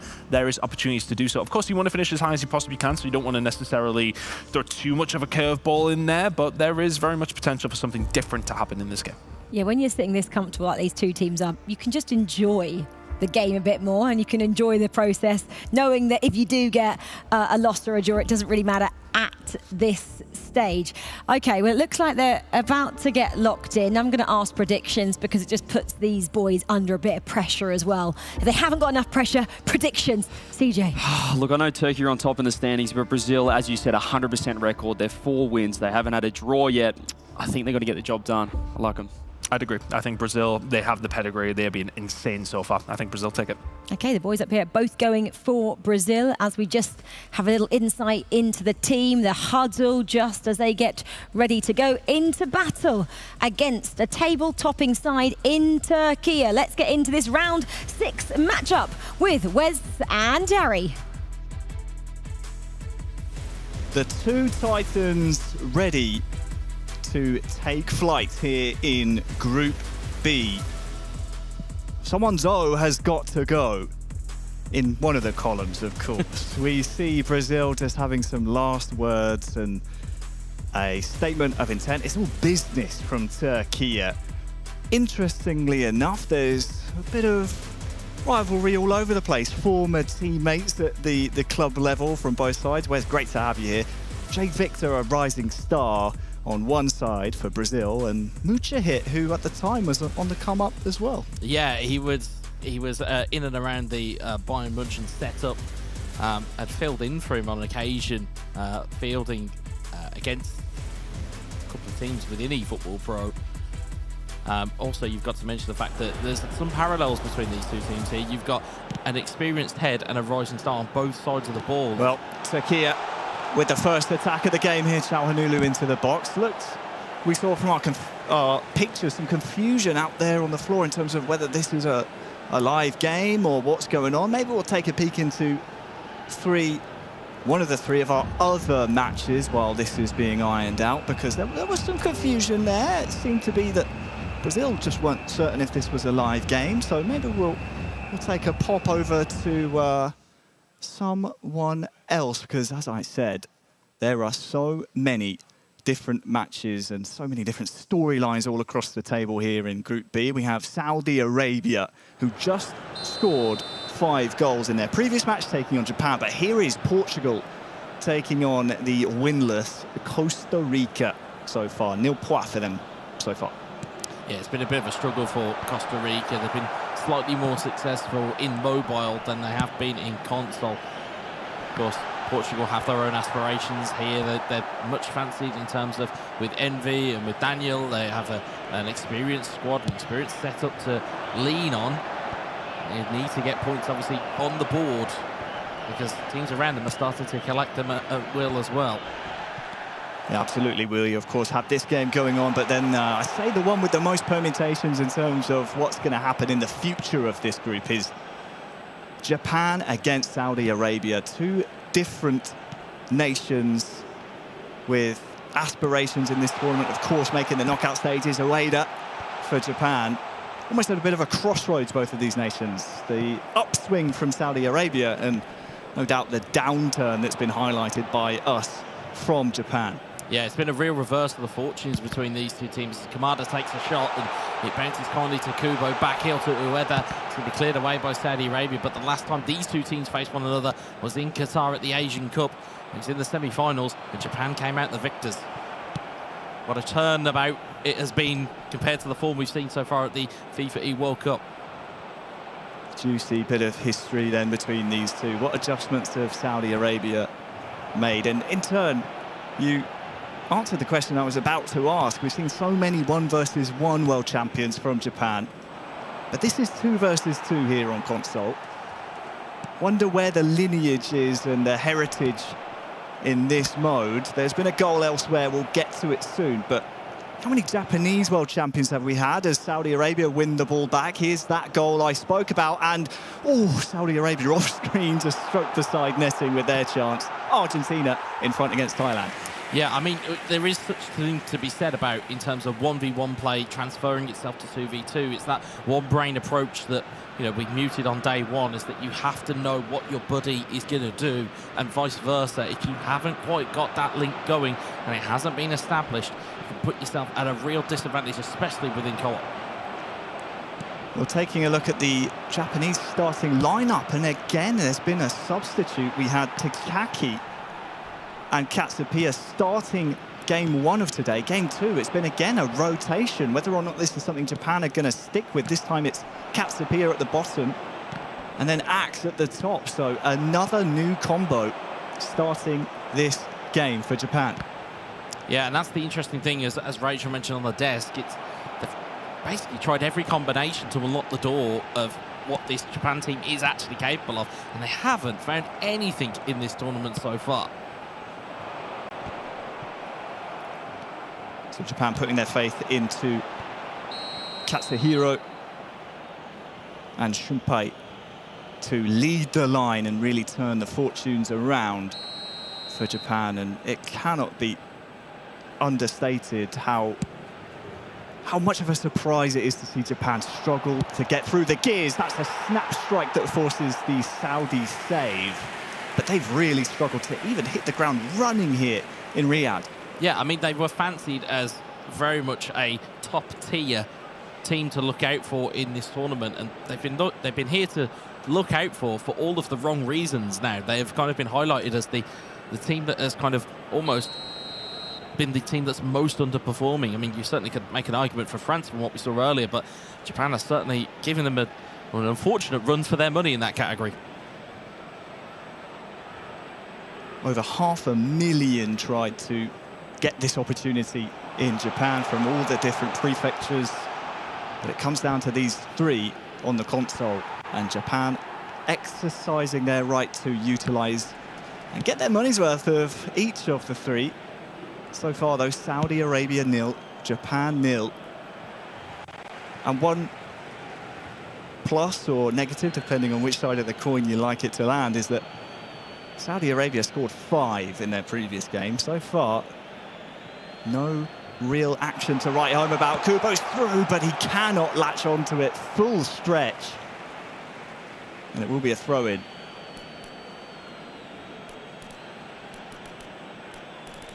Well, while this throw-in is about to go in, let's go back to our featured match, because I believe we are now underway at the top of Group B. Turkey in first against the undefeated 100% record Brazil. And it's the Canary Yellow attacking that left-hand side goal. Joe Linton, far side, tries to find Vanderson. Does some nice control, but that Turkish defence is so stout, and it is able to spring counters like this. Yilmaz on the ball, cleared by Brazil. The Turkish defence will be so difficult to break down. Yeah, that's the problem. The problem is that the defence is so hard to break down, but the counter-attack is so brutal from Turkey. And that is something that Brazil probably have not had to deal with so far, is a lightning counter-attack. Is that something that they may struggle with? We will probably know by the end of this game whether they can handle the pressure and the expectation. There's just so much pressure. They're so in sync, Turkey. I think that's what's been the most impressive thing about them. And you're right, the defence is great, the counter-attacks are great, but also, how do you stop them? Because if you break up the play, you force a foul, maybe play some of the dark arts. They have Hachan Çalhanoğlu, the set-piece specialist, corners, free kicks, you name it. And well, there's been a big goal in the Japan-Saudi game. I won't spoil it for you, but let me tell you, this could be an interesting one to analyse. Right now, there is a chance, though, for Brazil. Richarlison off the frame, Enrique's there, and it's 1-0 at the top of Group B, with Ferreira Jay Victor, they score first, and now Turkey, they are under the Kosh for the first time at this tournament. That's what we say about keeping your composure. When those chances provide the opportunity, you have to take them. It's a brilliant strike from Richarlison in the first place, but the follow-up from Henrique, the left-back, is perfect. We'll cut to the replay here. Yeah, Saudi Arabia versus Japan, and it is a goal for the Blue Samurai, and that might just lift the roof off of the place if that is a goal that contributes towards them making it out of this group. Some massive goals going in around the grounds here, Harry. Some massive goals, and they all have different kind of ripple effects on this Group B. Where we will end up at the end of the day, anybody knows at this point in time, but it's chaos, unconfined. Tokoglu to Yilmaz as Turkey chase a immediate equaliser. But Brazil have been so fluid. So far, entering this match, 4 wins from 4. And let's see now, Fred has Neymar or Vanderson on the far side to choose from. Double touch, not getting there before the tackle.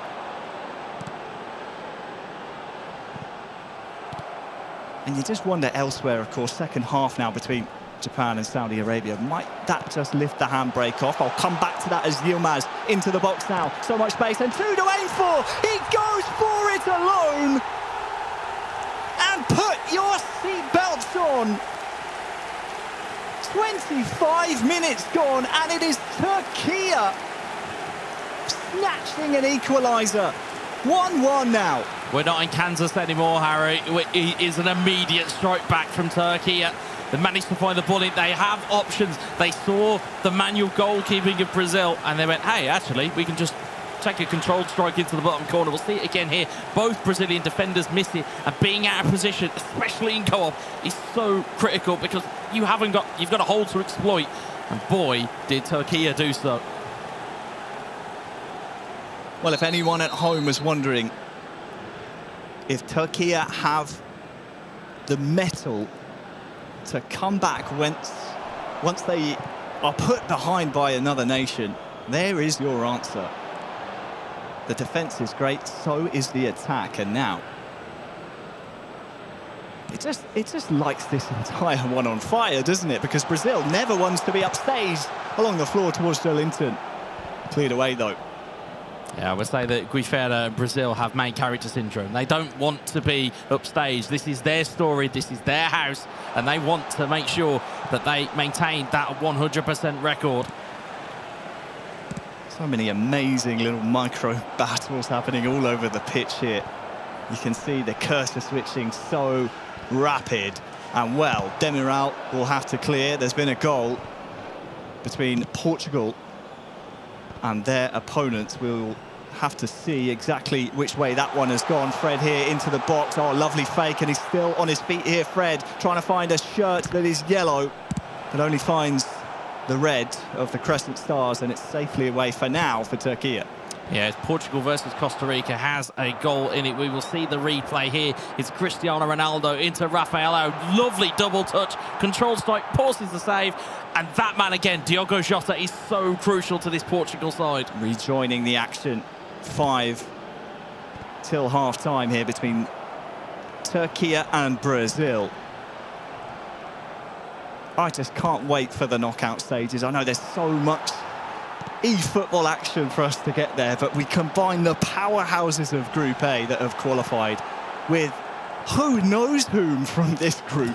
For now, Turkey and Brazil will do everything within their power to be there, and something tells me they both will be. Yeah, it certainly feels like. I mean, we spoke to Alex just before we came on to cast this, and he said, guys, don't forget, this is a prospective final in waiting, and to be fair, the calibre that we've seen so far, I'm amazed it's still only 1-1, but it is absolutely spot on from Alex. This is easily a potential final. Oh, as this one ticks over to half-time, let's take a little look at what's happening in the Japan game. The biggest storyline from today was their underperformance from yesterday, and I wondered if the handbrake might come off, or even if they'd make another half-time substitution, but they're into the second half and quite deep into it, and it's still the two we anticipated would stick in there after scoring their goal in the first half. Yeah, absolutely. They've managed to kind of dig in, find a goal. We cast an eye a little bit over at some of the gameplay, and they're looking to just hold the ball, consolidate, and just take possession of it and take the power away from Saudi Arabia. As the old saying goes, possession is 9/10. If your opponent has the ball, or if you have the ball from your opponent, they can't hurt you. And at the moment, Saudi Arabia do have it. As Al Shahiri heads it back into danger. Miaida will clear it forward, and Abdul Hamid will play it back to his goalkeeper, Alawais. So important for Japan if they want to make the great escape a reality, as CJ said perfectly on the desk. They only have 4 games to go. The max they can get is 12 points, and adding to their 1 they already have would be 13. To put that into a deep contrast, we have Turkey at the moment on 13 already, and there's a chance there for Japan. But the second half is underway again between our featured match. We'll stick to see if the Green Falcons can benefit from this, but 10 minutes till full time. We'll have to keep our eye on this. Actually, I sense something developing here, Wes. Yeah, that's the Savant power you were talking about. Ooh. Al Hassan with the strike, and it's bundled away, and it's bundled behind for a goal kick. You almost talked it into existence, Harry. It was so close there for Saudi Arabia. They couldn't get a clean strike away. Unfortunately, they weren't able to profit as the time ticks over into the last 10 minutes here. Here's Maeda to, again, kill the game. It's gamesmanship. It's not pretty, but it's effective. And at this point in time, that's all Japan really need. They just need effective. They need the victory, and that's it. Of course, looking around the grounds as well, Portugal still leading 1-0 by Costa Rica. Argentina still leading against Thailand 1-0. Of course, Turkey and Brazil, our featured game. Let's just stick with the final conclusions of this.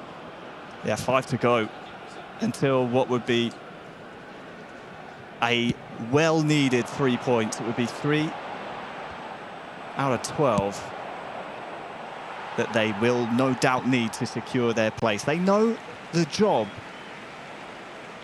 that they need to do, and every time they take points away from a nation above them in the table, such as Saudi Arabia, if they can see this one through, it will just build the confidence for Japan. And as you say, not pretty what we're seeing. No doubt this again will go towards the corner. Maeda wins it though. Hatate's there for company. Goes for goal! And it's Japan who will secure their first 3 points here on day 2 of the FIFAe World Cup. That is exactly what they needed. Form is temporary, Harry. Class is permanent. And when that matters the most, Japan find a way. It hasn't been pretty. It hasn't been stereotypically Japanese in their performance, but the result remains the same. They are 2 goals ahead, and they finally have a bit of breathing room in a game here at the FIFAe World Cup.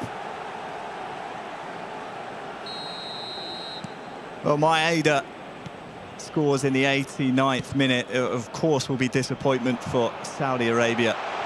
It'll be exactly as things happened back in Qatar earlier on in this year at the Asian Cup.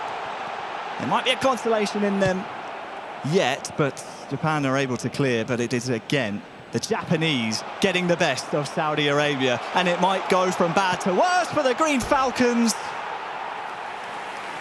But Katsupia, I think that was, who had the strike, and the opportunity just drags it agonisingly wide.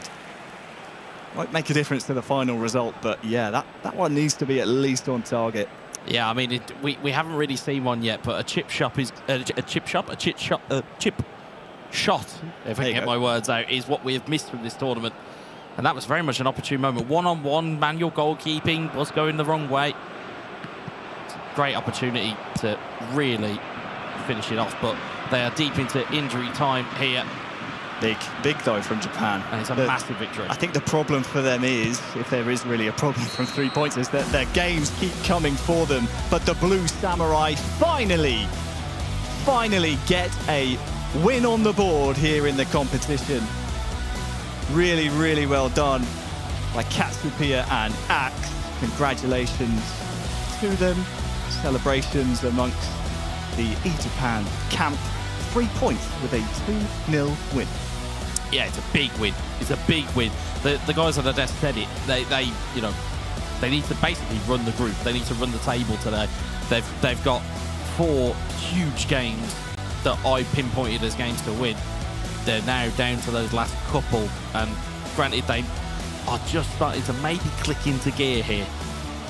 Yeah, that they are. They have some big games to come after this. Argentina, Portugal and Costa Rica are their games following this round, but they've done all they've needed to so far.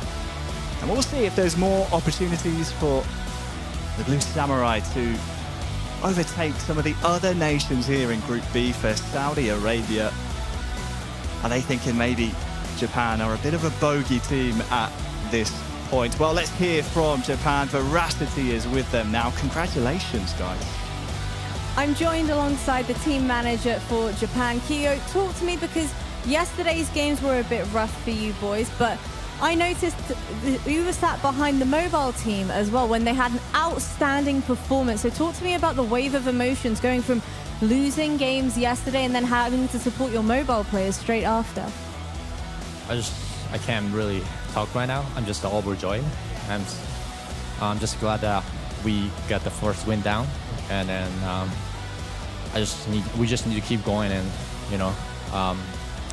advance to the knockout stage. That's all I can think about right now. So I'm gonna let you go ahead and celebrate with the boys. Enjoy that joy. Let's go ahead and check in with Brazil and Turkey. Yeah, thank you so much, Veracity. Great to hear the relief. I think that's the word for it for Japan. Their first 3 points on the board. It really would be a great escape for them, wouldn't it? Our featured match is now back underway. Don't worry, no change in score between Turkey and Brazil.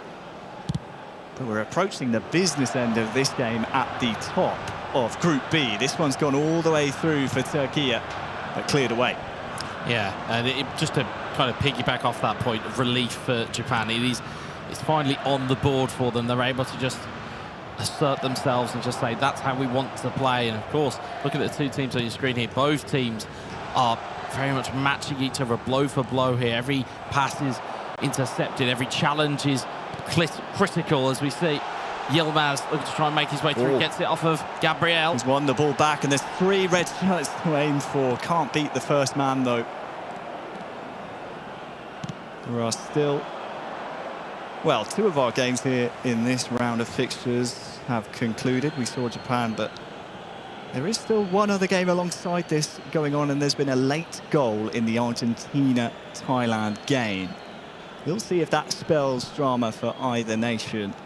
But for now, our eyes are trained on this one. Turkey, Brazil, as things stand, Turkey would remain at the top of this group.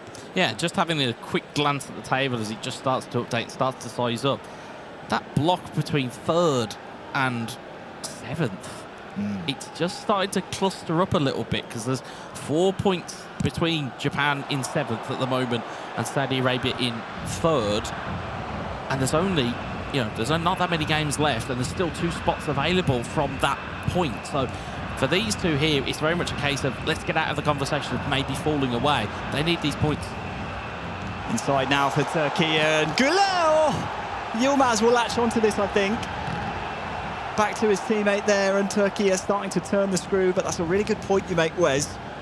Sadly for us, Turkey letting us breathe and really analyse that too much while the action's still going on. Turkey keeping things alive. It's Güler twisting, turning after for company, but he'll be wide in the end with 10 minutes to go.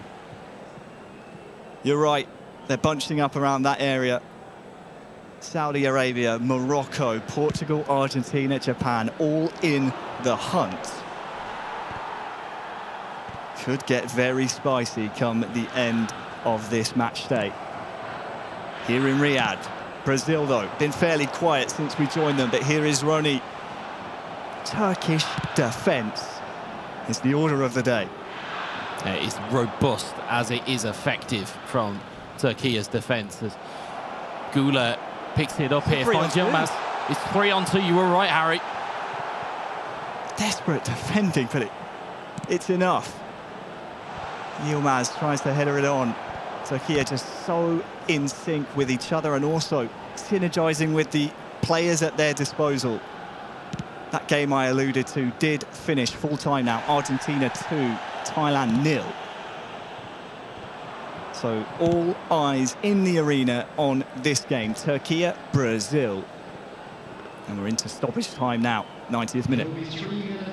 Yeah, and that's a big result for Argentina as well, going into the rest of their games and their aspirations. So certainly they'll be very, very happy with that. Well, approaching the final attack of the match. Brazil holding possession to make sure it goes their way. And it looks like it will. Rafinha just can't complete step one. Might stay alive here for Brazil. Joe Linton tries the fancy flicks, but it is not enough. The points are shared at the top of Group B. Turkey and Brazil play out a 1-1 draw. Those two playing for Brazil, those two playing for Turkey, those two nations, surely at this point, Wes, a lock to make it into tomorrow's knockout rounds here from Group B. You would think so, given the makeup of the group behind these two nations. You would think they will be almost there. It's that close with the points. Obviously, we saw just how dramatic Group A was when it got towards the final round of games. Can you anticipate that it would happen here too? You see it there from Rita here.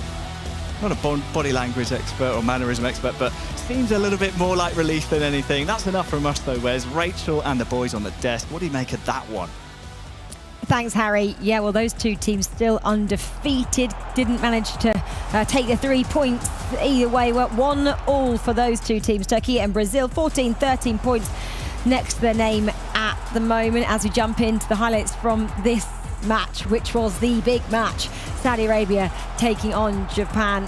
Finally, is what I have to say there, Cole. Yeah, I feel like Japan are going to be the real story of this Group B. In Group A, we had Malaysia, who had such an incredible tale, and now it's Japan if they can make this comeback. A disastrous day one, but that 3 points is really going to change things. I've been looking ahead to their future, Chris. I'm looking at Japan v Argentina, Japan versus Portugal, and Japan versus Costa Rica. And it's a theoretical, they could win all of those, right? He's on my side. He's on my side. We are singing from the same hymn sheet. Yeah, this is... It is doable now. It is doable. It's difficult, but realistically speaking, they are playing against some of the so-called weaker opposition. These are all teams who are in and around it for that 4th spot. It is going to be very, very difficult, but every single game they must win. There's 1 out of 4 done. Well, let's quickly wrap up round 6 results then. First time we've seen Portugal today at the bottom of that table. 1-0 victory over Costa Rica. Argentina 2-0 over Thailand.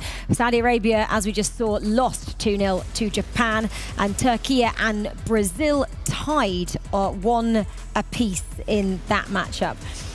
So you're saying they have winnable games, Japan. So you're saying that the toughest teams they've already faced, and that's likes of Morocco, who they lost to, Turkey, who they lost to, in Brazil, but they did only draw to Thailand. That is one of those results that I think could come back to bite them, though. I'd probably put it similar to France against England in one of those situations. I mean, Thailand are very much at the bottom of the group. They've only had 1 other point outside of that draw with Japan. So that might be the one that comes back to bite them. Because as you said, I mean, you lose to Turkey, you lose to Brazil, you lose to Morocco. All these teams are doing very, very well. They're very, very strong teams. But then it's because you're in this position. Yes, okay, your fixtures may not have been kind, but at the same time, you now have that immense pressure on you of not just yourselves, but your nation and everything else around it. It's going to be a difficult showing to do, but it is doable. Cole, I am impressed how they bounced back, especially before that matchup. They looked so upset, so dejected, and then to come back, and the coach just said absolute relief now. I don't know what they did in between those matches Well, there was the change that happened in their match before as well. So, I mean, I've been informed, I wasn't aware of this myself, that that's fairly common in the eFootball world to sub somebody out mid-game. It can happen every now and then, but it's still, to be in that position, it's crazy. It implies a good team camaraderie as well. You know, if you're not playing very well, to either volunteer or be tapped on the shoulder and go, yeah, do you know what? I'm a problem today. I'm a great player, but today it's not happening for me. And put aside your ego for the team. It shows it didn't work, though. Yeah, it didn't work. Well, yeah, it's starting to. Hopefully, starting to. And I guess the mental resolve, the fact that they were going up against a team in Saudi Arabia who had just absolutely dominated in the round before, 5-0 over Thailand. The fact that they were managed to go, okay, I can still defeat a home side who had that much momentum. Yeah, and to beat Saudi Arabia is an absolute massive result. They were looking so good in their previous game. To find that 2-0, I said before they were facing Saudi Arabia, this will be the hardest game out of their remaining 4. They win it. And now again, they have their next hardest game, which was Argentina. It does actually progressively, on paper, get easier. You go Argentina, then you would have Portugal, and then Costa Rica, who have not even scored a goal. So you would like to think that last game is written off. For me, in my mind, even with how Japan have played, they're kind of sitting on 7 points right now when they get it. They've got 2 other games they have to win. I know we don't necessarily count our chickens before they have hatched here, but at the same time, it is progressively going to get easier for them. That was their hardest game on paper. I really hope that you are not talking to their coach if they go into that final game, go, oh, we've already beaten Costa Rica, this is great. Because if they do think that for a second themselves, I know it's very different you saying that to them saying that, but if they think that, I'm sure they'll come undone pretty quickly, as will anybody when they're competing against the likes of the players that we have here. So we will see if they keep going. I'm sure they will. I'm just an optimist. I'm an optimist. Everyone's getting annoyed at you as well for saying, you know, they're kind of easy games coming up as well. Anyway, easier. Okay, well, let's turn our attention then, shall we, to our next feature matchup. Japan, again, rightly so. Can we see them make this run as they go next up, this time facing the powerhouse of Argentina. Argentina sitting in 4th in the standings at the moment. 2 wins, 2 draws, and a loss next to their name. And Japan, well, I think you know the story by now. 4 points at the moment. They just got their first win of the competition in that last round against a Saudi Arabian team who are flying high. So those are the fixtures you are going to enjoy. Thailand, Portugal, Japan, Argentina, Brazil, Saudi, Morocco, Turkey. And that is your Japanese outfit. The question is now, what are they going to do in this one? Are they going to stick? Are they going to twist? I feel like you can't change a winning team, right? I mean, if you just come off the back of a huge victory, a hard-fought win against Saudi Arabia, as you mentioned in Saudi Arabia, it seems the mentality is back. I was worried for them in the first game. They drew. I can't quite remember who it was against, but they drew a game they should have won, and they were looking distraught from that. Thailand. Against Thailand. Yeah. I'm thinking it's a group stage. You've still got 8 more games to play. Relax. Something was slightly askew coming into this one. Hopefully, they've fixed that, and we get to see these Japanese players playing at the very top of their game. But as for Argentina, they're coming off the back of a couple of wins they'd expect to have. Could this be a bit of a culture shock up against Japan after facing Thailand and beating them in Costa Rica the same? Potentially, and I think Argentina has really struggled against some of the other top sides, losing to Portugal, if I remember correctly. A lot of draws coming through. They seem to be happy with those, but now we're kind of getting to the stage where draws are not going to be good enough if you want to secure it. A win here for them would not only just completely eradicate Japan from this 7th, 8th, and 9th would pretty much be secured. It would then be a 3 or 4 horse race for the 3rd and 4th spot. Obviously, Turkey and Brazil, you would expect them to be there or thereabouts. They are pretty much solidified, whereas the other 4, maybe even 5 teams are still fighting for those final 2 spots. If you get rid of Japan, that's somebody less to worry about. Yeah, I guess regardless of what Japan are doing in this competition, if you are Argentina, you just have to look through their history and go, they're still a really difficult team with so much support behind them as well. And we mentioned it in the last round, the depth that a country like Japan has when producing eFootball players. Yeah, I mean, it's the game to play in Japan and in many of these Asian countries, and you can see it in the way they play it, just completely in tandem with the mechanics and the intricacies of eFootball. I just, like I say, hope that they play to their standards. It's always disappointing when favourites come here, because on the pitch as well, the Japanese team is one of the best ones with this mode that we play in as well. So they've got no excuses now. They've got their win. That monkey's off their back. 4 points, arguably 7 points already, because apparently they've already grist feed to the future and seen that they do beat Costa Rica.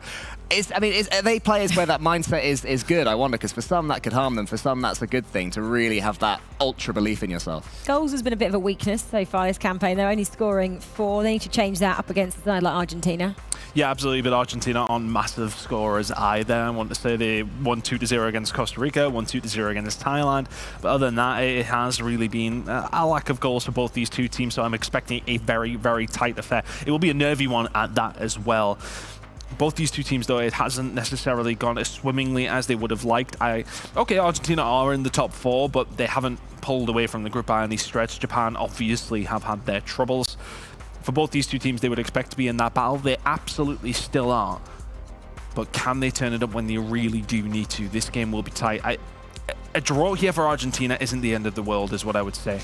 And I think, for me, they may well play into that just a little bit. I was going to say, the last time I predicted that we might see, you know, something approaching a 0-0, maybe a 1-1, there was a goal after 2 minutes from Spain. I believe they scored straight from the kickoff, and that completely blew everything wide open. This, to me, has similar vibes. I can see these two coming out with a cagey match, because, you know, if you lose this one, it is a huge blow for either of these teams' chances to make it into the top 4, particularly Japan. Hopefully, that doesn't change things too much for the way they play, because if somebody does take the lead, the other starts chasing, things are going to open wide up. Japan are locked in, aren't they? Almost look slightly nervous if I'm going to start predicting how the players look. Slight comparison to Argentina, who look like they're enjoying it down there. These moments, for me, must be quite nerve-wracking. You're just waiting to get started. You're willing the comps ops down there just say, right, you're allowed to play now. That's what it feels like here in the studio. Those two look as calm as you like, just enjoying the situation. Their final predictions: Argentina, are they winning, yes or no? Japan. No. I believe in the Wonder Arm. I set my stall out. Okay. Japan. Japan are winning, say the boys up here on the desk. Let's find out what happens. It is Japan taking on Argentina. Wes, enjoy this one.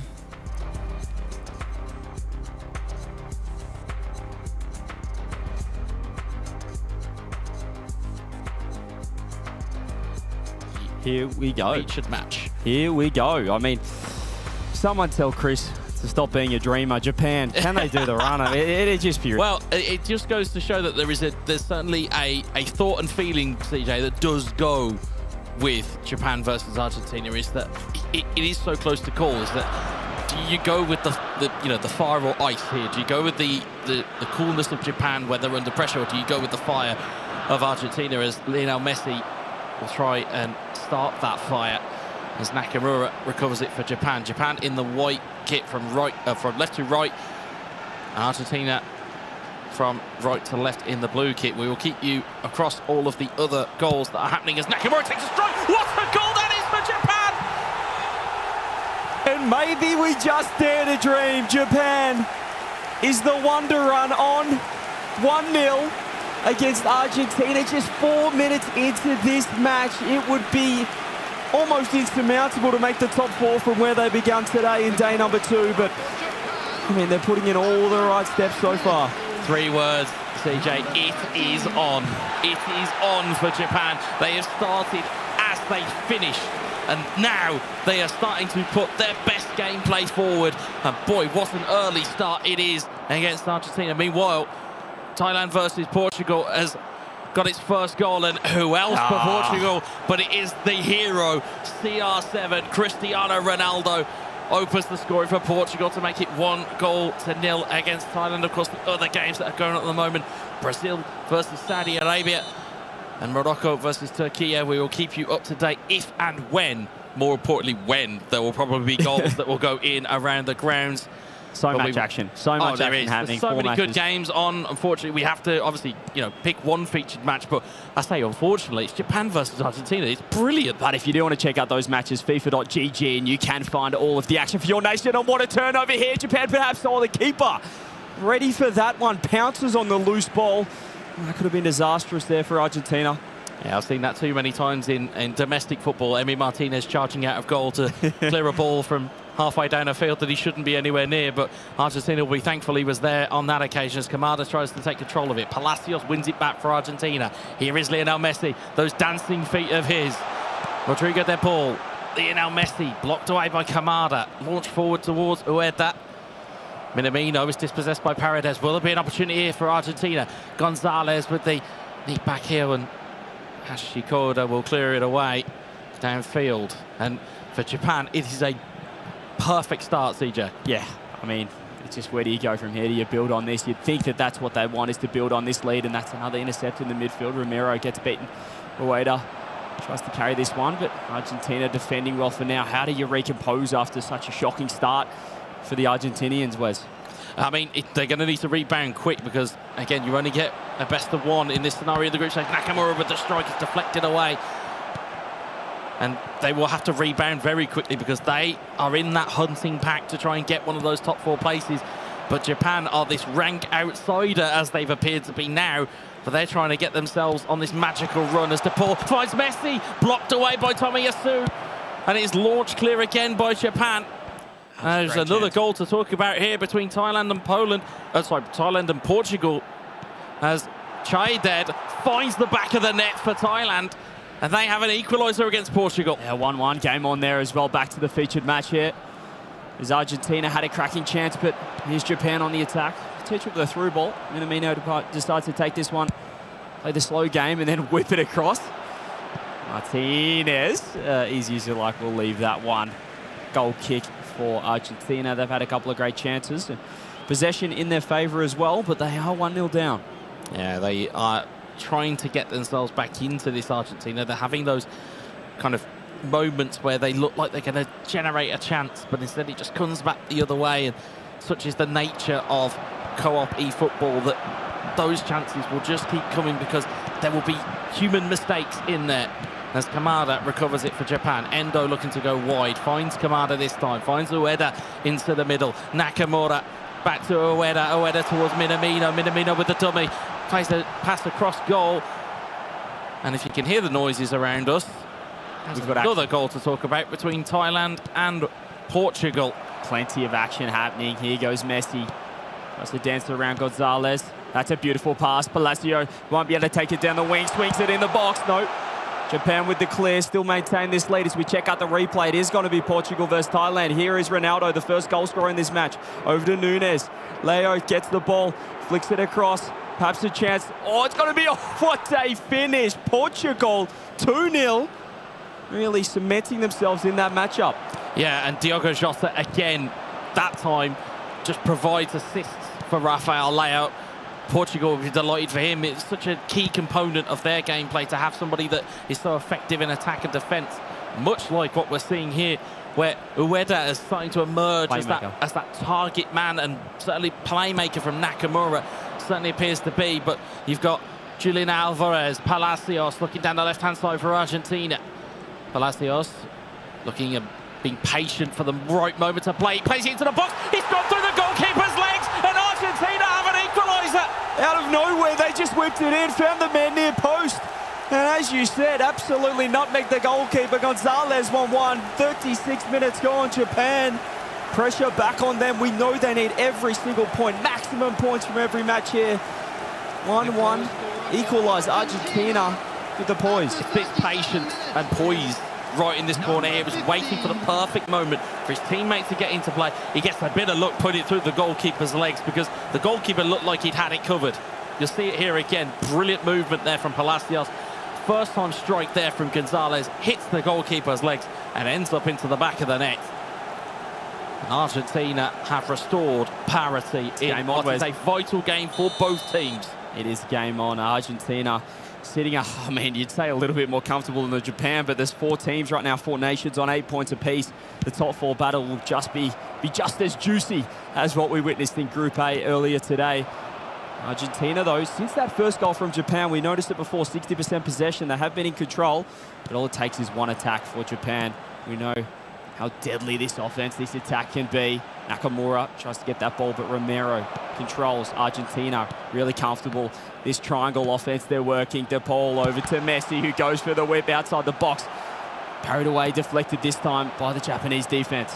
Yeah, it's such a furious game between these two. It's very much an attack, defended, attack the other way, defended. It's just back and forth. It's who is going to blink first in this exchange. We're not long left in this first half as the ball goes into Ueda. Kamada trying to back it up. Minamino on the edge of the box. Great turn and pass Montiel. Deflected clear for a corner ball. We are getting action as well around the grounds. We'll I'm sure showcase that when we can. Chances galore around. We've got 2-1 Portugal still maintaining that lead approaching half-time. We've got Brazil taking on Saudi Arabia. Scoreless so far. One more match, Morocco, Turkey, but over on the featured match, you can see the possession. It's back in Japan's side, back to 50-50. Perhaps a chance to whip it in with the corner. There's the double pass. Great save, Emiliano Martinez. Yeah, it's that near post flick on that we've seen so many times within the history of eFootball, let alone at this tournament. But if you have those physical weapons to call upon, those centre-backs, tall target men, you name it, you can get those flick-ons as the ball evades Lisandro Martinez. It's cleared away as far as Julian Alvarez, and there could be a potential counter-attack on from absolutely nothing here from Argentina. De Paul, Gonzalez in towards Alvarez, but Tomiyasu covers, and there goes the half-time whistle in our featured match between Japan and Argentina. In other news, Thailand and Portugal still. Portugal 2, Thailand 1 into stoppage time as Ruben Diaz will flick this one clear. Bruno Fernandes tries to play it forward, but Dola will intercept it. Jota will clear it away. I think Portugal just looking to just hear that half-time whistle, get in and have a chat about things as they do so there, as we flick across now to Brazil versus Saudi Arabia. Brazil, 63 minutes gone here on the clock. No goal as yet between them and our hosts, Saudi Arabia. And of course, we've got kickoff now back in the featured game between Japan and Argentina. This is really where all the attention is, CJ. Yeah, this is where we're going to be looking. All eyes are on Japan after that day one performance, just picking up 1 point in their 3 matches. And we get a couple of wins, or at least 1 win on the board so far. Chris is well and truly in their camp to make this top 4, all-important top 4, only sending an amount of teams through to the playoffs. De Paul, Argentina, more possession. Palacios able to whip it across to Martinez. Gonzalez now with the ball, moving it down this left wing, might be able to whip it in. The patience was strong in that first goal from Argentina. But perhaps a similar approach here. Palacios trying to get that pass to Alvarez. Back to Palacios, a chance. No. Good reverse ball from Argentina. The idea was right, but the execution just wasn't quite there. And Kubo and Japan will look to lead that one down the right-hand side. Nakamura turning back infield, finds Kubo. Kubo to Endo. Palacios will deflect it away, and now a counter-attack could be on here for Argentina. Palacios, Messi, Alvarez, Gonzalez. In Argentina, airing on the side of caution. Play down the left-hand side here to Nico Gonzalez. Gonzalez given close attention. Tomiyasu will take that one clear. And I'm just casting my eye because we can almost hear it even through our headphones when there's been a goal, because you can feel the impact of the roars from the players. And I believe it's in Morocco versus Turkey, which we'll cut to here right now. And it looks, if I'm right in seeing this, it appears to be Morocco. What a strike that is! And they've taken the lead against group leaders, Turkey. What a wonderful goal. He's just had a ping from outside the box, a hopeful chance, and he's got it. Here we go, set piece back in this match. Let's see if Argentina can capitalise. Can they get the lead? They try and mix it up, perhaps a close pass. We've seen that effective. Under the wall, perhaps. We'll find out here now. Messi, what has he got in that bag of tricks and that wand of a left foot? We'll certainly find out here. They're going for it. The gamesmanship is in play here. What is going to happen here for Messi and for Argentina? That timer ticks down. When they've taken too long, it will automatically take. He's not passed. He's pulled it from the wall. What a brilliant piece of genius from Argentina. That's why you use a draft excluder, and that is why you do not give Lionel Messi prime real estate to take free kicks. Well, he fooled me, Wes. I thought for sure the close pass was on. And he fooled the Japanese defense too. No idea about that one. Under the wall, tucks it into that bottom left-hand corner. Argentina, after going 1 goal down 7 minutes in, they get the 2-1 lead, and now the pressure is well and truly on one of the tournament favourites, Japan. That's what they do, Argentina. It's what they do. And it is what they are. They are creative. They are ingenious. And that is exactly what Lionel Messi does. It's just a bit of genius at the right time as we cut to Brazil versus Saudi Arabia. We take a moment to breathe as we see Brazil on the counter-attack here, and Saudi Arabia coming back down the other way now. This certainly looks as like it's been a very tight game with it being 0-0. Ball looking to go into El Shahiri. Yeah, it's a really important game for Saudi Arabia coming off that loss against Japan. They are one of those nations on 8 points alongside Argentina, Morocco and Portugal. So at least securing 1 point there. You can go all the distance, but we're into Morocco taking on Turkey. 1-0 currently to Morocco. We saw that goal a moment ago. And that would be a massive upset if it stays like this. But more importantly, Morocco are part of this chasing pack that has emerged. And Morocco are on the charge. Morocco making their way into Turkey's penalty box. El Nesiri off the post. And it can't be scrambled. Will it be scrambled? It will be scrambled in. And Morocco take a 2-goal lead. What a moment for Morocco. Absolute chaos inside the box from Turkey. You can see how much it means to the Moroccans. No idea what on earth has happened. It took a deflection, it took a bobble, the keeper couldn't get a hold on it. It was off the post, everything happened at once. But the main thing for Morocco is they get their second goal, and that would be a big upset. As you mentioned, Turkey are 14 points, top of the table at the moment. Well, we're back with our featured game. Of course, we'll keep you up to date with all of the goals and games around this group. Every goal that goes in, it's almost like we're in Groundhog Day, is that it's almost the same as it was in Group A. All goals will lead to some type of ripple effect as we wait and see what Argentina are going to cook up here at set piece. They put the ball into the box. It's cleared away by Maeda. Is Giovanni Lo Celso. Endo battling with him. We're going to cut again to Brazil versus Saudi Arabia. And we're going to stay here for its conclusion. Big win. Saudi Arabia, can they find a way, CJ? Yeah, it'd be huge if Saudi Arabia can do it. We know that Brazil is sitting comfortable in that second spot on the table. You'd think that they've got that top 4 playoffs berth secured, but Saudi Arabia, at least 1 point could be crucial heading into the 90th minute, unless we see some late magic whereas perhaps from Brazil, but they have turned it over at the wrong time here.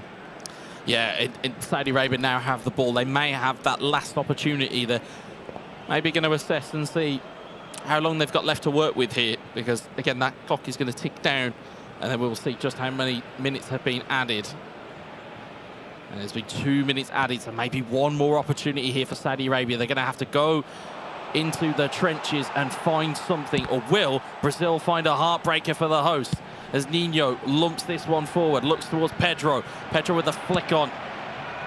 Saudi Arabia will clear it away. Al Muwalla trying to challenge. Brazil have one more opportunity. It's added time. Joe Linton blocked away. And Saudi Arabia and Brazil are level and will take a point each in this game. You can imagine it would have been a hard-fought point for both teams, because it's a challenging task to come in and play the host if you're Brazil. Yeah, if you're Saudi Arabia, you're taking on the team that's just above you in the group. I think you're taking that point if you're Saudi Arabia. I know they have the home ground advantage, but not quite yet, whereas without the crowd here in Riyadh. Well, perhaps we'll see that as the playoffs commence, but 1 point will be all the well-earned for Saudi Arabia. They'll move up to 9. That'll be outright third for the moment. We obviously have a few more matches to conclude, but Saudi Arabia, that's a good way to bounce back. I know they didn't score in that game, but coming off that loss against Japan, able to get the point here. What the curious thing is for me is that whenever these players kind of come off console, the first thing they're doing is they're looking up to the giant screens that are in the SEF arena, because of course we have all 4 of those streams are live in the arena, so they can see what's going on. But I'm going to throw to Veracity on the floor. Veracity, take it away. Guy Ferrer, yourself being a former 2017 and then 2019 world champion, obviously in 2 different game modes, but now heading into an event like this. That accomplishment was 5 years ago now, so how much does this opportunity and walking away with a victory at the FIFAe World Cup mean to you?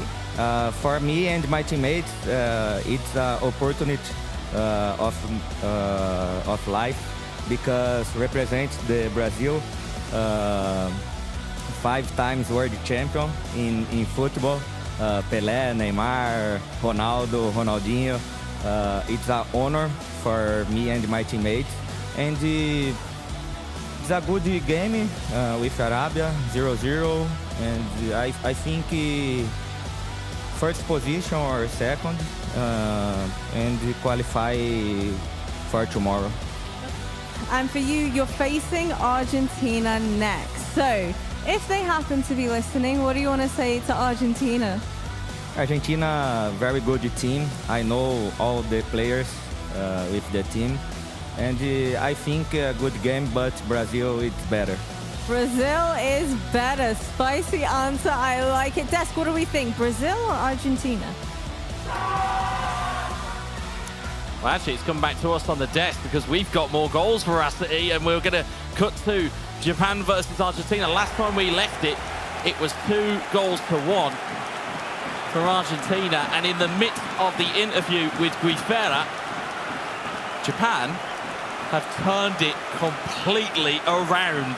It is 3-2 for Japan. They have come and risen, like, as we would probably predict, the phoenix from the ashes. I mean, where did this come from? Where we left off, whereas it was Messi with that beautiful free kick. Japan have put 2 on the board late. I know Chris will be smiling up on the analyst desk. His prediction is just, there's some plot armor around this Japanese side as we take a look at what just happened. There's the goal. It's a lovely pass inside the box and a lovely finish for the second, for the equaliser. They were able to score again, Wes. They were able to score again. We'll wait for the replay on that one as, again, I give you some goal news from Morocco versus Turkey as we're in the game plan screen. It is now 3-1 for Morocco versus Turkey. If they can hold on to it, that is a mammoth 3 points for Morocco. And it also opens it up a little bit for the rest of the teams in track as Goulet tries to strike and it's put around the post. But what's the result that would be for Morocco? I mean, where we left off, I think it was 2-1. Turkey had got that first goal back, but Morocco so quick to get that third on the board, just to get a little bit of a gap, just to extend the margin to 2 goals. As you said, it'd be a massive win. Let's bring Turkey back as well. There's still that race for the #1 seed in the group, that #1 spot. We know how important it is with matchups, but here we go. 75 minutes gone in our featured match. Japan were 2-1 down. They've got the lead back. We know what Argentina can do, though, when they are behind. There's so much time left in this one. Backs against the wall for Argentina, and they only know one way out, and that is forward. They will not be giving in letting Japan take a point from them. They will fight with everything they've got, as they've got Angel Di Maria challenged by Ito, which will be a foul. Just looking at a little bit of a marginally updated table, because of course we've still got games that are live at the moment. 14 points for Turkey. They are top of the table, just ahead of Brazil. Then you've got Saudi Arabia on 9 points. Portugal are on 9 points. Of course, we've still got games that are live for the rest of the table. As Martinez chips it in towards Alvarez, it's cleared away, only as far as Rodriguez. Hatate launches that one forward, and we've seen this a lot as a tactic from Japan, is that when they're under pressure and they know that they're advancing, or they know that their opponent is advancing on them, they will just clear the ball, because if further it goes down and the clock is still ticking. As we see, Di Maria and Argentina on all-out attack. Montiel with the ball into the box, it's cleared away, it's high into the air, but Martinez tries to win it down. Fernandez in towards Di Maria, hooked away again. It's very much just a case of get the ball in the mixer and hope for the best from Argentina at the moment. As you mentioned, Japan just want to launch that ball downfield. They want to get it out of the danger zone, and it's getting desperate now for Argentina. You can see the heart rate rising on the player cams, 130, 134 BPM. Martinez to another Martinez. Fernandez now gets it in, but Alvarez can't get on the end of it, and you can just see this strategy from Japan, just bombing it down the line. Yeah, the interesting part as well, of course, is that when you go all-out attack within eFootball, it kind of automatically sends a centre-back forward, and that centre-back is Christian Romero.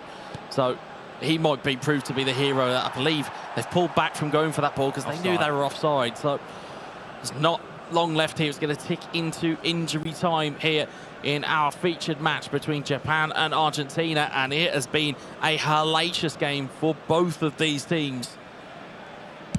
And I believe we've got a final score in the game between Morocco and Turkey. It is 3-1 is a final score. As we wait for the final score here, there's 6 minutes added on here, so there is still time for either team to get an opportunity. Yeah, a few second half goals will do that. 6 minutes, the longest stoppage time we've had quite some time here. Alvarez, last chance perhaps for Argentina. They've got to go now. They're trying to whip it in, trying to get some territory, looking for perhaps a last attack. Fernandez, can he get it down to Montiel? No, it's going to be Lacosto. Over to Rodriguez. No, he's going to keep it himself. He goes to fake. Di Maria. Angel Di Maria is trying to work it, trying to play the patient game, trying to use his dribbling, but he's been nudged off it. And that might just be it. Japan holding on, perhaps. There's no time left, Wes. There can't be any more time left. It's added time of added time as Martinez clears the ball forward. There goes the final whistle. It's back-to-back victories for Japan. And that is tonic for the soul in eFootball. If you can get a back-to-back win, especially in the scenario they're in, all of a sudden, it looks a little bit brighter for them. As Chris said, their schedule's starting to get a little bit easier as time goes on. They've pulled up 2 mammoth victories, and they've still got a couple of challenging games to go through, but those games are still yet to come. It's getting easier, but I mean, the question still remains, will 13 points be enough to make it through the group? We don't know yet. They could win the last 2 matches here and still not make the playoffs. That's how far behind they were coming into today. But the all-important thing is, all they can do is get maximum points every game. They were down. They clutched up there with a couple of late goals. I mean, that would have been tournament over for them if they didn't do that. Well, bear in mind, that last spot of Group B would have the pleasure of meeting Spain in the knockout. So I'm not sure whether they want that or not. Who knows? The desk, please take and make sense of it all for us, please. Thanks, guys. Well, I think it's now official, isn't it? The Japanese comeback is on.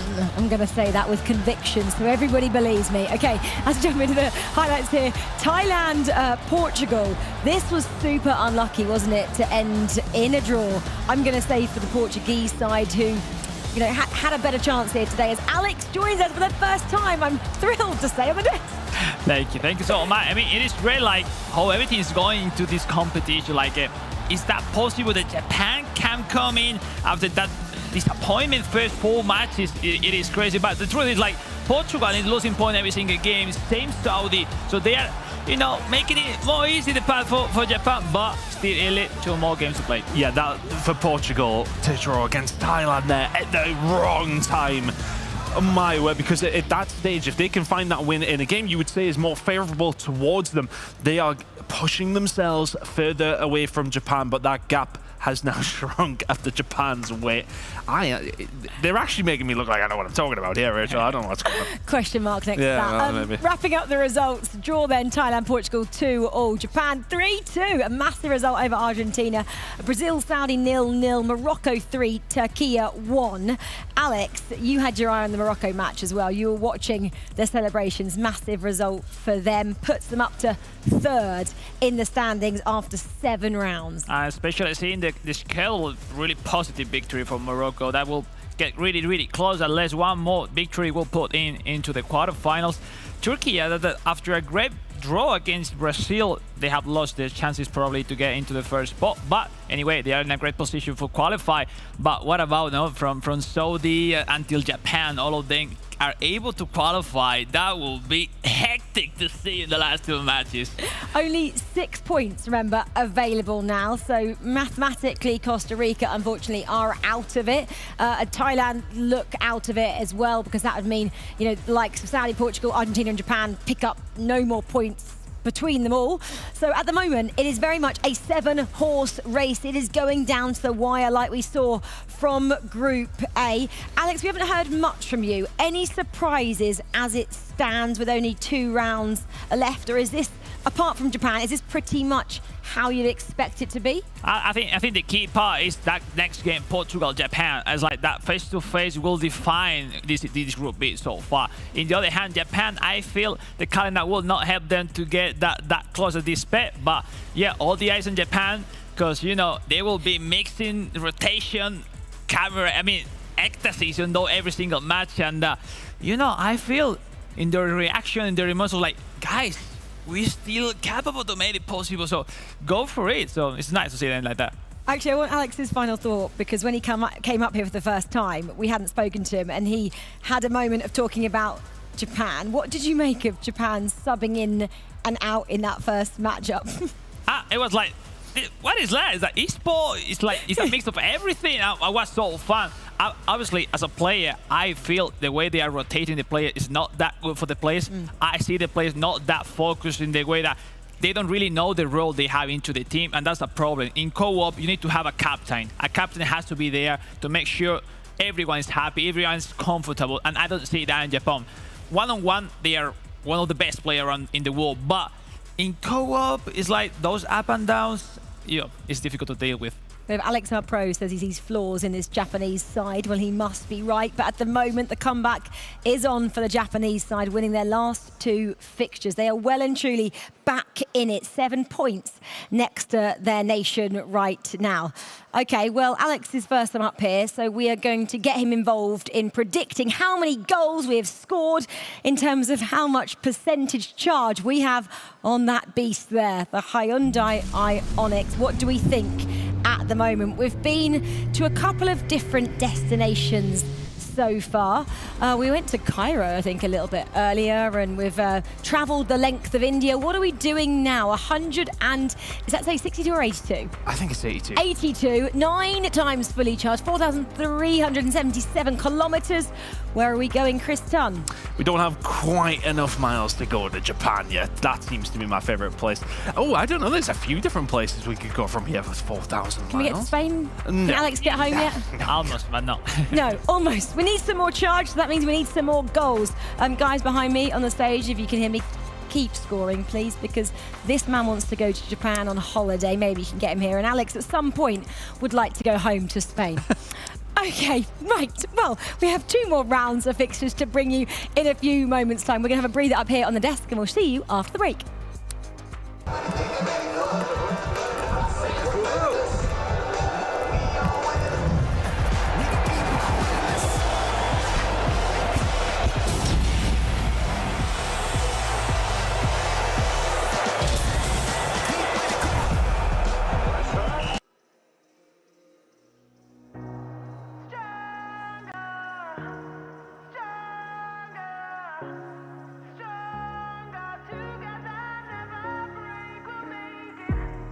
Woke up in the middle, in a field full of fighters, fighting a battle, fall down, get up, losing requires. Stay strong till you're moving to a higher ground. Rise up and proving steady forward, I'll stay around. 'Cause underneath, for everyone to see, held my head up higher, higher, I ain't faking. That's why I believe what everyone will see. Together we'll be better, never break, we'll make it stronger, stronger, stronger. Together never break, we'll make it stronger, stronger, stronger. Together never break, we'll make it. Put your armor on, setting the game straight. Something to hold on, 'cause that countdown checkmate. You won't be alone, we'll be standing tall. Till the day is gone, you find it all the way up. 'Cause underneath, for everyone to see, held my head up higher, higher, I ain't faking. That's why I believe what everyone will see. Together we'll be better, never break, we'll make it stronger, stronger.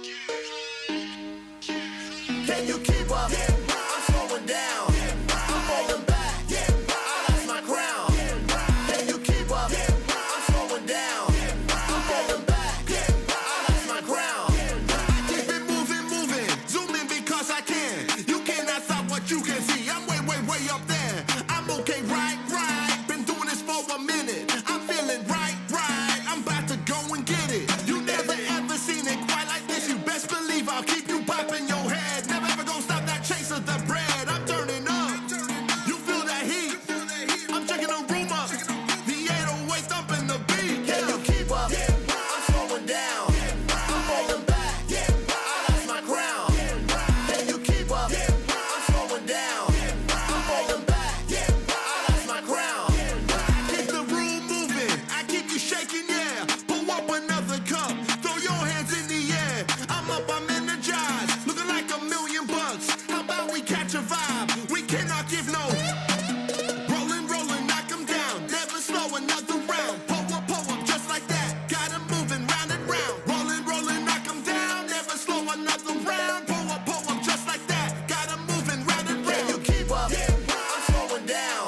I'm falling back. I lost my crown.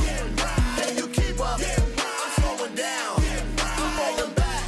I lost my crown. Can you keep up? I'm slowing down. I'm falling back. I lost my crown. Can you keep up? I'm slowing down. I'm falling back. I lost my crown.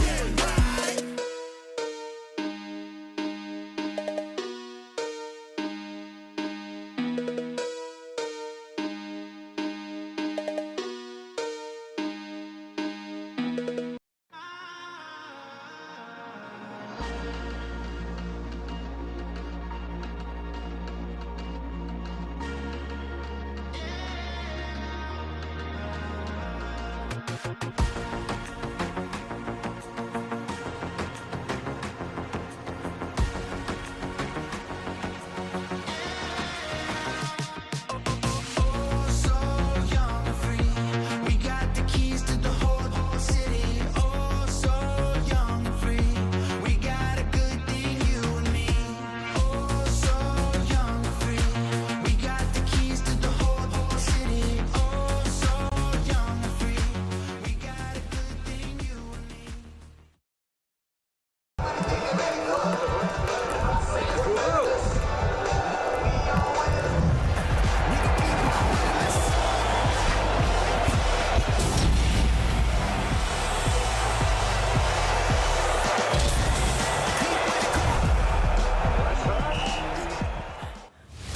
Well, Riyadh, you are being treated this week, aren't you, to some epic eFootball, because this is the FIFAe World Cup featuring eFootball and featuring some of the nation's best teams. Well, they've been battling it out for the last 2 days, and we have 2 more matches left on the console side of things to see who goes through to the knockouts tomorrow. 2 rounds left, round 8 and round 9, and it's the super classic of the Americas, isn't it? It's Argentina taking on Brazil. The rivalry runs deep in real life. How deep does it run here, Alex? Well, Argentina comes with a need to win against Brazil. It will be a difficult task for them, but it is like it is. The passion has to be into this moment for the Lautaro and Kimbenian, so all the best for this great match. We only have time for predictions. Argentina, Brazil? It would have to be Brazil. Brazil 2-0. Brazil both ways for the boys up here. Cole and Harry are taking you through this one, and I want to know which way they think it's going to go. Will it be Argentina, or will Brazil take the spoils? It's time to find out in round 8. Rachel, you are so cruel.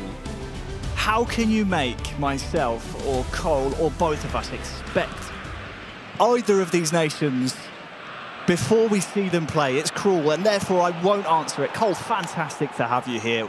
A super classico in front of our very eyes, Argentina versus Brazil. Well, I tell you what, I am certain the Brazilians will be more than happy to knock Argentina down a peg or two. Their real world compatriots have won the World Cup, and I'm sure that doesn't feel too good for Brazilians to think about either. But meanwhile, here in the eFootball world, we've got Japan that are currently up against Portugal. And they could be doing with a favour from their Brazilian pals. They have the ball right now. It's Richarlison who was almost in there. Christian Romero showing great strength to get that ball towards Lionel Messi. So much space for both teams. Defence not really there as the manual ball comes nearly over the top, but it was blocked on the way.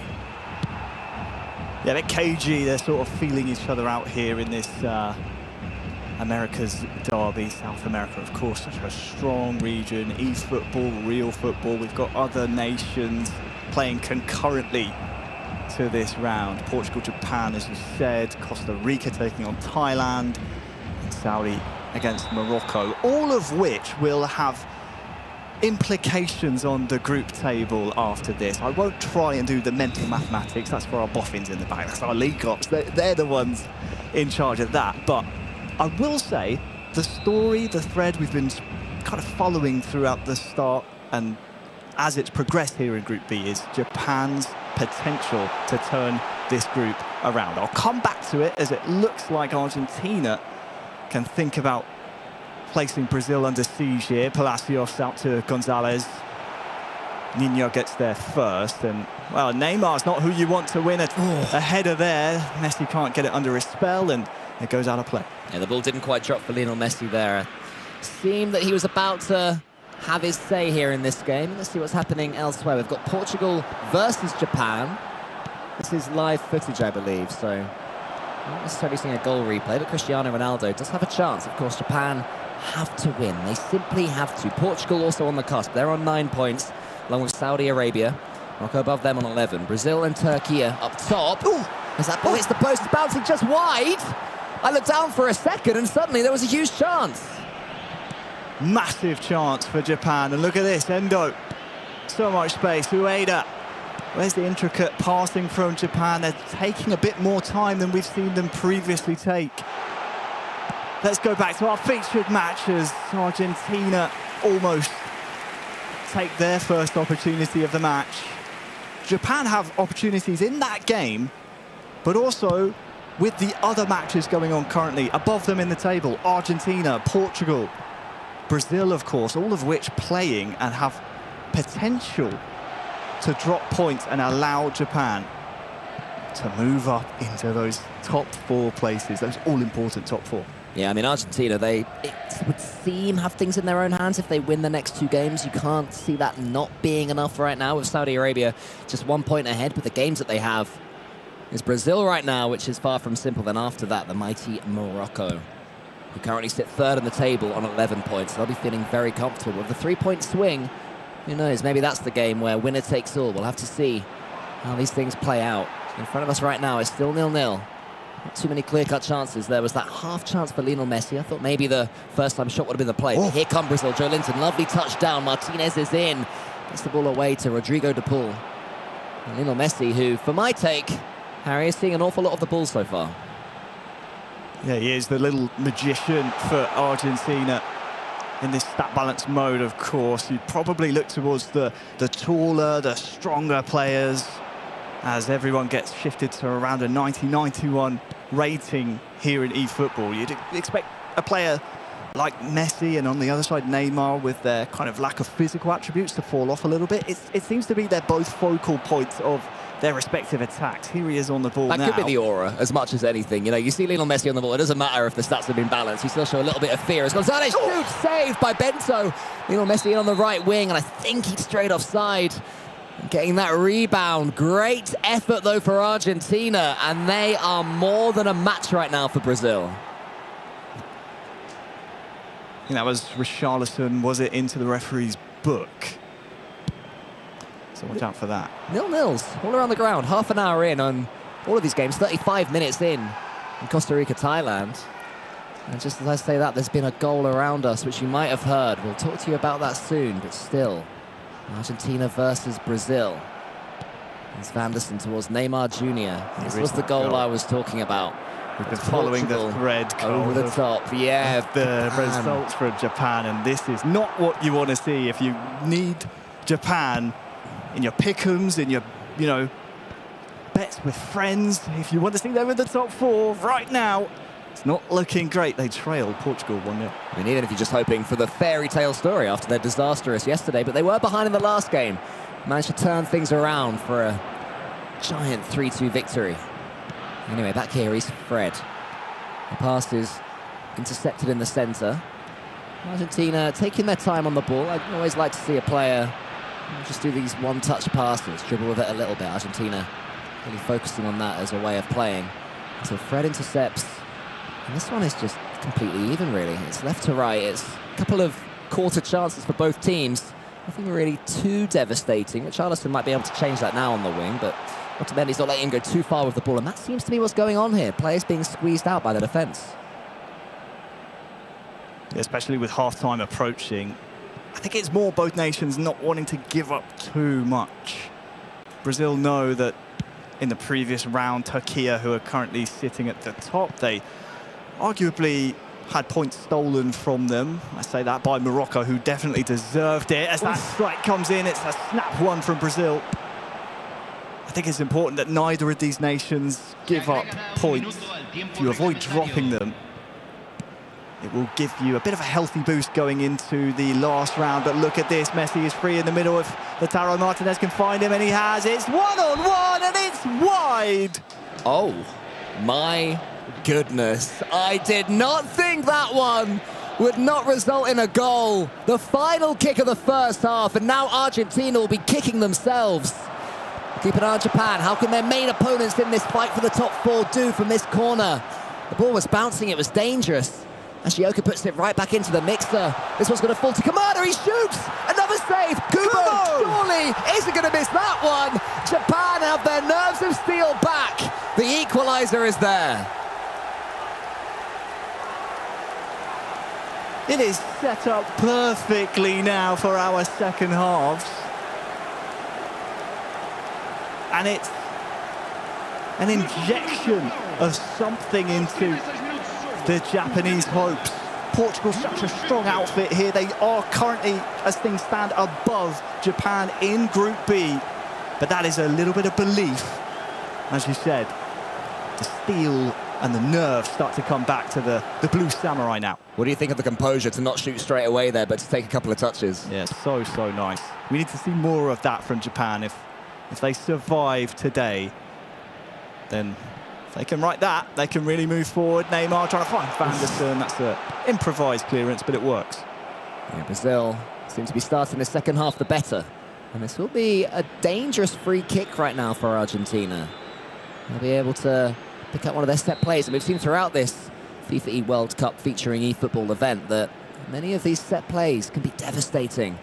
You can see the Brazilian players running around there trying to disrupt the Argentinian defence. That one's towards Joe Linton. Here's Richarlison. He nearly gets the shot away, but Romero stood tall.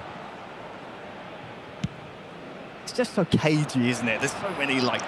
It'll be a set piece or something, I think, with this one. The lack of those clear-cut chances from open play that just tells you all you need to know. Here we go, though. Argentina with a stunning strike from downtown. And you see that purple power bar. You know there's going to be a bit more zip, a bit more power, but perhaps a lack of direction. So far away, had no right to go for it and just shanked wide in the end. In a game like this, though, another shot on the statistics board will feel good. Just another pry towards that Brazilian goal. As Bento just wafts his arms and sends his players forwards. Where does this one end up? It's straight down the centre. Argentina, Brazil, still 0-0. Very much our feature game here. Meanwhile, Thailand versus Costa Rica. Costa Rica have been struggling. Let's see what happens here. It's just a relatively simple finish in the end there for Thailand. Well, you said Costa Rica have been struggling. That is a battle at the bottom of this group, and their struggles continue. 0 points so far. It's been a difficult FIFAe World Cup for them in comparison to the likes of Brazil and Argentina, who we see play here, battling for supremacy in this one. Martinez is through, maybe. Messi above him, goes for Gonzalez instead. That one's... We go into the centre, keeps hold of the ball, keeps hold of it again, he shoots! Manual goalkeeping from Bento, keeps that ball out. 3 separate displays of incredible technical ability as Brazil try and break now. Richarlison has Joe Linton for company. Here's Joe Linton! Saved with the foot of Martinez. On the other side, we had Argentina. Double touch, then another double touch, followed by a manual save for Brazil. They might need to do so here again. Palacios, Gonzalez into the box, has beaten his man. Who can he find? Only the boot of a Brazilian defender. Bremer and Brazil avoided the urge to dive in there. I was thinking we might be able to see we might be about, should I say, to see a penalty. Instead, the defence just waited, held their nerve, knew the keeper would be there if it was needed.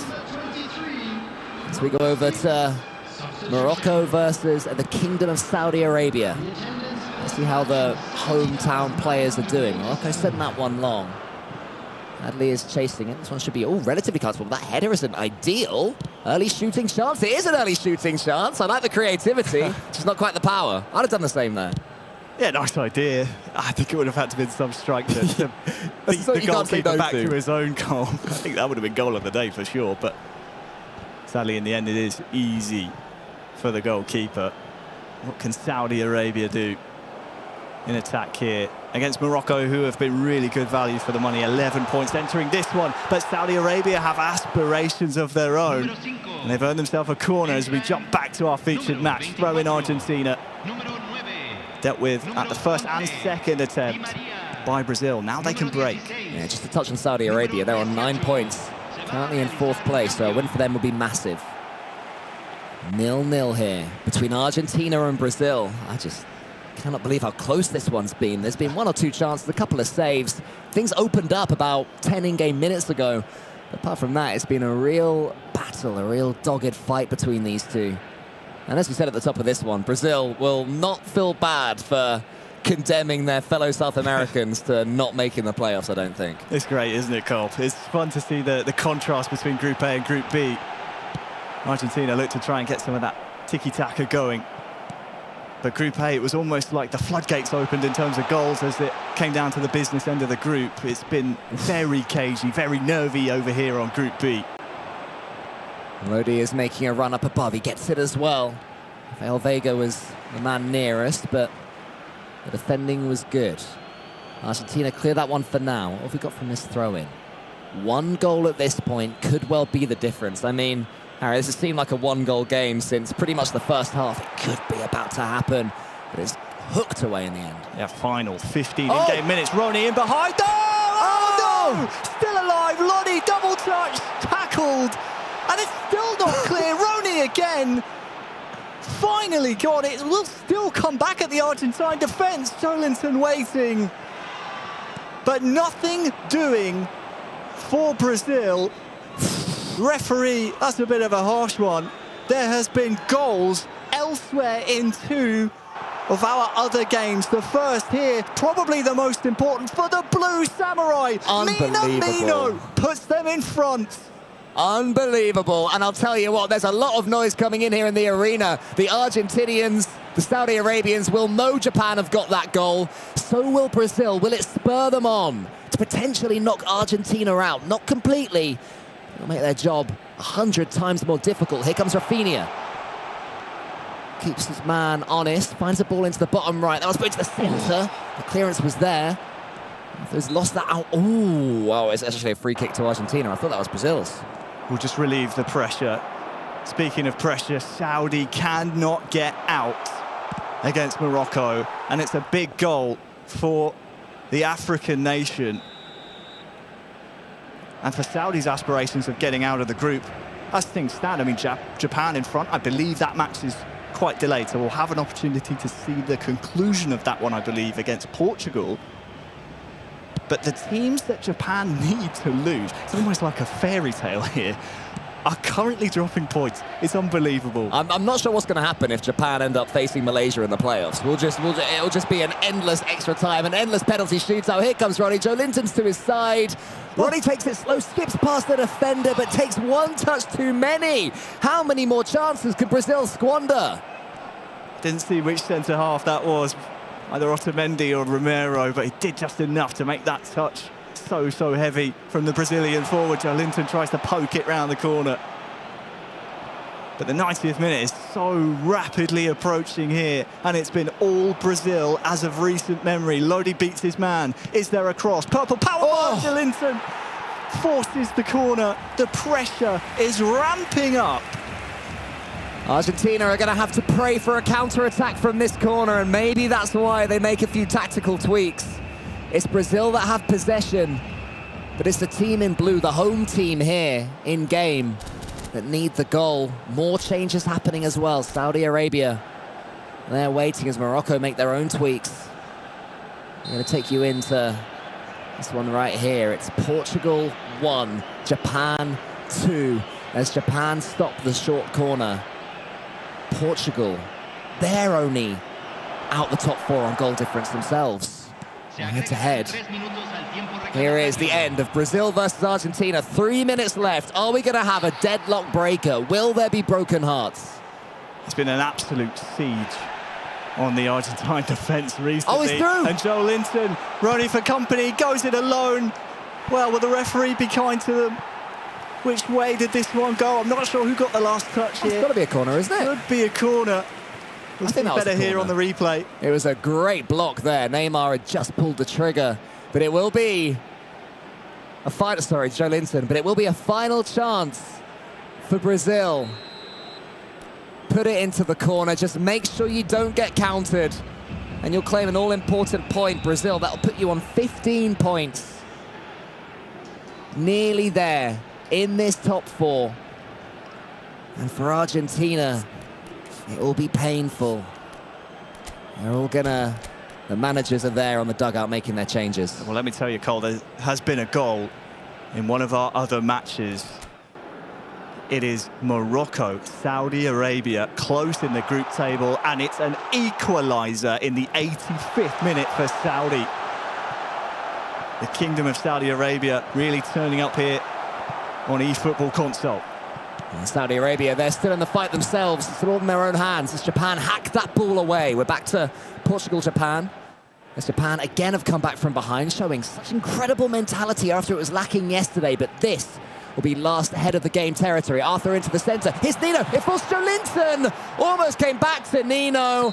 Rafinha can only wait as he knows the referee's going to call that. Job done just about for Brazil. Yeah, they remain undefeated here in Group B. I think they'll be disappointed. It's not particularly a blemish on their record, but this could have been a potential banana peel. A continental rival, local rival, of course, South America. They'd know each other's play styles, they'd know each other's practice, they'd know their tactics, and, well, I think both nations will feel they survived the scare, perhaps Argentina more so than Brazil. Yeah, Argentina will be in a vacuum pleased at that point, but I think in the context of the group, Argentina will be upset with how that one went. They just never seemed like they had it in their own hands. That was Brazil's to win, Brazil's to lose, and Brazil's to draw. It just seemed in the end that Brazil were satisfied with just the one. It puts them to the top of the group, at least for now. Mr. Kia watch on. Those two are going to be so difficult to beat, Cole, let me tell you. Joe Victor and Guifera are absolutely incredible. Let's go over to Argentina, though. I believe Milos is there to pick their brains. It's like you're clairvoyant. Very well done. Yes, we're here with Argentina Lautaruros. Now, a close game between you and the bitter rivals of Brazil on the other side. Why do you think, in your mind, this game was so close? I think they have great players. Also, their team is slightly better than ours, and they're world-class players, you know. It was hard. We had our chances in first half. I missed a few chances. I don't know if I did it right or wrong. I'm not sure. They had the second half. They were better there. But we have chances, I think. We have to beat Morocco in last one, and we can still do it. Well, you know, there's still a game to go, right? And it depends on other games and what happens with that. So I'm going to let you go, rest up, get ready for it. Thank you very much, Lautaruros. We still have more to go. We're going to send it back to Japan and their matchup. Well, thank you very much, Milos. Yes, really, really good job from Argentina surviving the scare. Great to hear from them. Great job so far by Japan. We're into stoppage time here, Cole. And this would be a very welcome 3 points that continue to come for Japan if they can survive this attack. And they've got Costa Rica next as well of Japan, and they do it. Ogawa sends that one long. That might be the moment where Japan, after a horrible first day, a point coming into today, claim yet another win. And are they favourites now to break into this top 4? I think with that win, it puts them into 4th position. Don't quote me on that. With Costa Rica to come as well. We'll wait for the desk to confirm. The sportsmanship comes in. But Katsuhiro-san, Shunpai-san, Takaki-san, incredible work from them. The turnaround. They finally found the oil that the gears needed in the duo of Katsupia and Axe. We saw yesterday at the end, Axe so devastated with how he felt he let his nation down. Desk, please break it down for us, because Japan, they're on the upswing right now. Thanks, Harry. Well, it's only taken 8 matches, but finally Japan are in the top 4 in the standings of Group B. Wes has joined us on the table here. He's shaking his head. Chris Tunn, he's pretty smug right now. He predicted this, and his predictions at the moment are coming to fruition. He's just Japan have just got to beat Costa Rica. He already told us earlier that they had already done that. So let's see if that materialises a bit later as we jump into these highlights. Wes, first time I've seen you, what have you made of today's action so far?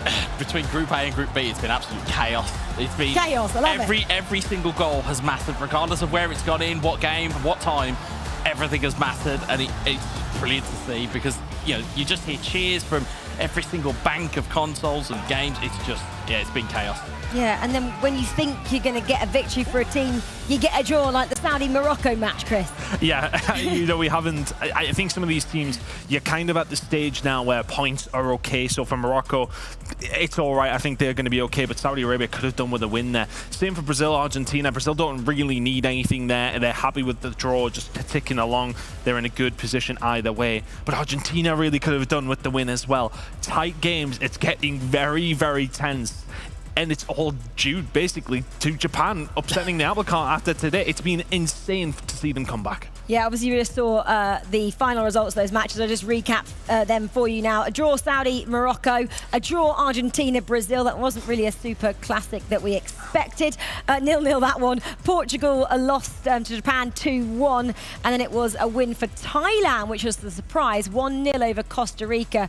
Thailand, though, have now finished the competition. They've played all 8 of their matches and have 6 points next to their name, but unfortunately that won't be enough to go through to the final 4, and the same thing stands for Costa Rica. They still have 1 match to play, and we know who that's against, Chris Tunn. It's Japan. They're unfortunately on 0 points with 1 match still to play, but 7 teams are still bashing down the door for the top 4, boys. It's insane how we've actually got to this stage. I actually don't understand. Based on what we've seen yesterday, I mean, we had 4 teams in the top 4 who had not lost a game yesterday, and all of a sudden, I don't know if Morocco can actually fall out of where they are. I think they might be okay, but we all of a sudden have a 6-horse race to try and get through in these final 2 spots.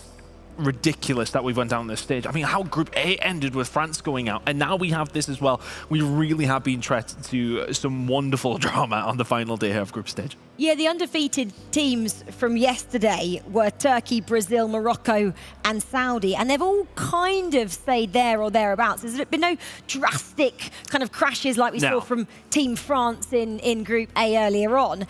The only resurgent team have been Japan. Yeah, but they've shown that mettle. We've promised it, as we've been saying. There's so many opportunities to see it, and you can see it on your screens here now.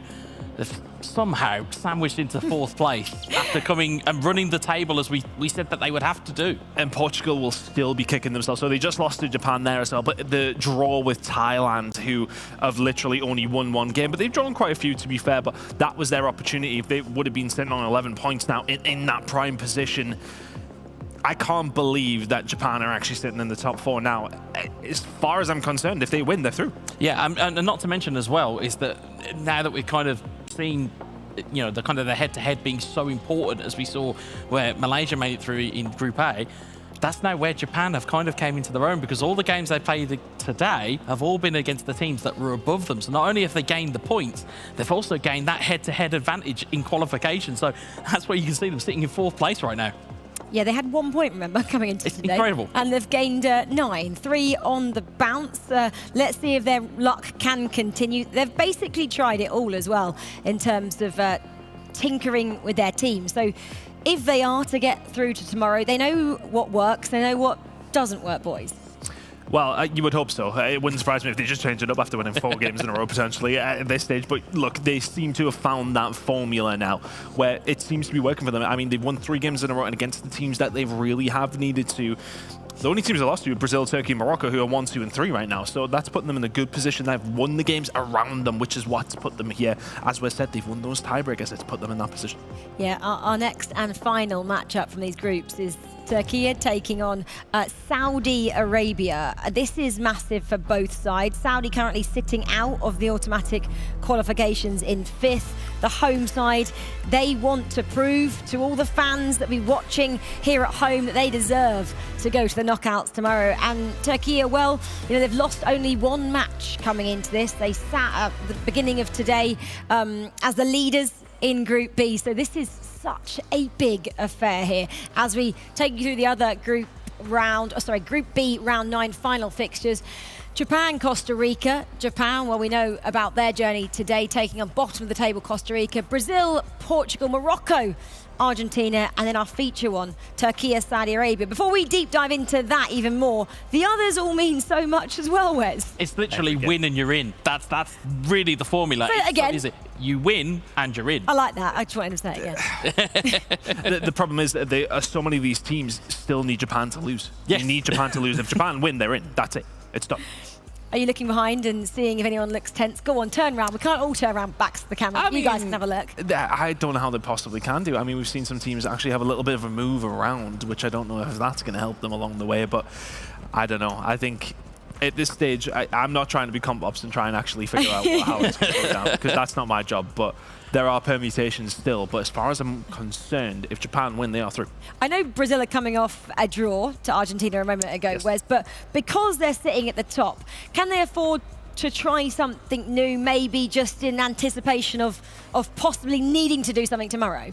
That's the real key here, is that Brazil, I would say, they have to solidify that top spot, because we saw from the top 4 teams that qualified out of Group A, if they were to go on and win their group, ends up with a spot against Malaysia, and that would be really an underdog versus a football superpower type of showdown in the round of 16. So I think for Brazil, if they're looking to try and make it easier for themselves, they'll want to try and win this outright.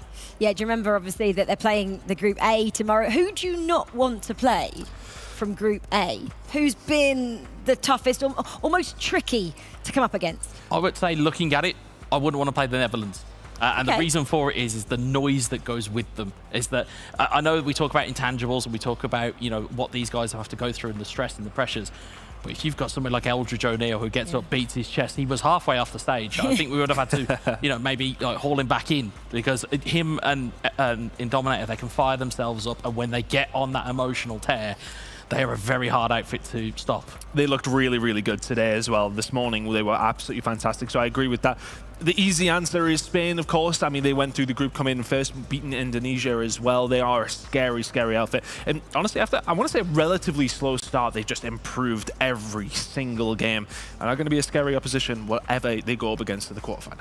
Yeah, well, one final round to bring you. Round 9 coming your way. And our feature matchup, remember, is Turkey taking on Saudi Arabia. And the local team, they know how big an opportunity this is to have a world championship on home soil. And they spoke of that opportunity ahead of their matches.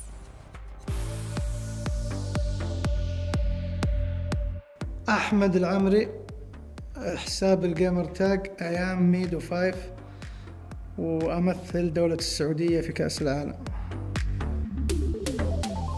شعور لا يوصف صراحة، تمثيل المنتخب السعودي في أي محفل يعتبر شرف وفخر وشعور جميل يتمنى أي لاعب. ولما يكون تابع الفيفا في محفل يمثل الفيفا، هذا الشعور يكون أكبر وأجمل، شعور جميل، ونتمنى التوفيق للمنتخب السعودي في البطولة. سبق أني فزت مع المنتخب في بطولات أخرى، لكن كأس العالم راح يكون لها شعور مختلف عن أي بطولة سابقة. رفع اسم السعودية ورفع شهادة التوحيد راح يكون له مكانة خاصة في قلبي، ذكريات لا تنسى.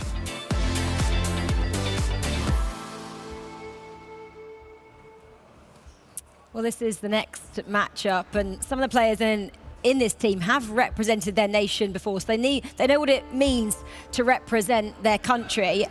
We are getting ready to go, but I've just heard in my ear, Saudi team were late maybe it's because there's so many fans outside, guys, getting autographs. Should they be penalised for being late? That's a joke. But still, maybe. Why are they late? Why are they late to one of the biggest matches of their career to date? Preparation, take your time, take as long as you need to at this stage. It's the final game. You need to win this game against Turkey. You take as long as you want. Okay, Maritza will be there and he'll be annoyed about it. Absolutely, and I would not want to be on that man's bad side. But at the same time, if they need to take an extra minute, they need to take an extra minute. Well, here's the thing. You've seen it in real football as well, where teams come out first and the other team leaves it late and they leave it as long as they can before they come out. It's just a little bit of maybe a mental mind game going on from Saudi Arabia. Yeah, I'm sure Turkey are frustrated. They're saying, come on, looking at the clock. Hurry up. We have to play now? Oh, I actually need to go to the toilet. Let's just say, honestly, I used to once upon a time play competitive games. Teams did it to me. 2-0 up or something like that. It's like, okay, can we pause and can I go to the toilet? Kills your momentum. How much of a rivalry do these two teams have, Wes? Oh, how long have you got in terms of Probably about a minute.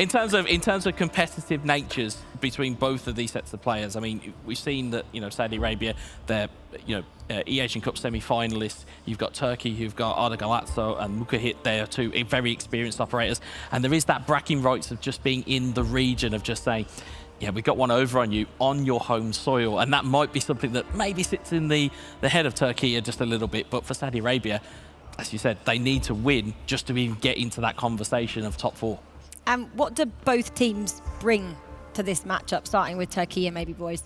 I think Turkey have been consistent, but I want to say the last couple of games they've dropped off a little bit. They need to play within themselves like they have been. They have been playing some fantastic eFootball. For them, it's been consistently. For Saudi Arabia, it's kind of been the opposite side of things, if anything was. Yeah, I think with Turkey, they know their squad very, very well. They know, the likes of Aktakoglu and Yilmaz and Yildirim. They know those players and they know how to get the best out of them. With Saudi Arabia, they're still almost in this feeling out process somewhat, but the players who are on the sticks are very capable of unlocking that potential within the team. So for Saudi Arabia to be successful, they've just got to find that right combination at the right time. I feel there's a lot of pressure maybe on Saudi, not just because they're at home, but because of what Saudi Arabia are now doing for the world of esports as well. And in terms of virtual football, Saudi are possibly one of the greatest nations. They've got some massive names that have come out in different virtual football games. So for them to maybe be in the same kind of conversation as those other people that have gone before them would be massive as well. I mean, across the board in all esports, Saudi Arabia is really having a surge now. It has been incredible to see across in FPS. You've got it obviously in virtual football games. Across the board, the region has a super big passion for esports, and it's really great to see. It would be massive for them to make the groups, the knockout stages, I should say. The thing that has obviously given them that opportunity has been Japan's failures in the first day. They have then had that opportunity. Argentina probably haven't performed how we would have expected. It has given them an opening, but now they have a very difficult job to do against Turkey. Yeah, sometimes you can leave it a little bit too late in competition. There are those moments where you have results where they could have or probably should have took victories. Instead, they took a point or they even took a loss. And now those kind of lessons for all of the teams involved are now coming home to roost. And being left in this scenario where it's the last game of your competition, regardless of maybe even what happens, there is that pressure of, okay, I need to just showcase what I can do, because the reality is this is where it is. This is your last dance, as it were. You've got this one opportunity to make it all happen. You've got to do it now. I guess Saudi have just lacked, haven't they, that clinical ability with 4 draws so far. Yeah. If they'd have maybe just managed to capitalise on one more. I know you talk about Japan's mistake, but you can't look to other teams. You have to look at yourself and you go, 4 draws hasn't really been good enough to put you in 5th. Yeah, and the thing is that the reason they have had the opportunity is Brazil and Turkey have mostly dominated this group. They've started tailing off towards the end since they pretty much know that they're in a good spot. I think they probably started to relax a little bit, take the foot off the pedal. But they have pretty much dominated the group, which has allowed some teams to go through on this minimal amount of points. We were discussing it, if it was possible, and very, very clearly is, for some of these teams to go through on that lower end of points. But what a story it would be if Japan do make it through. One of the favourites looked done and dusted before we started today. Well, the heart rate monitors are on, which means we are set to go. One final round, round 9 coming your way. This is massive. I'm getting so excited. I need a heart rate monitor on because my heart rate is going through the roof. Okay, your massive major matchup is Turkey taking on Saudi for a place in the knockout tomorrow. Okay, I can't wait for this, and I'm sure you boys can't up here as well. Neither can our casting duo. The story here will be all about who finishes in these 3rd and 4th spots. But for Turkey, Alex, they're not just playing for pride. Seeding can be oh so important. It's impossible to predict what will happen in this last game of this Group B. I mean, anything can happen. First, second, third, and fourth position are completely open.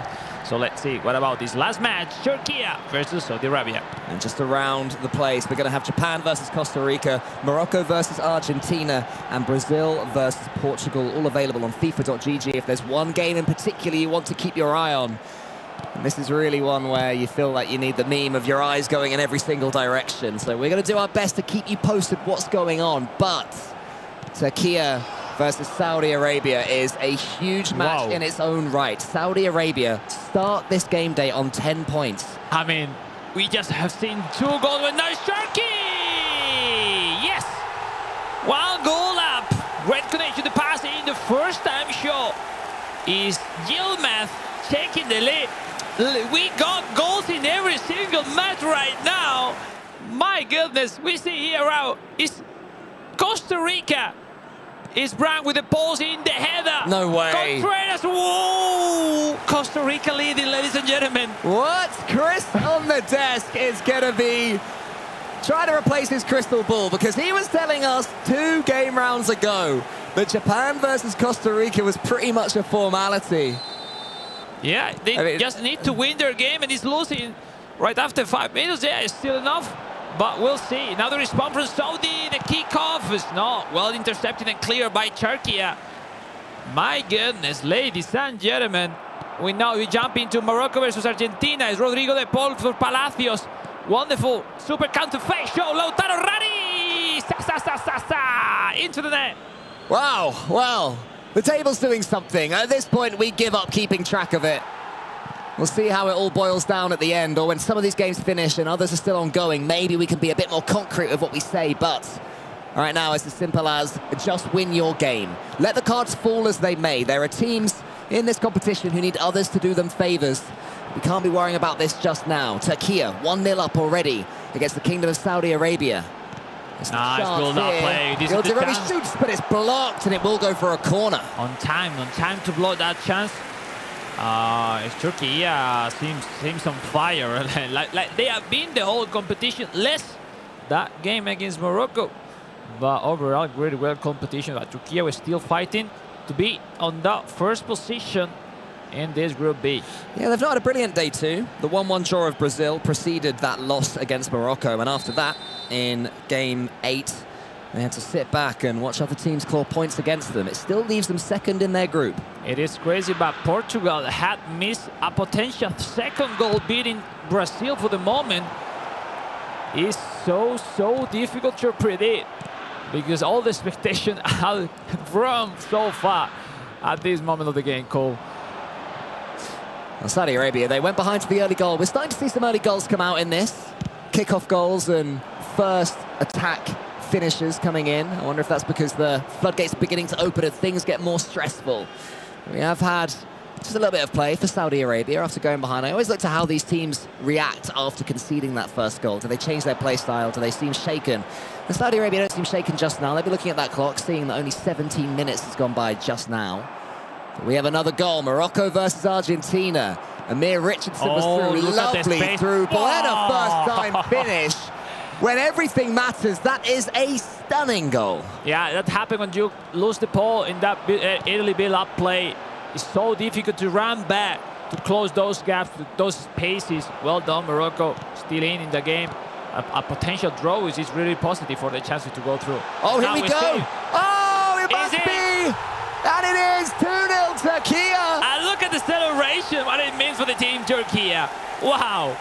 I mean, the players weren't quite doing a bundle like the in-game players were. Maybe if they do make it through in first, it will turn to that. because Brazil is losing against Portugal, as we mentioned. So right now, Alex, Turkey back on top. Yeah, they lost the roles in Saudi Arabia side. They both went for the pressure. No one was doing the defensive role in the team, waiting at the back. Easy, really easy for Turkey that now is 2 goals up and virtually first because Brazil is losing right now. So happy days for them, and being in first, of course, you get to avoid Spain, you get to avoid Indonesia. You do not want to be dragged back down, even though you've already made it through into 3rd or 4th. So important for Turkey that they keep their wits about them. They don't let Saudi Arabia back in. Saudi Arabia just fighting to be 4th. They would take a matchup against Spain just because it means they've made it. It's so difficult to be playing this last match day because, you know, if you are thinking on the score, if you are thinking on the table, you miss the focus into the game. Oh, it's, you know, it's the last one, and we'll see which 4 countries we get into knockouts tomorrow. Now the possession is Saudi taking his time, building his play. Well defended so far, the positioning by Turkey. Not wonderful cut, and now there is counter-attack. But look at the pressure, could be the nice one, Cole. Here we go, he's almost through. It was disciplined defending them for Turkey. They weren't diving in, but as soon as they gained the ball, they then lost it. That had sucked them out of their defensive position, but now they do have the ball. There's a pass in the centre. He goes solo by himself. Nice one. Nice wow, a wonderful sliding tackle. It's good defending so far between both these teams. Yeah, it is. I mean, I feel like Saudi Arabia are now trying to put more pressure, more intensity, and that will let them have more mistake at the back, less control the positioning. In the other hand, Turkey are probably defending one of the stronger one individually. Their chemistry of the positioning defense situation, they are wonderful to see, honestly.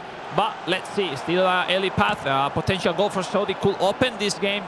But for the moment, Turkey doing a great job. How do you balance this right now if you're Saudi Arabia? Obviously, you need to win this game. You have to get 3 goals. But if you chuck all your men forward, this can happen. You get counted on. Yeah. And 3 goals down is GG's. That's game over. Exactly. I will say they need to step up, increase their intensity, because we are seeing Turkey way more faster in their decisions, switching cursor at defense, at the attack. Every single time they want, they are regaining the ball really fast. Not the same for Saudi. So let's see if they can be equal at that part. Oh, here we go, a chance for Garib, but it's closed down by Turkey. 7 puts that one forwards, and not the best clearance there from Turkey. Mukhtar Ali, space. Great ball. Long. There's a pass above Gamdi, but again, he tried to play it forwards, rushing things, Kingdom of Saudi Arabia. I just don't think they need to. I will see this counter with Yilmaz pass in for Arsuntoglu. Now trying to back. They need to with someone else to connect with. 2v1 on the left-hand side, but maybe rushing that first one-touch pass. Second chance, no. Probably the last one called the first half. Only for Turkey. Kaveci, the first pass back in the fake show was too long. They're stealing. Wonderful man, no goalkeeper. Ooh, the clearance not quite away just yet. The Turkey attack will continue until the ref pulls the 2 fighters apart and go back to their respective sides of the ring for a debriefing. Morocco versus Argentina, a point that I'm not sure will do either of these teams too much good. I mean, let's see, it's a great positive score for Morocco so far to secure his qualification. On the other hand, Argentina needs something else, needs a goal, needs to lead and win this game. So let's see if that could not be negative during the pass of the game. It's Palacios tackled from behind there by Richardson, so it could be a yellow card maybe. Alex is gesturing that he fancied a yellow for that one. The in-game referee disagrees. I think it was Richarlison, actually. We haven't seen many red cards. No, so far. I was thinking we haven't seen a red card at all, have we? Yeah, I think players are let's say really kind, or maybe too much. But the truth is, yeah, not that many penalties. They have been, you know, not that dirty as you could spare at this stage, you know. Well, I was playing some training games against TJ earlier, and every time I started losing, I got plenty of red cards. When I got frustrated, yeah, you know exactly what I'm talking about. We've all done that in football games. Here's Lionel Messi. Have we all scored goals with Lionel Messi? Nearly. The Argentine players did it there. They have to break through this. Let's see the free kick. It's a really important one from Japan. Take Kubo, play shot, weather! Set piece is working properly for Japan. Woo, some breeze from Japan for Nippon. 1-1 is game on. And you may be thinking that was a replay. No, that was cut to live. Shout out production. Someone in there sent something. So we got to see an all-important Japanese equalizer. It's not enough for them yet. They have to win, unless they get incredibly lucky with other results. But they'll be really counting on a victory against Costa Rica, and a goal before half-time, absolutely huge. When you go in at half-time and you're a goal down, you have to change things as El Bracket is here. Oh my goodness. That was a good one for Saudi Arabia. What a block, though. We see Saudi Arabia going on red line, going high offensive. By the way, Turkey doing the opposite, going defensively, trying to, risk as less as possible. But we'll see. Great ball in. Deflection. Wonderful shot. Oh, wonderful goal. Figo and got Iniesta. Master chance into the net. Saudi Arabia, they kept hold of that ball. They knew they could get past the Turkish defense. We are now back live with Japan versus Costa Rica. Joseph Mora is on the ball. Japan have to get hold of it. There's still plenty of time in this one. I'm probably more excitable than they are right now, but that's a nice ball to Nakamura. Minamino is in the centre. Instead it's towards Ueda, but he's just taken one touch too many. Well, good play from Japan, though. We expect that this will be a barrage of attack between now and the end of the match, but a Costa Rica counter could change that, could put the pressure all the way back on Japan. It's Contreras. He goes forwards. That one's great through. ball, Costa Rica. Aguilera, he shoots, saves at the near post, and then hooked away by the Japanese defender. Told you, imagine another goal for Costa Rica. That would be sick. But they do. They're playing without pressure. And Costa Rica has something to say in this last game for sure. Yeah, certainly. They're seeming like they're a threat on the counter-attack to Japan, and Japan have to make sure they don't get carried away attacking. There is still 30 minutes left. So much time, so much can change. Substitutions can tweak things. Slight variations in their attack, and it seems that both teams have decided that now is the time to make those tweaks. Here's Bremer. Is he offside? Oh, I see. He was a defender. Goal because right now with this score, Portugal is in 4th position, and they need to keep the score like that. But a goal in Japan will let them out. A goal in maybe other case could then let them out as well. So we'll see. We see the heart rate. Andre only 78. In the other hand, clappers like carry on the heart rate of the whole country of Portugal. I don't know how he's so relaxed. I'm certainly not 78 right now. Here's Ayilmaz. It's at the near post. Great save. Huge save, Turkey. One more against KSA. Could just put them down, but the goalkeeper was alive and alert and aware, and there is still time here for Saudi Arabia to get those all-important couple of goals. Definitely. We'll see. We'll see. We are almost having the last 30 minutes left in every single match. It's Japan with a long through ball. Quite pressure. It's really difficult to be fresh right now, Cole, to have a simple idea. You want to have a penalty in your favor or something, more easy not to talk with. We'll see. Corner kick for Turkey. The rebound back. Chance here for Turkey to Wonderful play around the KSA box, but that one's going to go to nothing. Japan versus Costa Rica. Japan still not able to break through. The ball, does it fall there? Oh, so close again. Cole, I feel drama is coming. I feel drama is coming. I've got a feeling there's going to be a big couple of goals in succession. There's too much silence. Exactly, you can feel it. Anything. You can feel it in here right now. There is genuinely an electric atmosphere. These players have left everything on their controllers and nothing on the line. Lovely play there. Here's Suzuki with the header. Couldn't quite reach it. Endo wants to get that one for Morita. Oh, mistake. It's tackled. Endo's tackled. Oh, Japan shot. Agawa can shoot. And block. Again. Japan having opportunities to pull the trigger and not taking them. We'll see. I think Japan is the game more advanced in top 5 from the 4. It's Maeda inside the box, losing that control. Bit of a nudge in the box there, I thought. That was risky. I mean, I don't know which is more dramatic, if the Qatar World Cup 2022 in the that group with Japan, Spain, Germany and Costa Rica, it went in at the dramatic end, and we have goals in one of the games that is turning in a different way. There's chances for some of the countries, more goals coming. They're coming, guys. Here we go. Here's the first one of them. It's Brazil. They were through. Portugal needing to get this win to really give themselves a chance. They thought they had it until Pedro takes a couple of touches and finds the top corner. Now back to Japan versus Costa Rica. Costa Rica taking all their time. Currently on 0 points, so a shout out to Costa Rica. They're making this almost impossible for Japan, and if they claim their point, that's good work. That's good work from them here at the FIFAe World Cup. Right now, Japan is in. Right now, Japan is in with this score, but obviously a potential second goal will put them directly into the knockouts. I mean, if you're going into the knockouts, you'll be against Spain if you finish 4th. You do not want to be coming off the back of a 1-1 draw of Costa Rica. No, exactly. So a victory could put them 3rd. So yeah, go for it. If not, anyway, the important thing is to go through. Cole is like, you can think on tomorrow. Now it's Ogawa with the first-time shot. Deflected. Japan is needing more calm, like everybody is expecting the first-time shot. Try to make something different. Super cancer face shot. But, you know, at this time, you know, there's no way to be calm, no? Yeah, he went for the low-driven near-post shot as well. I think bending it to the far post might have been a slightly better option there.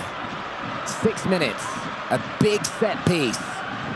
We have seen some huge corners so far in this tournament. Malaysia started their journey in Group A with a couple of corner goals. I was going to go straight forward to another. Costa Rica's keeper commandingly came out and punched that ball away, so we have take 2. Suzuki's going to make his choice. Oh, looking to Tomiyasu, winning the header. Endo in a really dangerous position. The pass back, Hatate. Still on the chance now, the clear from Costa Rica. 4 minutes left. I see no one is breathing in that corner of Japan. Only a few chances. Costa Rica going full defenses as if they have to maintain the score. It is crazy. Yeah, they'll be happy with a point. A point when you've gone through all these games and lost every single one. Getting a draw feels like a win for Costa Rica. And keeping everybody honest as well. Japan, do they launch this ball or do they take it short? He's trying to decide what they're going to do here. It looks like it's going to be a long throw. It is. Out on the wing. He's Ogawa. He's Maeda. He's Luke. No! But why is he back-heeled that? Alex, why would you back-heel that, my friend? Because the easy thing, it becomes so difficult right now. Oh, my goodness. What a missed pass. Oh, 4 added minutes. Japan launched it forward. It has to be now. Where does this ball fall? Costa Rica sending it back away. Japan gonna have to come again. Half the extra time has gone. Ogawa tries to get the flick on. He's not able to. Gallo booms it as far as he can. Morita with a pass down the center. It's all will be the end, eh? Will be the end. Japan have to get on with this. The keeper's putting it in his hands. My goodness. The keeper sends it long, and that is full time. Portugal have a score. My goodness, Portugal leading. Dramatic turn into the actual situation of the group. With that, victory of Turkey 2-1 over Saudi Arabia. Where the goalkeeper were going is Diogo Jota with 5 minutes left in this game. Portugal once again leading. That will mean Portugal actually with 12 points over Japan with 11. But it's not finished. Ladies and gentlemen, still time to play. Portugal have to hold on to this lead. Japan, all they can do is watch. They will be incredibly frustrated. Dropping 2 points against Costa Rica just when it seemed that Japan were reclaiming their throne as one of the favoured teams here. They well and truly drop the ball, and that is no disrespect to Costa Rica, whose goal difference was -15, and their total points tally is 1. Japan bury their heads on their desk. They cannot watch. But if they could, they would be praying that Portugal drop this lead. It's devastating because, you know, all the effort, all the time you put into this competition, training, preparing, boot camp, it's tough, Cole. I mean, I know what they feel right now, and I don't want to be right there where they are. Like, have you had situations in your career where everyone expected you to claim a win and you didn't? My first 2 appearances in the World Cup, 2 times out in group stage. So, I mean, I hate group stage. It's always been hating. You've said that consistently throughout. You said this is the worst bit. It's tough. This round is so tough for everyone, but we'll see. Still time to play. Brazil going, because a potential win in this game will put them top of the ranking in this Group B. But maybe there's not that much time. We'll see.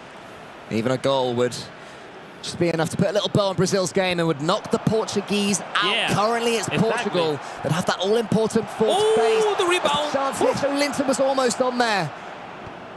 That one goes towards Rafinha. Marquinhos was in front of him, but he couldn't find him. What's happened here? There's a play off the ball. I'm not sure if Portugal is just trying to slow Brazil down as much as possible with some outrageous challenges. Yeah, we're still waiting for more information. The game in Argentina-Morocco is still paused. So let's focus on this one. The header ball. Pedro can't catch the ball. Calma, say Portugal. Calma. Doesn't keep that fast, José Sá. 4 add-on minutes.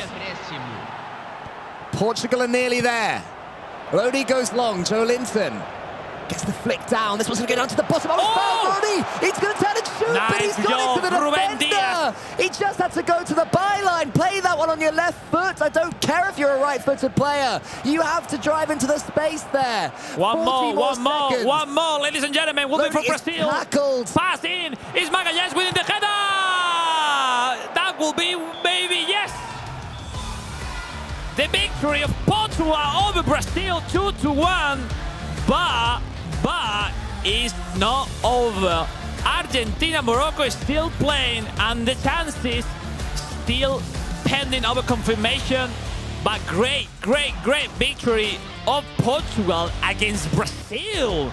First game lost from Brazil in this competition. Japan are out. Yep. Portugal are currently in. Saudi Arabia can do no more. They are locked to 5th, maybe 6th. The only question is Morocco versus Argentina. If Argentina could turn their, I believe it was so long ago, I believe their current deficit into a win. They are drawing right now, but if Argentina wins, 3 teams will be with the same amount of points. So we will need to wait for the confirmation, but let's see if they can recover that game. I don't know which minute they are. They are having some issues. In a minute, it was a chaotic way to end that Portugal-Brazil. Portugal was leading from the beginning of the game. Then Brazil equalizes. I mean, Portugal, who have been not at their very best today. They beat Costa Rica 1-0, but then after that, they drew with Thailand, which is disappointing for them, and they lost to Japan. Yep. So coming off the back of a draw and a loss, to come up against Brazil and beat them. We'll see, we'll see. What we got confirmed is Turkey will be top 1 in this Group B. And they will face Malaysia tomorrow in the quarterfinals. And Brazil top 2 facing the Netherlands. But anyway, we're still having, as we see, Portugal asking everybody, what will happen? We are in, we are out. Calma, we can celebrate. That's it. Turkey #1. We see on the screen Arda Golazo and mucha hit. Great job for them. That wasn't easy, having such a big, tough group. But they are in on first ball. Yeah, I mean, Group B, it was the kind of group of death for a long time. Turkey with that nervy win over Saudi Arabia, knocking out the home team.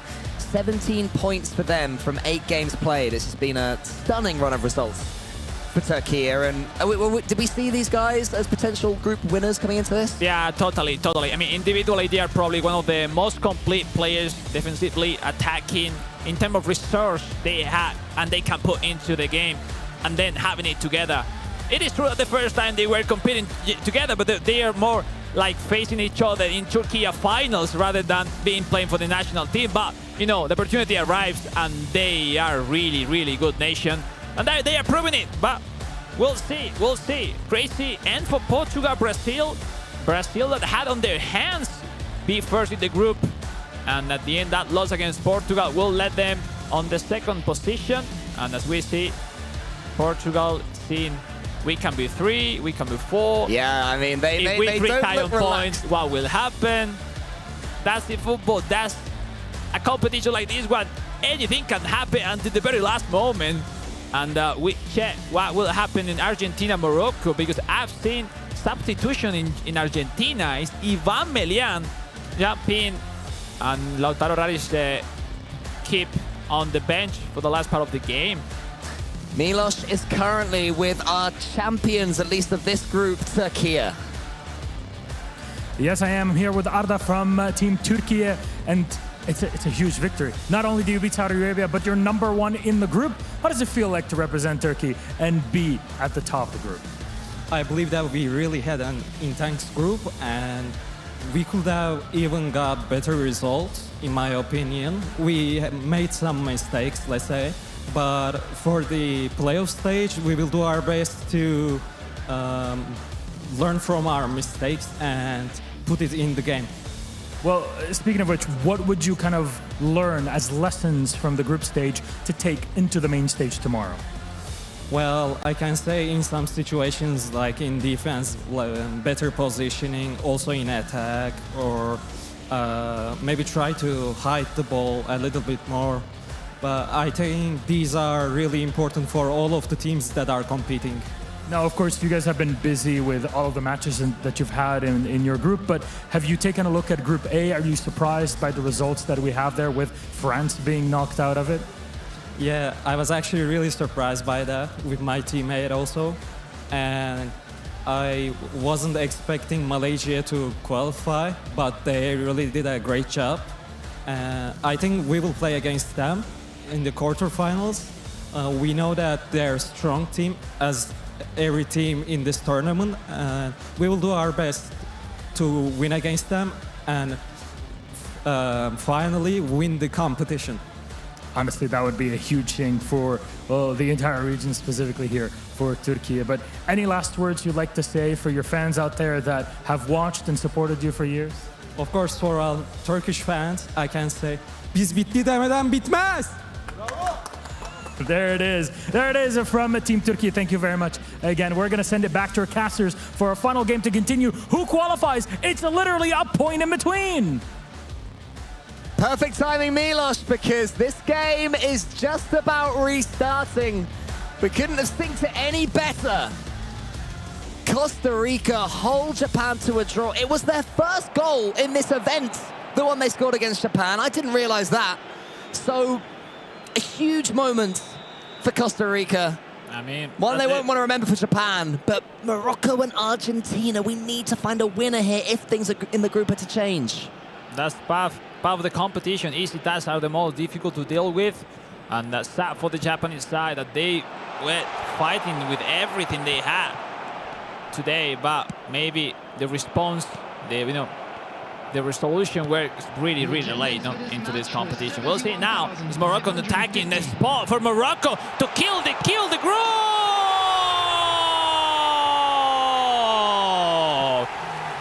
Morocco leading 2-1. I give it to them some more breathe into the chances to go through. Devastating score for Portugal. That was, as you say, and also for Argentina, for sure. Not just a goal for Morocco, a goal for Portugal as well. But Morocco, they want to get as many points as they possibly can. No. This group is an absolute mess, so I'm not sure if they're just fighting for top two. For Portugal, it's great. That's what I mean. Portugal are loving it. Yeah. That's Portugal absolutely ecstatic right now as Morocco take the lead. And now it's all eyes over to Argentina. They will make some tweaks. They have to score, and they have to score multiple times. Yeah, it seems to be the break not that good for Argentina. That counter-attack, they were not fast enough to take one of the defenders to block that pass to the top, where Morocco approaches so perfectly. Now more defensive tactic for Morocco, having Abde on the left wing just to having the build-up easier. In the other side, Argentina, first team going with 3 center-backs, going with everything they have for the last part of the game. So we are going to see utter chaos in the last 15-20 minutes or so of this one. Argentina leaving nothing on the pitch. Morocco, they'll be looking for counters, pockets of space in behind those 3 center-backs. Maybe one ball over the top could be enough to sink the Argentinians and put the Portuguese through. It always comes down to this. Like, I can see why you hated these group stages, Alex, because it's not just thinking, can I win this game? It's, can I win this game and can somebody else do what needs to happen? You have to keep the maths in your head or just choose to clear it out your head. Exactly. We'll see. Sub tactic is not Morocco playing with that tactic, playing with sub tactic. He put some marking on the wingers, on the left forward and right forward for Argentina. So we'll see if Argentina now going offensive can score. But they will have a hard time for defense with Jathan Trenter. Garnacho with the ball, the pass back, deflected. Still on, Brahim Diaz, the clear from Morocco. Cole, we'll see.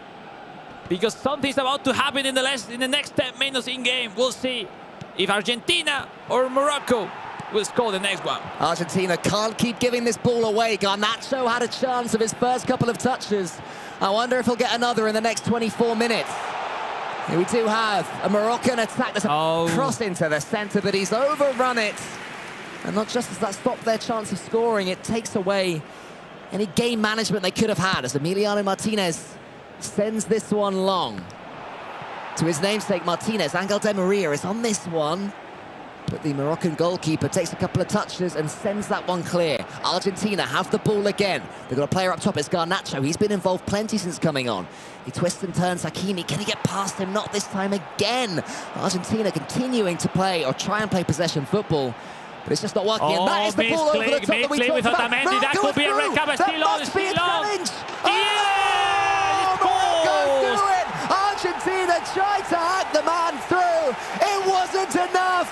Surely Morocco have sunk their opponents, Argentina. Yeah, many mistakes at the same time.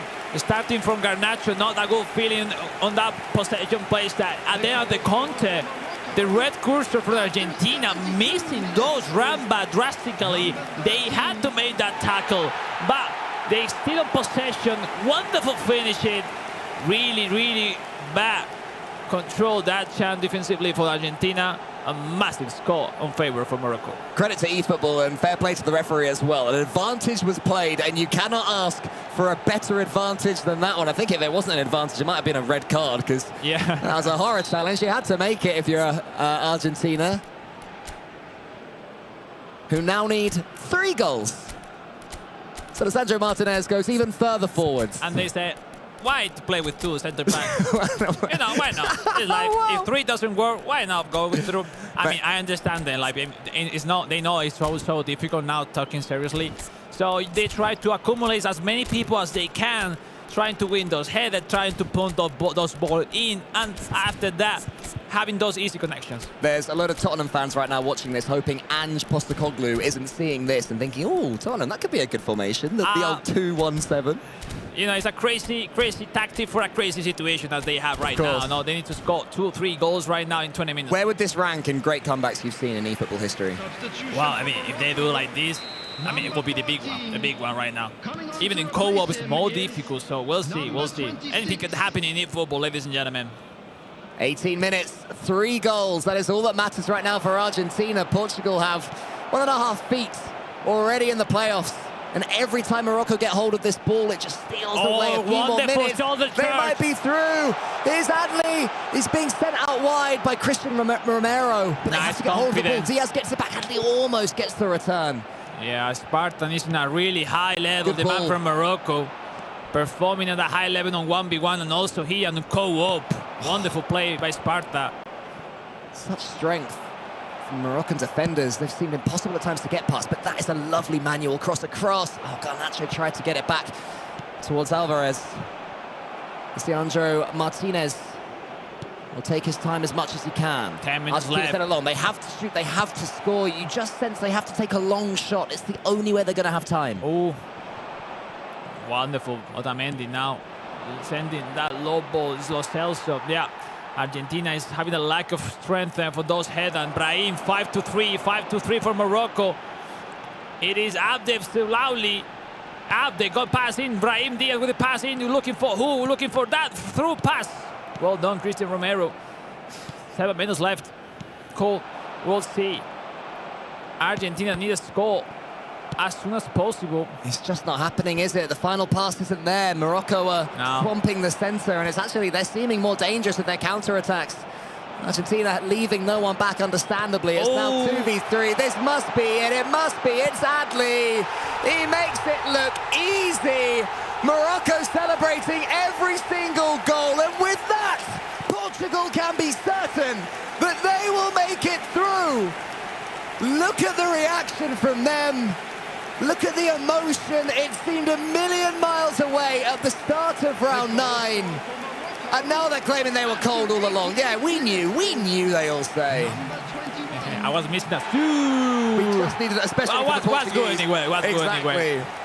Exactly. We are in Saudi Arabia. A nice appearance from Ronaldo. If they win, it would be nice. Now, you know, that's a priority. Just 5 goes through 3. Nothing for Argentina. No, that's impossible to defend. Wonderfully defending the final with calm, waiting the movement from the manual goalkeeper to choose the opposite side. Well done, Morocco, a country which is improving a lot in recent years in eFootball. Mobile, console, 1v1, co-op. They are doing great job. And that's why here they will go to the knockouts tomorrow. Yeah, team very much on the upper Morocco. Maybe a consolation for Alvarez. Even that. 4-1.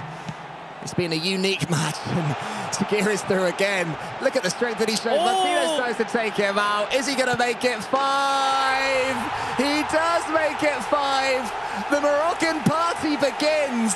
They know they are bursting through in Group B. Argentina just want the ground to open up and swallow them. Their tournament's coming to an end. They had it in their own hands. But Morocco, 5-star Morocco, have not let them breathe in this second half. It's just one more ball over the top. An outrageous attempt at taking out the player that was through. You can't blame him, but my goodness, that's an injury waiting to happen. Now, wonderful long through ball, great control, avoiding those 2 sliding tackles, not 1, 2. And great finishing, nothing for Emiliano Martinez. You know, playing golf, great celebration. Oh, pick up the corner flag, man. Come on, don't leave that on the floor. It will be a great party among Portugal and Morocco after this game so far for tomorrow. We are about to have the last few minutes. That will be the end for today on console. But we still have more, ladies and gentlemen. It's not over in this day 2. Now Lo Celso, the double touch, another double touch. Almost penalty. That'll be that. Morocco finished what they started. They float through to day 3 and bring Portugal along with them. Portugal, they were sidelined. All they could do was watch. We have to remember that Argentina, there's a chastising moment from them. A tough experience. They've done their country proud. They've done their nation proud. Somebody has to fall for others to rise. Morocco enjoyed it. Argentina, unfortunately, Alex, go no further in this competition. Yeah, I mean, I hate to see those faces. Very good friends as well. We have been competing in the past, as many of the other countries as well. But you know, only one country will lift the trophy. And that's it. Today, a lot of countries will leave us in this competition. Only the best one will go through the knockouts. And at the end, that's the best. Say hello, say thanks to everybody, GG, respect, and that's the most important thing. Yeah, that's one thing that's really jumped out at me since being part of eFootball here. Look, that it's happier the coach than the player, you know. But lovely, well, lovely. He's the one who's been staying up till 3 a.m., you know, with the light on and trying to figure out a game plan to put his team through. All they have to do is press the buttons. Oh man, Argentina, it is tough. 5-1, of course, is what will go down in the record books, but it wasn't a 5-1 match. They had a 3-1 down, a 2-1 down. They had to throw everything, opened up the floodgates. At the end of the day, the biggest surprise, the biggest shock, same as we saw in Group A with France, is Japan. Oh man, it was depending on the score. They would have been against Costa Rica with only 0 points during the whole competition, no goal score, and that goal give them that draw. Costa Rica's 1 goal put Portugal through. That's it. That's crazy. If we said France was a shot, what about this one? Even bigger. Oh man, France and Japan. Maybe they'll be trading notes, discussing with each other, just trying to figure out what on earth went wrong for these 2 teams. We can send this one to the desk. More drama here in eFootball on console. Thanks so much, Cole and Alex, for casting that final matchup Well, that is all she wrote, hey, in terms of all the groups in Groups A and B. All the rounds, 9 in each, have been completed, and we are down to our quarter-finalists, down to our final 8 guys. If we just go through the highlights of the group stages for one final time. I am in disbelief. Is that because you may have put the commentator's curse on Japan? 100% jinxed Japan. So Portugal, you are welcome. Japan, I am sorry. I think the big thing for me, as we go through and fully, like, I mean, in fairness to Portugal, they beat Brazil to get through, and that's the difference. You beat Brazil. Japan had to beat Costa Rica, who had not scored a goal until the 50th minute of their 8th game. So that really just does lay it out on the line for you how much of it. Look, Japan did incredibly to get to this stage, considering where they were this morning, but how much of a fumble that is from them, that will haunt them for a while. That was a perfect opportunity to get yourself through the group stage, and one of the biggest comebacks we would have seen from a single team in a group stage ever. Whereas I think if you were to put down your top 8, as we just see the final round 9 results from Group B, if you were writing your top 8 down on paper, Japan would have been one of the first names, right? Absolutely, they would have been, in terms of the pedigree they bring, in terms of the quality they have within the game, the quality they have on the sticks. Everything points to it. It's, you know, in these final stages we saw that it was essentially they'd taken it round 3 defenders, had gone round the goalkeeper, and then managed to shank it into row Z. It's disbelief here on the desk. Yeah, absolutely is. As you can see then, the final 4 teams from Group B who will make it through to tomorrow's quarter-finals. Turkey 17 points, Brazil and Morocco tied on 15. The heads-ahead went in favour of Brazil. That matchup between the two sides finished 1-0 to Brazil, and Portugal just scraping through with 12 points, much to their delight, their coach's delight. They were celebrating down there on the stage, and rightly so. You quarter-finalists, top 8 in the world, guys. Incredible performance. Again, like, a full credit to them. I think I don't want to concentrate too much on Japan just purely after my prediction, but at the same time, Portugal deserve every single bit of credit. Beat arguably what we probably said were the strongest team in this group in Brazil. Turkey did fantastically, of course, but Brazil, it definitely felt like they've took the foot off the pedal the last few games. A couple of draws here and there when they were cruising, and all of a sudden, but these other teams needed to step up and win. Brazil did not. Yeah, so that puts them in that position, right? I think it was more a case of that they knew it was pretty much job done. They knew that, okay, we've got one of the top 4 positions, which when we started this at the start of yesterday, we basically said is that in these group stages, it's one of those top 4 berths. It doesn't matter how you get there. And now I would say the real game begins. It goes to best of 3. It's knockout football. And that is where all of the marbles are on the line. I can't wait. It's almost going to get even more difficult from here. We absolutely love it. Okay, well, we're going to pause there for the time being, and we're going to go to our nominations for Axe Player of the Day. Mr. Chris Sun, I think, has decided them again. Chris, who have you gone for? Well, we did have a Japanese player in here preemptively after the 3 games that they won in a row. So sadly, I don't know how many votes they'll be getting after that one. Axe was in there, but they do deserve the credit for bringing it back, but obviously the fumble there. But other than that, Hi Calf, what a performance from Malaysia this morning, absolutely sensational. And then De Palma from Spain was unbelievable. Gufera, I just threw in there as well. I thought they had been brilliant, both the Brazilian players, and obviously we had João Victor yesterday, who was phenomenal. And yes, unfortunately for Axe, they fallen at the final hurdle. I had to decide that before the Costa Rica game, so sorry about that. Where do you concur? I'd say that's a very fair assessment. Haikal has had a very positive impact on his Malaysian teammates, of course.